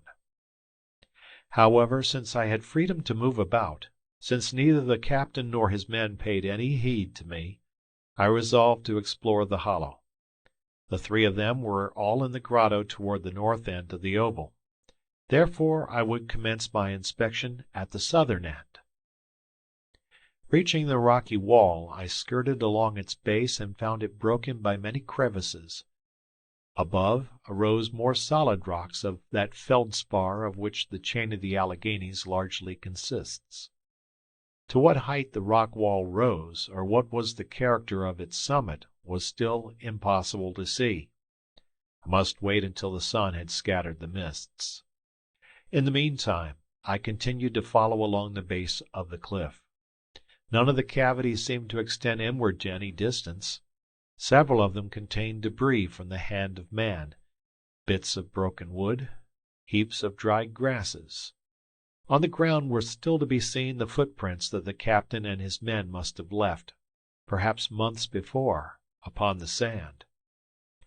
My jailers, being doubtless very busy in their cabin, did not show themselves until they had arranged and packed several large bundles. Did they propose to carry those on board the Terror, and were they packing up with the intention of permanently leaving their retreat? In half an hour my explorations were completed, and I returned toward the center. Here and there were heaped up piles of ashes, bleached by weather. There were fragments of burned planks and beams, posts to which clung rusted ironwork, armatures of metal twisted by fire, all the remnants of some intricate mechanism destroyed by the flames. Clearly, at some period not very remote, the hollow had been the scene of a conflagration, accidental or intentional. Naturally, I connected this with the phenomena observed at the Great Erie, the flames which rose above the crest, the noises which had so frightened the people of Pleasant Garden and Morganton. But of what mechanisms were these the fragments, and what reason had our captain for destroying them? At this moment I felt a breath of air. A breeze came from the east. The sky swiftly cleared. The hollow was filled with light from the rays of the sun which appeared midway between the horizon and the zenith. A cry escaped me. The crest of the rocky wall rose 100 feet above me, and on the eastern side was revealed that easily recognizable pinnacle, the rock like a mounting eagle. It was the same that had held the attention of Mr. Elias Smith and myself when we had looked up at it from the outer side of the Great Erie. Thus there was no further doubt. In its flight during the night, the airship had covered the distance between Lake Erie and North Carolina. It was in the depth of this Erie that the machine had found shelter. This was the nest, worthy of the gigantic and powerful bird created by the genius of our captain, the fortress whose mighty walls none but he could scale. Perhaps even he had discovered in the depths of some cavern some subterranean passage by which he himself could quit the Great Erie, leaving the Terror safely sheltered within. At last I saw it all. This explained the first letter sent me from the Great Erie itself, with the threat of death. If we had been able to penetrate into this hollow, who knows if the secrets of the Master of the World might not have been discovered before he had been able to set them beyond our reach? I stood there, motionless, my eyes fixed on that mounting eagle of stone, prey to a sudden, violent emotion. Whatsoever might be the consequences to myself, was it not my duty to destroy this machine, here and now, before it could resume its menacing flight of mastery across the world? Steps approached behind me. I turned. The inventor stood by my side, and pausing, looked me in the face. I was unable to restrain myself. The words burst forth. "The Great Erie! The Great Erie!" "Yes, Inspector Strock." "And you are the master of the world." "Of that world to which I have already proved to myself to be the most powerful of men." "You!" I reiterated, stupefied with amazement. "I," responded he, drawing himself up in all his pride. "I, Robur the Conqueror." End of chapter. Chapter 16. Robur the Conqueror. Robur the Conqueror! This then was the likeness I had vaguely recalled. Some years before, the portrait of this extraordinary man had been printed in all the American newspapers, under date of the 13th of June, the date after this personage had made his sensational appearance at the meeting of the Weldon Institute at Philadelphia. I had noted the striking character of the portrait at the time: the square shoulders, the back like a regular trapezoid, its longer side formed by that geometrical shoulder line, the robust neck, the enormous spheroidal head. The eyes at the least emotion burned with fire, while above them were the heavy, permanently contracted brows, which signified such energy. The hair was short and crisp, with a glitter as of metal in its lights. The huge breast rose and fell like a blacksmith's forge, and the thighs, the arms and hands were worthy of the mighty body. The narrow beard was the same also, with the smooth-shaven cheeks which showed the powerful muscles of the jaw. And this was Robur the Conqueror, who now stood before me, so revealed himself to me, hurling forth his name like a threat, within his own impenetrable fortress. Let me recall briefly the facts which had previously drawn upon Robur the Conqueror the attention of the entire world. The Weldon Institute was a club devoted to aeronautics under the presidency of one of the chief personages of Philadelphia, commonly called Uncle Prudent. Its secretary was Mr. Philip Evans. The members of the Institute were devoted to the theory of the lighter-than-air machine, and under their two leaders were constructing an enormous dirigible balloon, the Go-Ahead. At a meeting in which they were discussing the details of the construction of their balloon, this unknown Robur had suddenly appeared, and, ridiculing all their plans, had insisted that the only true solution of flight lay with the heavier-than-air machines, and that he had proven this by constructing one. He was in this turn doubted and ridiculed by the members of the club, who called him in mockery Robur the Conqueror. In the tumult that followed, revolver shots were fired, and the intruder disappeared. That same night he had by force abducted the president and the secretary of the club, and had taken them, much against their will, upon a voyage in the wonderful airship, the Albatross, which he had constructed. He meant thus to prove to them beyond argument the correctness of his assertions. This ship, 100 feet long, was upheld in the air by a large number of horizontal screws, and was driven forward by vertical screws at its bow and stern. It was managed by a crew of at least half a dozen men, who seemed absolutely devoted to their leader, Robur. After a voyage almost completely around the world, Mr. Prudent and Mr. Evans managed to escape from the Albatross, after a desperate struggle. They even managed to cause an explosion on the airship, destroying it, and involving the inventor and all his crew in a terrific fall from the sky into the Pacific Ocean.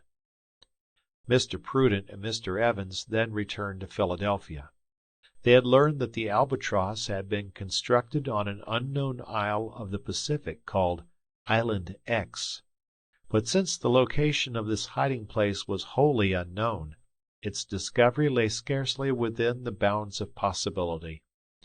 Moreover, the search seemed entirely unnecessary, as the vengeful prisoners were quite certain that they had destroyed their jailers. Hence the two millionaires, restored to their homes, went calmly on with the construction of their own machine, the Go-Ahead. They hoped by means of it to soar once more into the regions they had traversed with Robur, and to prove to themselves that their lighter-than-air machine was at least the equal of the heavy Albatross. If they had not persisted, they would not have been true Americans. On the 20th of April in the following year, the Go-Ahead was finished and the ascent was made, from Fairmount Park in Philadelphia. I myself was there with thousands of other spectators.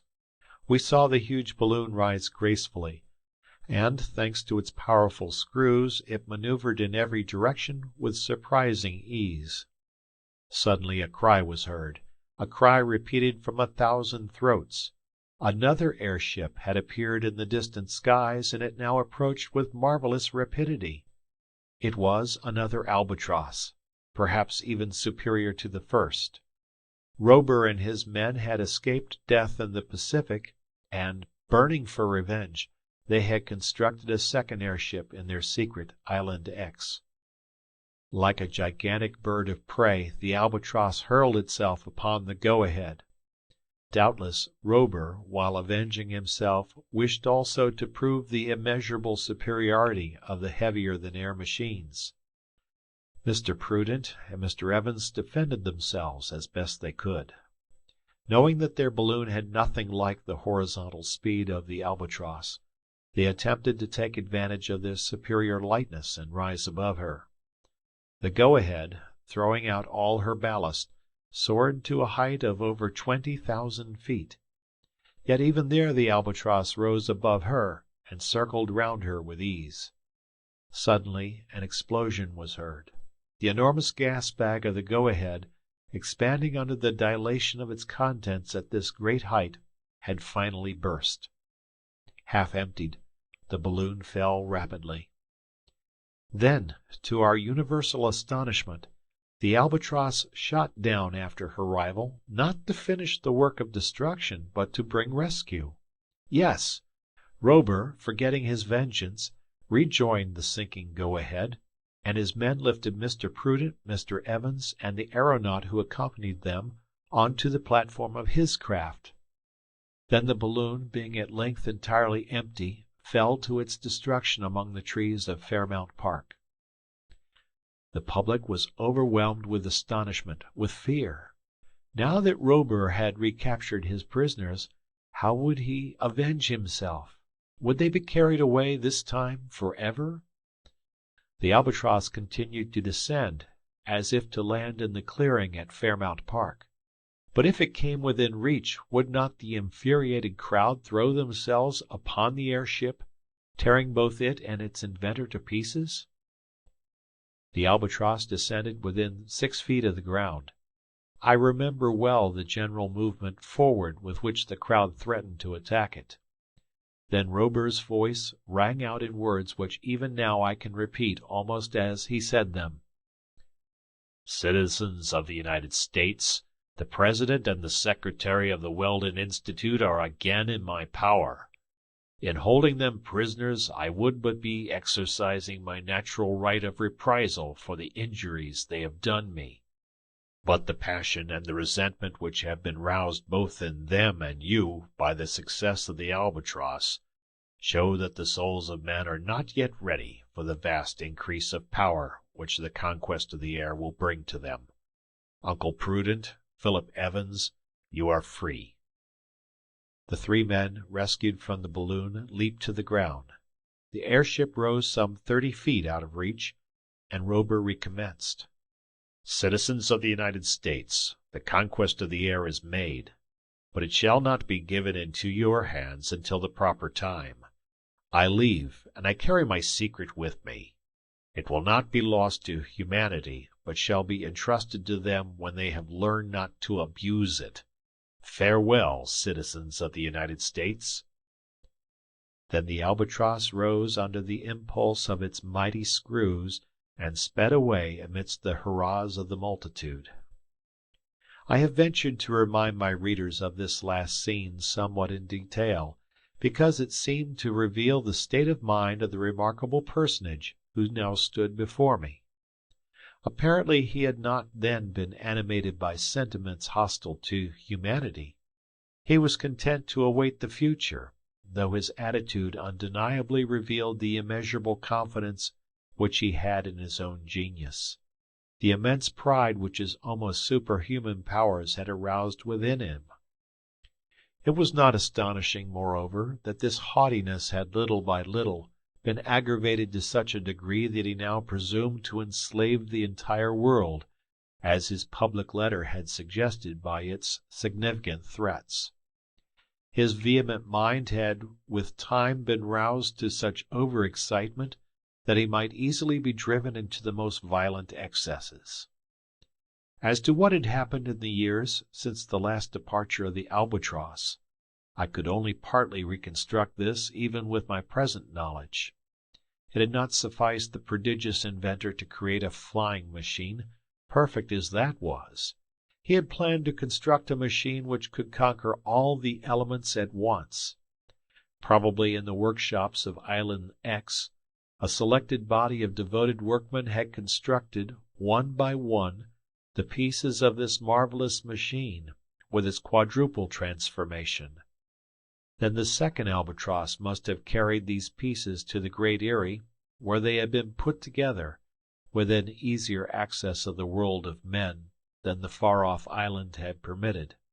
The Albatross itself had apparently been destroyed, whether by accident or design, within the Erie. The Terror had then made its appearance on the roads of the United States and in the neighboring waters, and I have told under what conditions, after having been vainly pursued across Lake Erie, this remarkable masterpiece had risen through the air, carrying me a prisoner on board. End of chapter. Chapter 17. In the Name of the Law. What was to be the issue of this remarkable adventure? Could I bring it to any denouement whatever, either sooner or later? Did not Robur hold the results wholly in his own hands? Probably I would never have such an opportunity for escape as had occurred to Mr. Prudent and Mr. Evans amid the islands of the Pacific. I could only wait, and how long might the waiting last? To be sure, my curiosity had been partly satisfied, but even now I knew only the answer to the problems of the Great Erie. Having at length penetrated its circle, I comprehended all the phenomena observed by the people of the Blue Ridge Mountains. I was assured that neither the country folk throughout the region nor the town folk of Pleasant Garden and Morganton were in danger of volcanic eruptions or earthquakes. No subterranean forces whatever were battling within the bowels of the mountains. No crater had arisen in this corner of the Alleghanies. The Great Erie served merely as the retreat of Robur the Conqueror. This impenetrable hiding-place where he stored his materials and provisions had without doubt been discovered by him during one of his aerial voyages in the Albatross. It was a retreat probably even more secure than that as yet undiscovered Island X in the Pacific. This much I knew of him. But of this marvelous machine of his, of the secrets of its construction and propelling force, what did I really know? Admitting that this multiple mechanism was driven by electricity, and that this electricity was, as we knew it had been in the Albatross, extracted directly from the surrounding air by some new process, what were the details of its mechanism? I had not been permitted to see the engine. Doubtless I should never see it. On the question of my liberty I argued thus. Robur evidently intends to remain unknown. As to what he intends to do with his machine, I fear, recalling his letter, that the world must expect from it more of evil than of good. At any rate, the incognito which he has so carefully guarded in the past, he must mean to preserve in the future. Now only one man can establish the identity of the master of the world with Robur the Conqueror. This man is I, his prisoner, I who have the right to arrest him, I, who ought to put my hand on his shoulder, saying, "In the name of the law." On the other hand, could I hope for a rescue from without? Evidently not. The police authorities must know everything that had happened at Black Rock Creek. Mr. Ward, advised of all the incidents, would have reasoned on the matter as follows. When the Terror quitted the creek, dragging me at the end of her hawser, I had either been drowned or, since my body had not been recovered, I had been taken on board the Terror and was in the hands of its commander. In the first case, there was nothing more to do than to write deceased after the name of John Strock, Chief Inspector of the Federal Police in Washington. In the second case, could my confrères hope ever to see me again?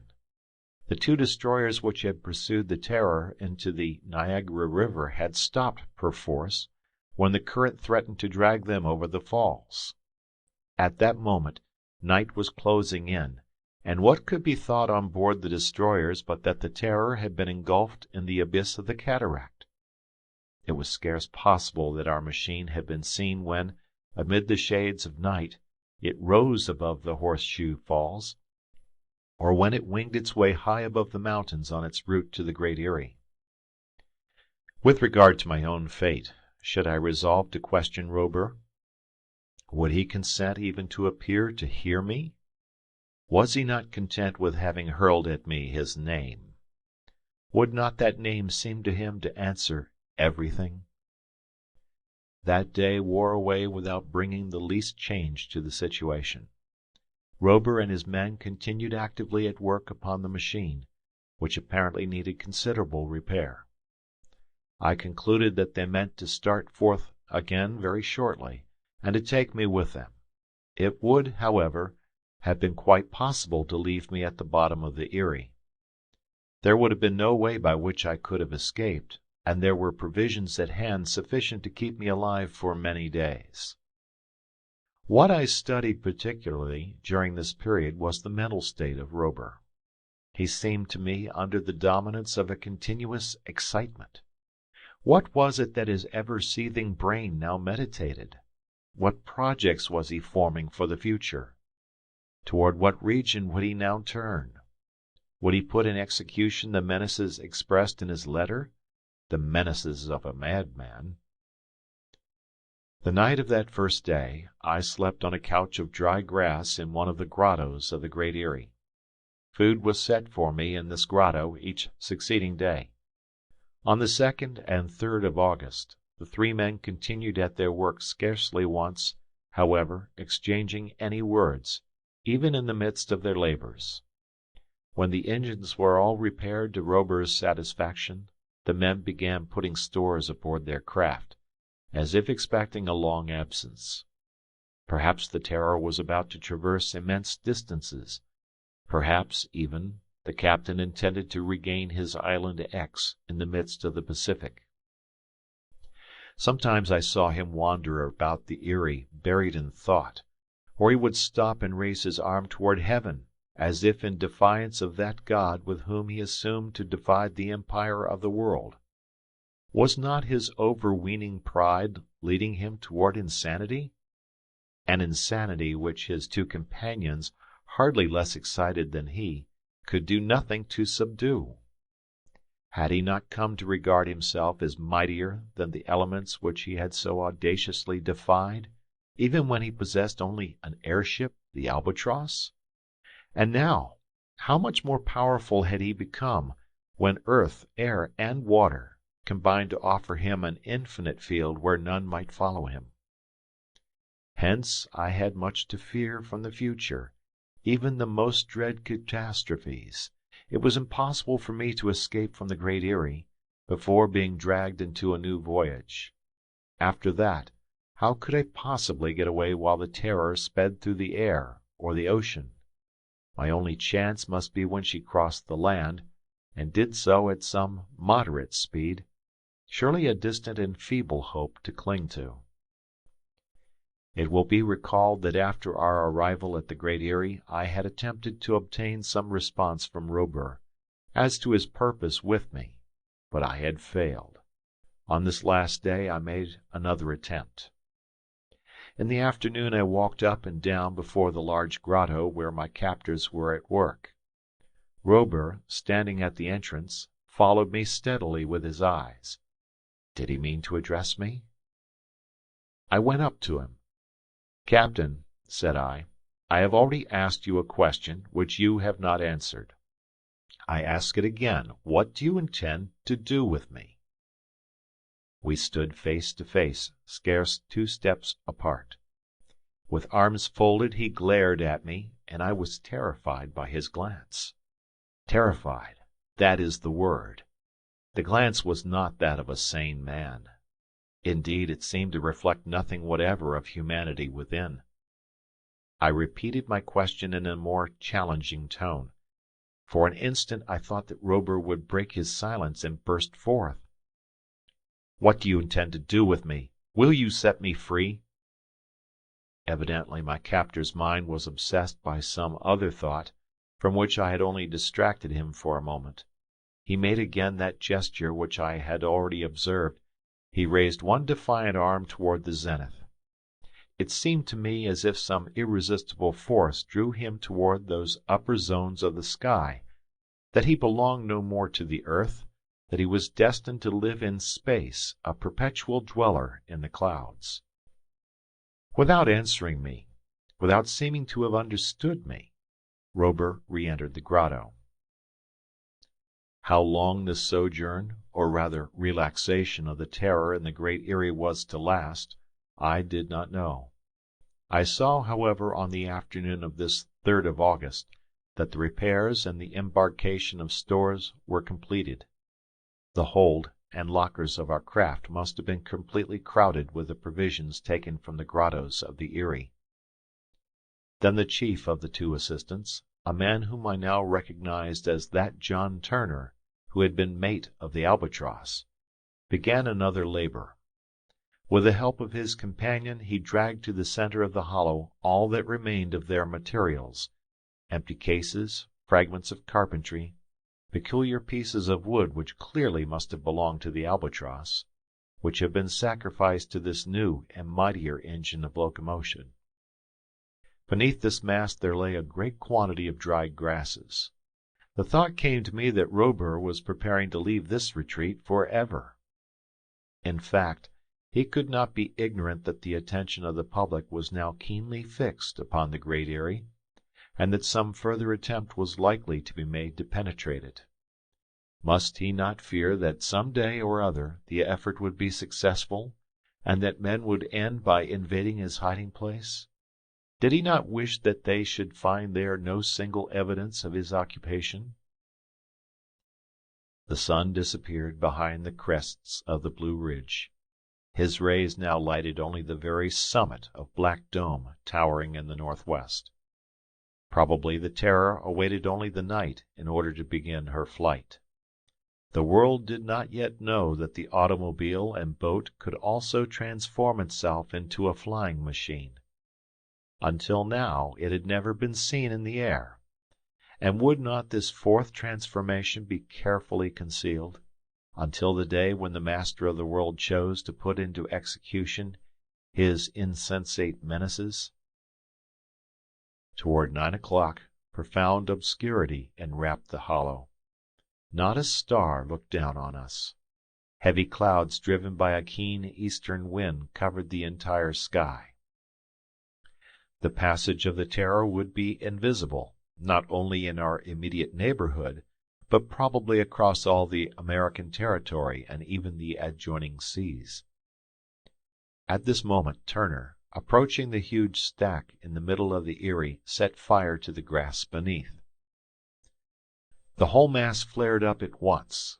From the midst of a dense smoke, the roaring flames rose to a height which towered above the walls of the Great Erie. Once more the good folk of Morganton and Pleasant Garden would believe that the crater had reopened. These flames would announce to them another volcanic upheaval. I watched the conflagration. I heard the roarings and cracklings which filled the air. From the deck of the Terror, Rober watched it also. Turner and his companion pushed back into the fire the fragments which the violence of the flames cast forth. Little by little the huge bonfire grew less. The flames sank down into a mere mass of burnt-out ashes, and once more all was silence and blackest night. Suddenly I felt myself seized by the arm. Turner drew me toward the Terror. Resistance would have been useless.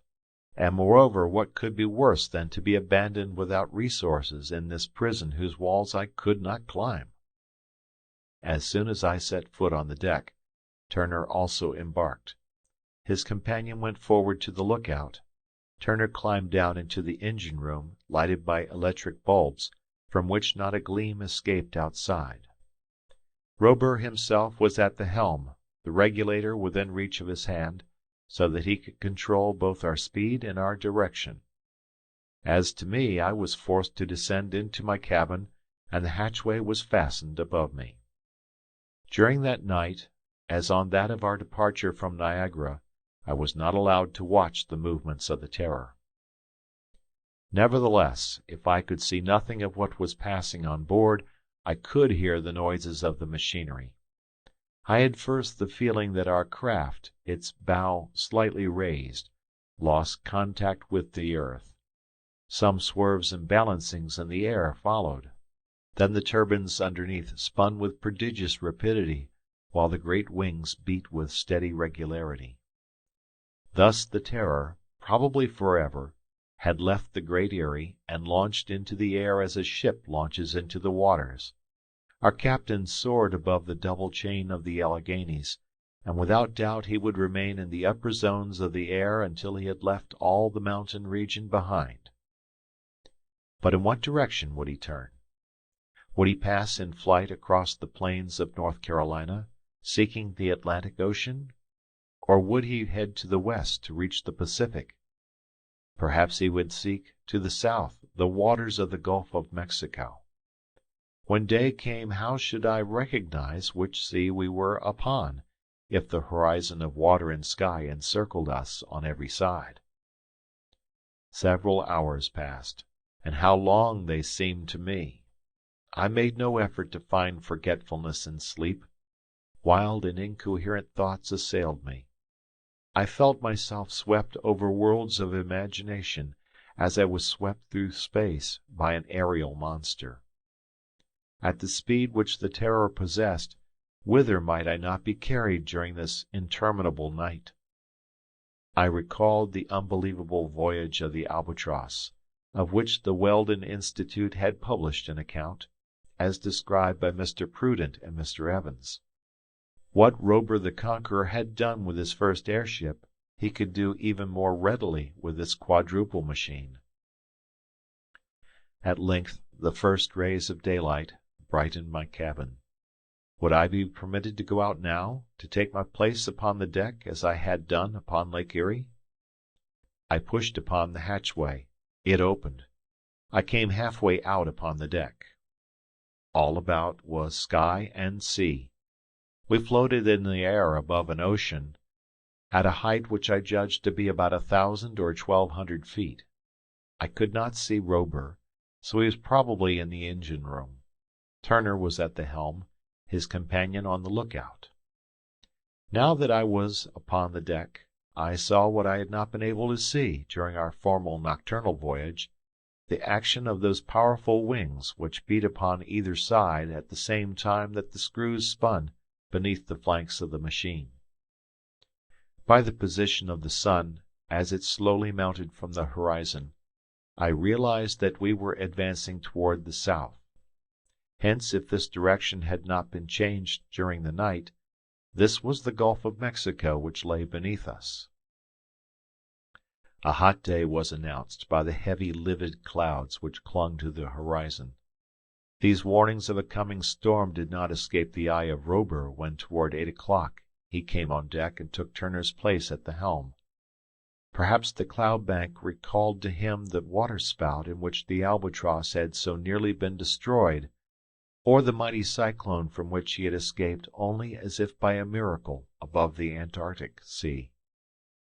It is true that the forces of nature which had been too strong for the Albatross might easily be evaded by this lighter and more versatile machine.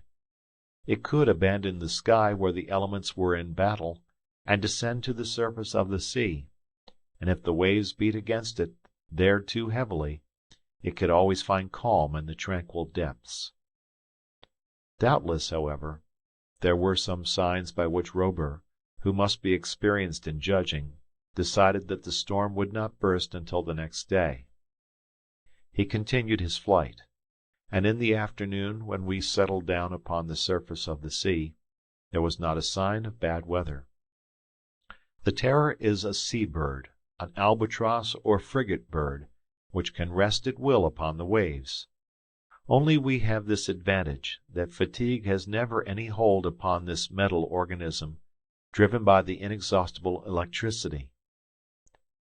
The whole vast ocean around us was empty. Not a sail, nor a trail of smoke was visible even on the limits of the horizon. Hence our passage through the clouds had not been seen and signaled ahead. The afternoon was not marked by any incident. The Terror advanced at easy speed. What her captain intended to do, I could not guess. If he continued in this direction, we should reach some one of the West Indies, or beyond that, at the end of the gulf, the shore of Venezuela or Colombia. But when night came, perhaps we would again rise in the air to clear the mountainous barrier of Guatemala and Nicaragua, and take flight toward Island X, somewhere in the unknown regions of the Pacific. Evening came. The sun sank in a horizon red as blood. The sea glistened around the Terror, which seemed to raise a shower of sparks in its passage. There was a storm at hand. Evidently our captain thought so. Instead of being allowed to remain on deck, I was compelled to re-enter my cabin, and the hatchway was closed above me. In a few moments from the noises that followed, I knew that the machine was about to be submerged. In fact, 5 minutes later, we were moving peacefully forward through the ocean's depths. Thoroughly worn out, less by fatigue than by excitement and anxious thought, I fell into a profound sleep, natural this time and not provoked by any soporific drug. When I awoke, after a length of time which I could not reckon, the Terror had not yet returned to the surface of the sea. This maneuver was executed a little later. The daylight pierced my porthole, and at the same moment I felt the pitching and tossing to which we were subjected by a heavy sea. I was allowed to take my place once more outside the hatchway, where my first thought was for the weather. A storm was approaching from the northwest. Vivid lightning darted amid the dense black clouds. Already we could hear the rumbling of thunder echoing continuously through space. I was surprised, more than surprised, frightened, by the rapidity with which the storm rushed upward toward the zenith. Scarcely would a ship have had time to furl her sails to escape the shock of the blast before it was upon her. The advance was as swift as it was terrible. Suddenly the wind was unchained with unheard-of violence, as if it had suddenly burst from this prison of cloud. In an instant a frightful sea arose. The breaking waves, foaming along all their crests, swept with their full weight over the Terror. If I had not been wedged solidly against the rail, I should have been swept overboard. There was but one thing to do: to change our machine again into a submarine. It would find security and calm at a few dozen feet beneath the surface. To continue to brave the fury of this outrageous sea was impossible. Robur himself was on deck, and I awaited the order to return to my cabin, an order which was not given. There was not even any preparation for the plunge. With an eye more burning than ever, impassive before this frightful storm, The captain looked it full in the face, as if to defy it, knowing that he had nothing to fear.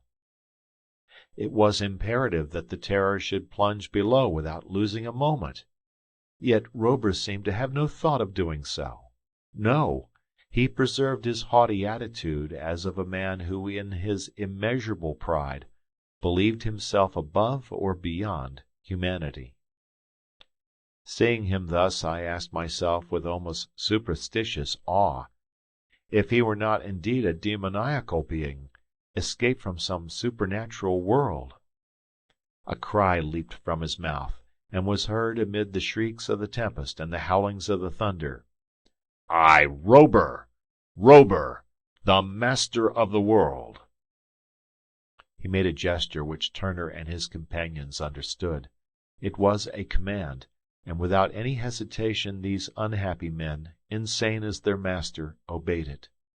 The great wings shot out, and the airship rose as it had risen above the falls of Niagara. But if on that day it had escaped the might of the cataract, this time it was amidst the might of the hurricane that he attempted our insensate flight. The airship soared upward into the heart of the sky, amid 1,000 lightning flashes, surrounded and shaken by the burst of thunder. It steered amid the blinding, darting lights, courting destruction at every instant. Rober's position and attitude did not change. With one hand on the helm, the other on the speed regulators while the great wings beat furiously, he headed his machine toward the very center of the storm, where the electric flashes were leaping from cloud to cloud. I must throw myself upon this madman to prevent him from driving his machine into the very middle of this aerial furnace. I must compel him to descend, to seek beneath the waters a safety which was no longer possible either upon the surface of the sea or in the sky. Beneath, we could wait until this frightful outburst of the elements was at an end. Then, amid this wild excitement, my own passion, all my instincts of duty arose within me. Yes, this was madness. Yet must I not arrest this criminal whom my country had outlawed, who threatened the entire world with this terrible invention? Must I not put my hand on his shoulder and summon him to surrender to justice? Was I or was I not Strock, Chief Inspector of the Federal Police?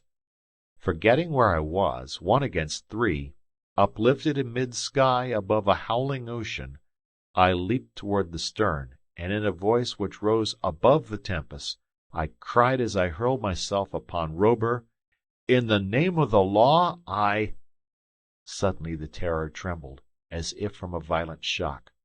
All her frame quivered, as the human frame quivers under the electric fluid. Struck by the lightning in the very middle of her powerful batteries, the airship spread out on all sides and went to pieces. With her wings fallen, her screws broken, with bolt after bolt of the lightning darting amid her ruins, the Terror fell from the height of more than 1,000 feet into the ocean beneath. End of chapter. Chapter 18, the final chapter. The old housekeeper's last comment.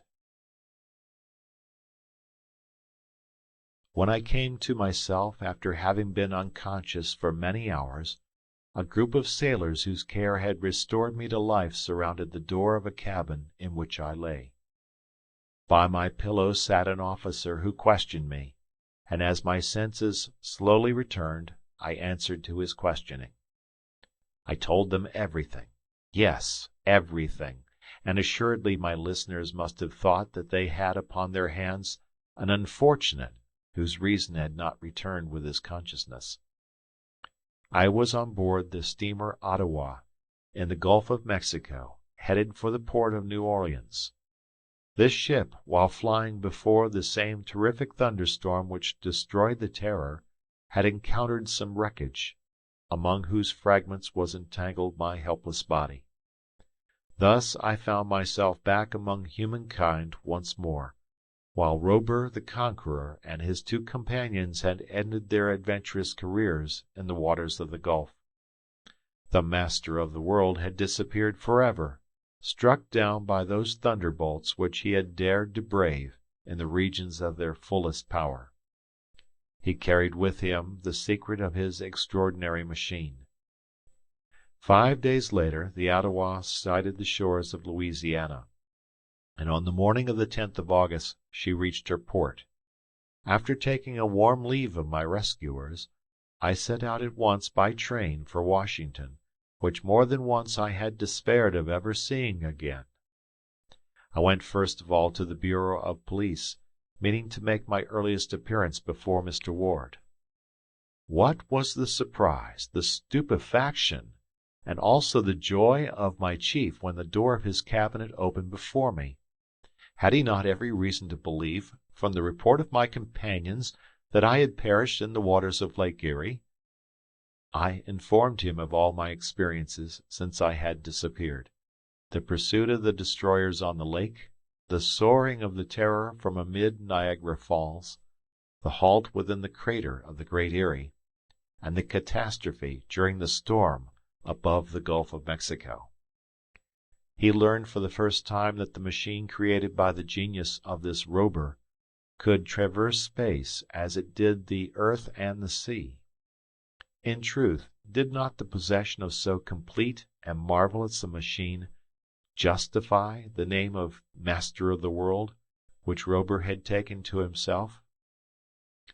Certain it is that the comfort and even the lives of the public must have been forever in danger from him, and that all methods of defense must have been feeble and ineffective. But the pride which I had seen rising bit by bit within the heart of this prodigious man had driven him to give equal battle to the most terrible of all the elements. It was a miracle that I had escaped safe and sound from that frightful catastrophe. Mr. Ward could scarcely believe my story.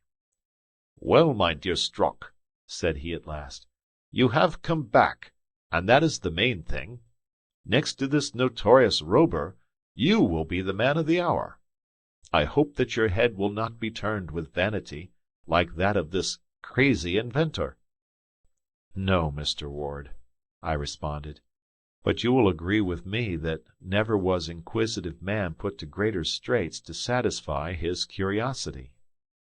"I agree, Strock. And the mysteries of the Great Erie, the transformations of the Terror, you have discovered them. But unfortunately, the still greater secrets of this Master of the World have perished with him." The same evening the newspapers published an account of my adventures, the truthfulness of which could not be doubted. Then, as Mr. Ward had prophesied, I was the man of the hour. One of the papers said, "Thanks to Inspector Strock, the American police still lead the world, while others have accomplished their work, with more or less success, by land and by sea. The American police hurl themselves in pursuit of criminals through the depths of lakes and oceans, and even through the sky."